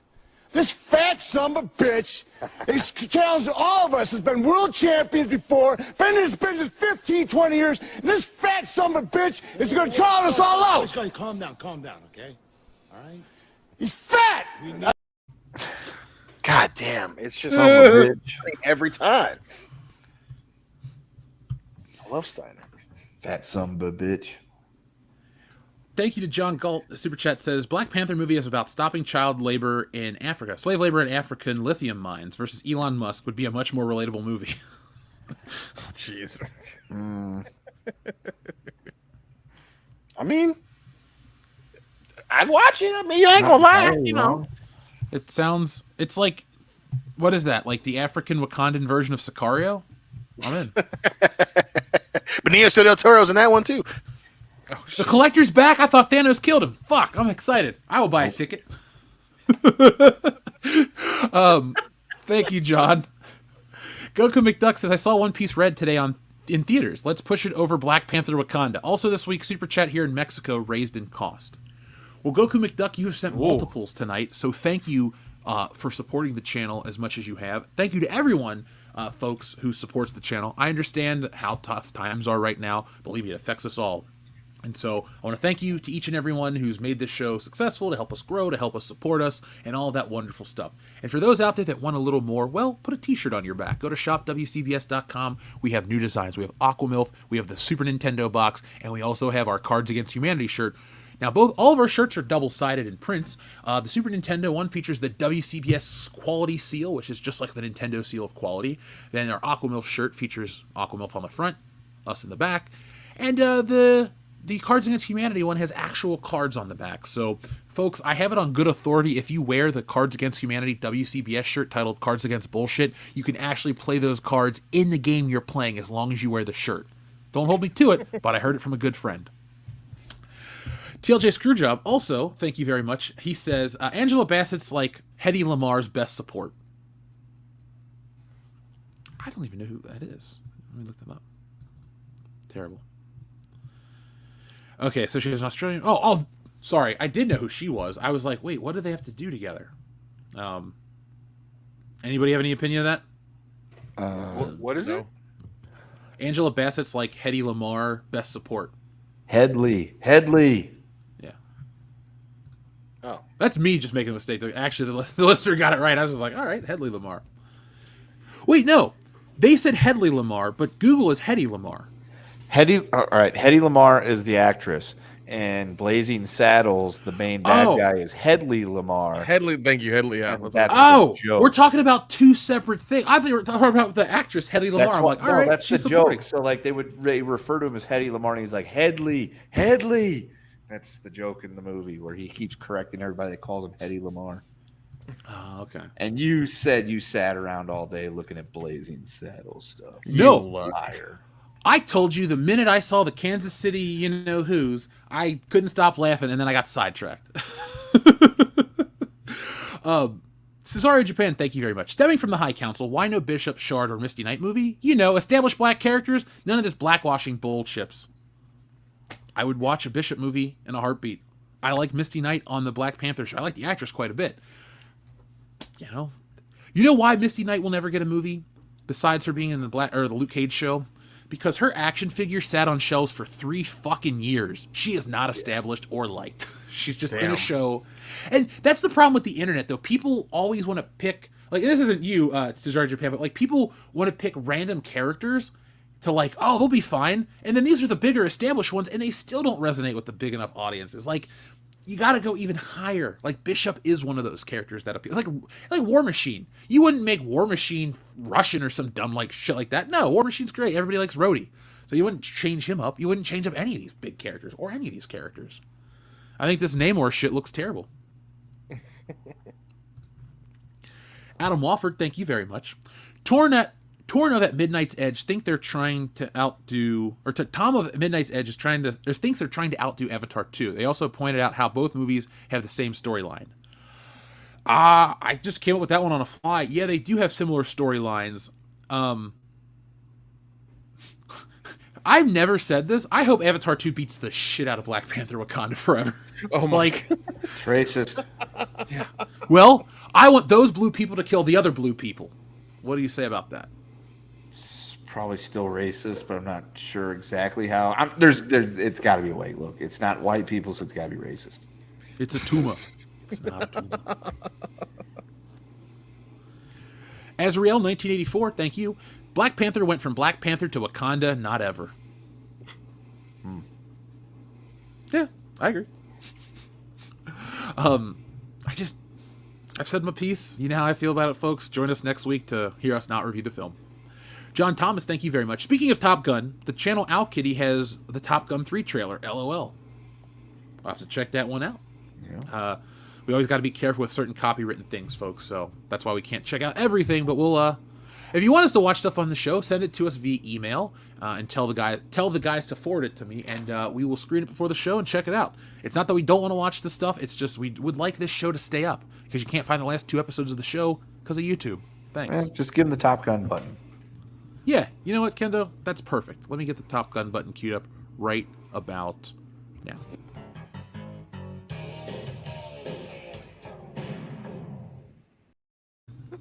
God damn it. Russia's Top Gun program. Mm-hmm. We all in the danger zone at that point. Xavier to God has our final Fuck, Marry, Kill of the evening. Fuck, Marry, Kill. Iron Man 3, Thor 2, Captain America 1. Marry. Wait, no, shit. Iron Man 3. Fuck. Okay. Marry Captain America 1. Mm-hmm. Fuck Iron Man and kill Thor. Yep. That's Same. me too. I am killing Captain America 1, fucking Thor 2, and marrying Iron Man 3. Wow. Yeah. Blasphemy. Damn. And then we have a message from our friend Headcase Laboratory who says, "Hooray for God of War Ragnarok, an Aqua Team Forever movie, 4K on November 8th. Hail the High Council. Hashtag fuck AEW, they ruined CM Punk." Well, CM Punk has a really bad habit of ruining CM Punk. yeah, but he kind of did that one to himself. Yeah, Oh my God, he gets mad about something and takes his ball and goes home. Where has he done that before? Yeah. Yep. Only now do I realize I made the wrong Steiner button because I need the one for CM Punk. I'm all out of Simpy. I mean it, dude. That guy is his own biggest enemy, his own biggest hype machine, and his own biggest fucking problem. I don't like CM Punk. I don't think he is as good as he thinks he is. I don't think his matches are the classics that people like to say they are. He's really good at certain things and pretty sloppy at others. That damn fucking high kick he does sucks. Like every like move he does, people are so impressed by it, but there's no panache to it. There's no style. For example, when he jumps off the top rope and does that stupid fucking clothesline, that looks sloppy. Kane is fucking 200 pounds heavier than him. His flying lariat was spotless. Like, that's where I never got the praise for CM Punk. It's like he's just some schlubby guy who looks like a fan, has shitty tattoos, crappy piercings, and can't really wrestle. But hey, he's awesome because he's got a shitty personality and he makes comic book references. It's like, fuck CM Punk. Like, I absolutely hate him as a wrestler and as a person, and I wish him nothing but shit. Fuck you, dude. And if you go to WWE, I'm throwing batteries at you. He's not going to WWE. Yeah, CM Punk sounds like he's the Kevin Smith of WWE. He's never been that good. Okay, so his last little blow up thing, if you watch the scrum, he starts the entire bullshit himself. Like he's mad about all the backstage politics or whatever, or dealing with fucking Olivier and the dumb fucks. I get that. They suck. Why would you want to deal with their bullshit? But he goes out there, a guy asks him a question, and he immediately goes into a fucking Colt Cabana rant and then proceeds to call Hangman Adam Page an empty-headed stupid fuck or something like that, which, I mean, that's probably true. I've never been a big fan of Hangman Adam Page either. So he kind of brought that on himself because he went into, like, meltdown mode without any prompting. So whatever. But I did think it was very funny and extremely petty this week that as a means to give a middle finger to Phil in Chicago, they had Jericho, answering to a Ring of Honor champion challenge by wrestling against Colt Cabana. That'll put butts in seats. He counted. He was a former ROH champion. True. Tag champion with Punk. I like Colt Cabana more than I like CM Punk. Listen, and I don't want to drag it out, but I'm in the camp to listen. CM Punk was a good wrestler, and he had one really truly great match, right? And the dude is talented, but it's exactly what Jeff said. Like the dude thinks he's Tom Brady, where it's like, hey man, you're Dan Marino, like you're fucking good, but you're not worth all this diva bullshit. And listen, and say what you want about AEW. Definitely say what you want about Tony Khan because he's playing with his action figures. But, I don't know what happened backstage, but my issue with Punk has always been he pretends to be the fucking tough guy. And when he pays the toll of being the tough guy, that's when he starts crying. You can't talk about how you want to be the tough guy. And then when you have to do tough guy shit, you start crying. If you talk shit about somebody and they confront you and you two get in a fight, you don't get to play the pissed off schoolgirl at a press conference when they can't get to you. You can't do that. You can't. There is not a facet of life where you are respected when you do that. And he keeps doing that shit. Even when he's right, he finds a way to make you not like him.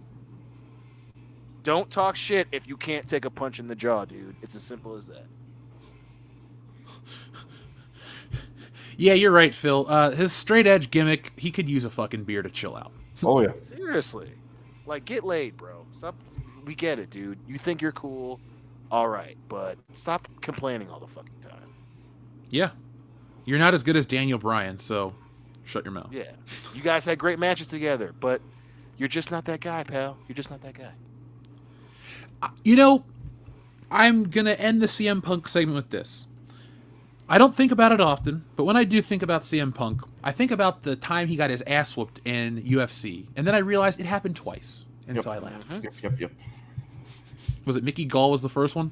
Oh, yeah. Knocked him. He TKO'd him in like 2.5 minutes. Yep. Thank you, Aurora Uplinks.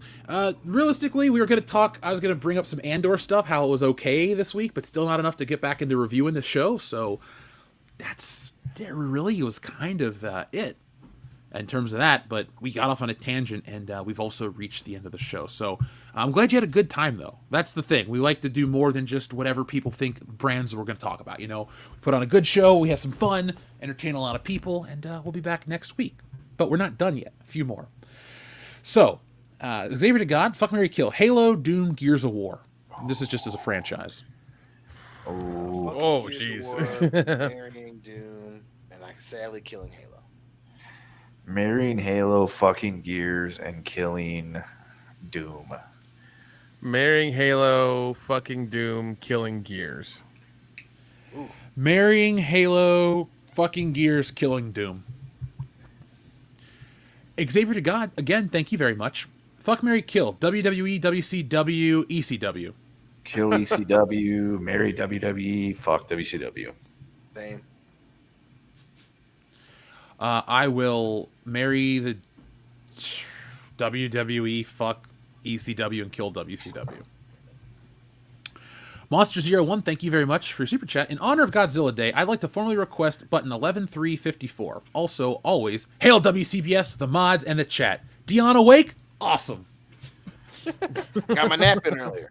Yeah. Let's see. You wanted those buttons. And by the way, Aurora Uplinks, thank you very much. That was a very nice super chat. We'll read it in just a second, but I put it on screen because I wanted to tell you I appreciate it, man. So 11, 3, and 54. So first off, here's 11. And I need you. And I miss you. And now I wonder.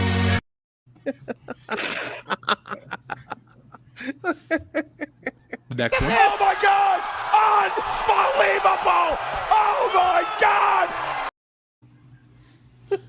And 54. Did you see that guy accidentally hit that moose with his car?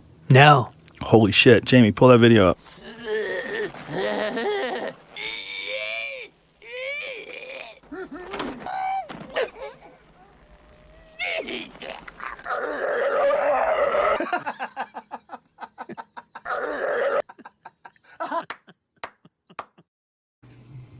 I love Godzilla.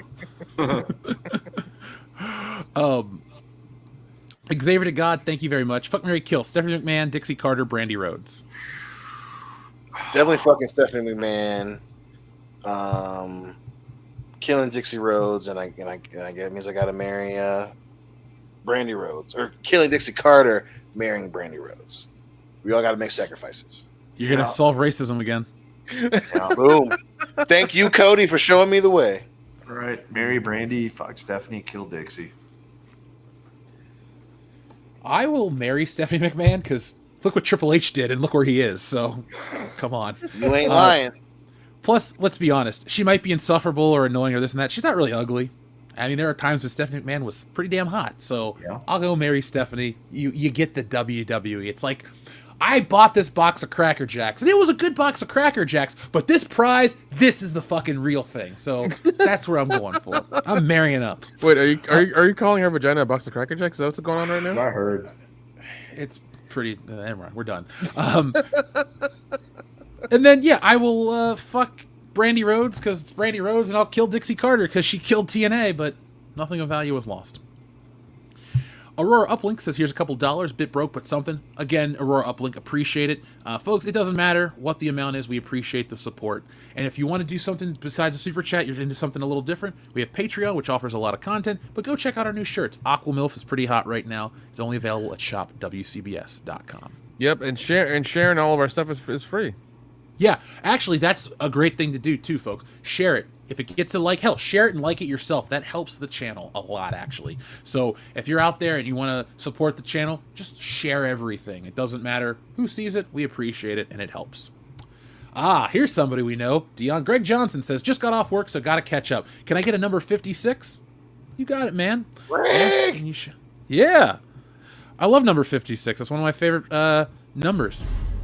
How about another joke, Moran? What do you get? I don't think so. When you cross a mentally ill loner with a society that abandons him and treats him like trash, I'll tell you what you get. Call the police. Get what you fucking deserve.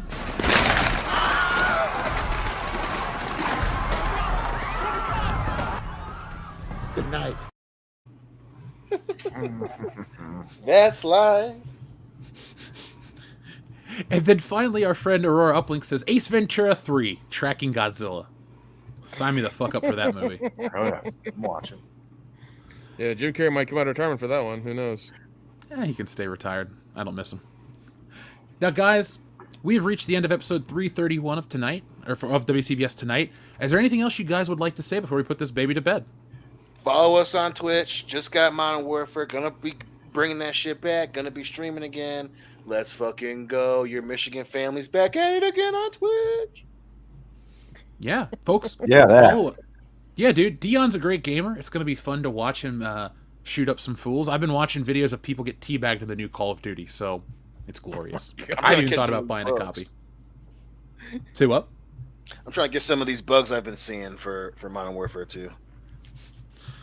I love when a game is glitchy. I know. I want the games to work. Dion, what are you playing it on?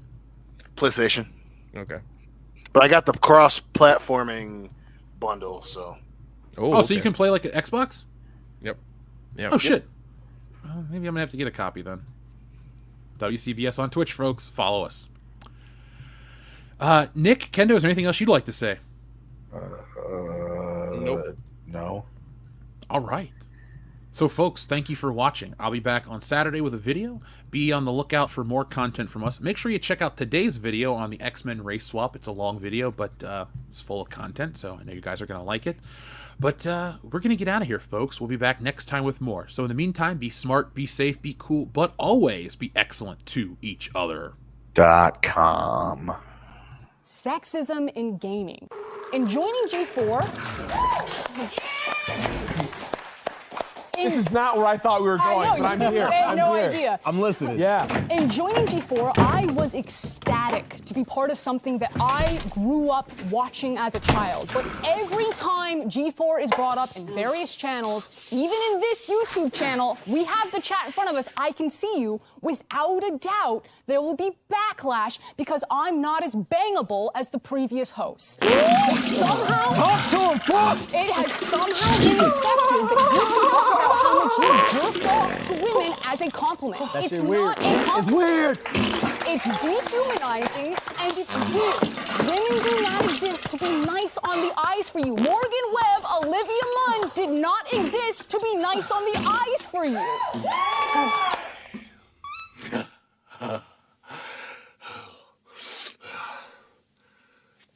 And that's just obvious sexism. You don't need to explicitly objectify women or declare that you hate women.